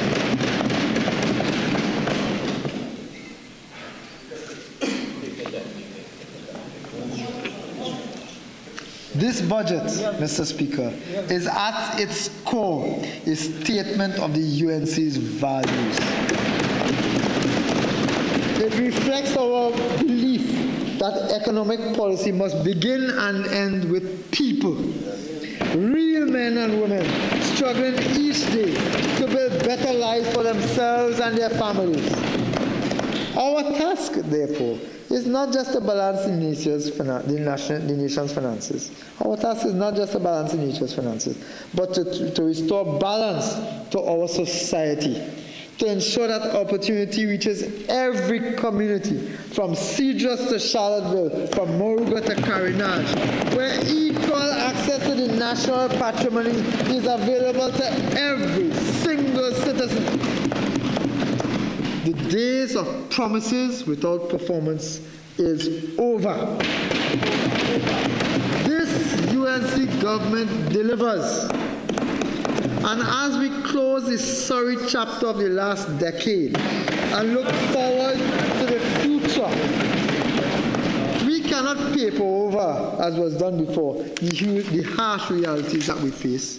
Yes, the road ahead is long, and growth will be tempered in the short term by a decline in the energy sector, a legacy left by a decade of neglect and irresponsible government by those on that side. However, this nation would have noted that this government, under the visionary leadership of Kamala Prasad-Bissessar, refuses to be paralyzed by the legacies of the past and the postmortems of those who rush first to bleat. We have chosen to listen to the people of Trinidad and Tobago. We have chosen a fiscal approach that will not only restore stability, but will lay a foundation for lasting prosperity, ensuring that our nation's future is one of opportunity for every citizen, no matter their background. To every citizen of Trinidad and Tobago, this is not just the governor's journey. This is yours as well.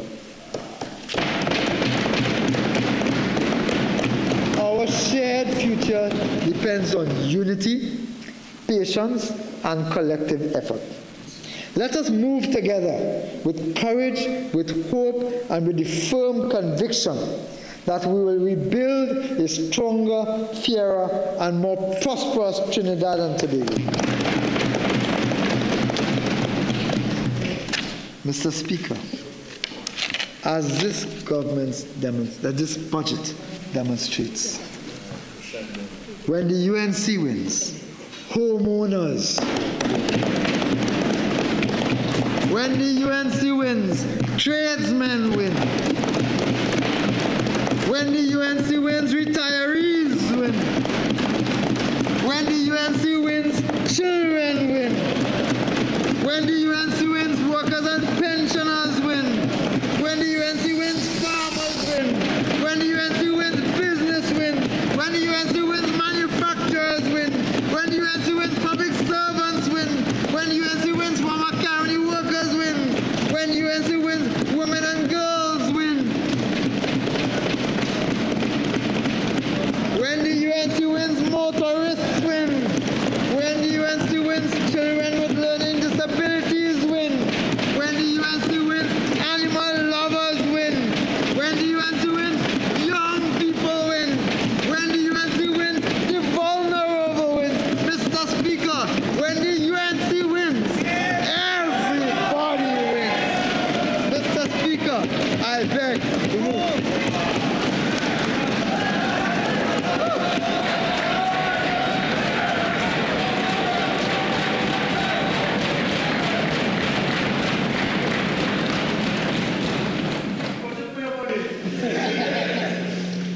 Mr. Speaker. Yes. In accordance with Standing Order 81-4, I wish to advise that debate on the budget will resume on Friday 17th of October 2025 at 10 a.m. Leader of Government Business. Thank you, Mr. Speaker. Mr. Speaker, on behalf of the government bench and the people of Trinidad and Tobago, I'm certain I want to thank the Honourable Minister of Finance and the Honourable Prime Minister for a phenomenal budget presentation. Mr. Speaker, I beg to move that this House do now adjourn to Friday, October 17, 2025 at 10 a.m. Honourable members, before putting the question on the adjournment, I am to advise that your budget packages are available for collection at the Northern Colonnade Corridor distribution room next to the members' entrance on the Abercrombie Street side of the Red House. Honourable members, the question is that this House do now adjourn to Friday, October 17, 2025 at 10 a.m. All in favour say aye. Aye. Any against? The ayes have it. This House now stands adjourned to Friday, October 17, 2025 at 10 a.m. As an affiliate of Al Jazeera, we now join their current program.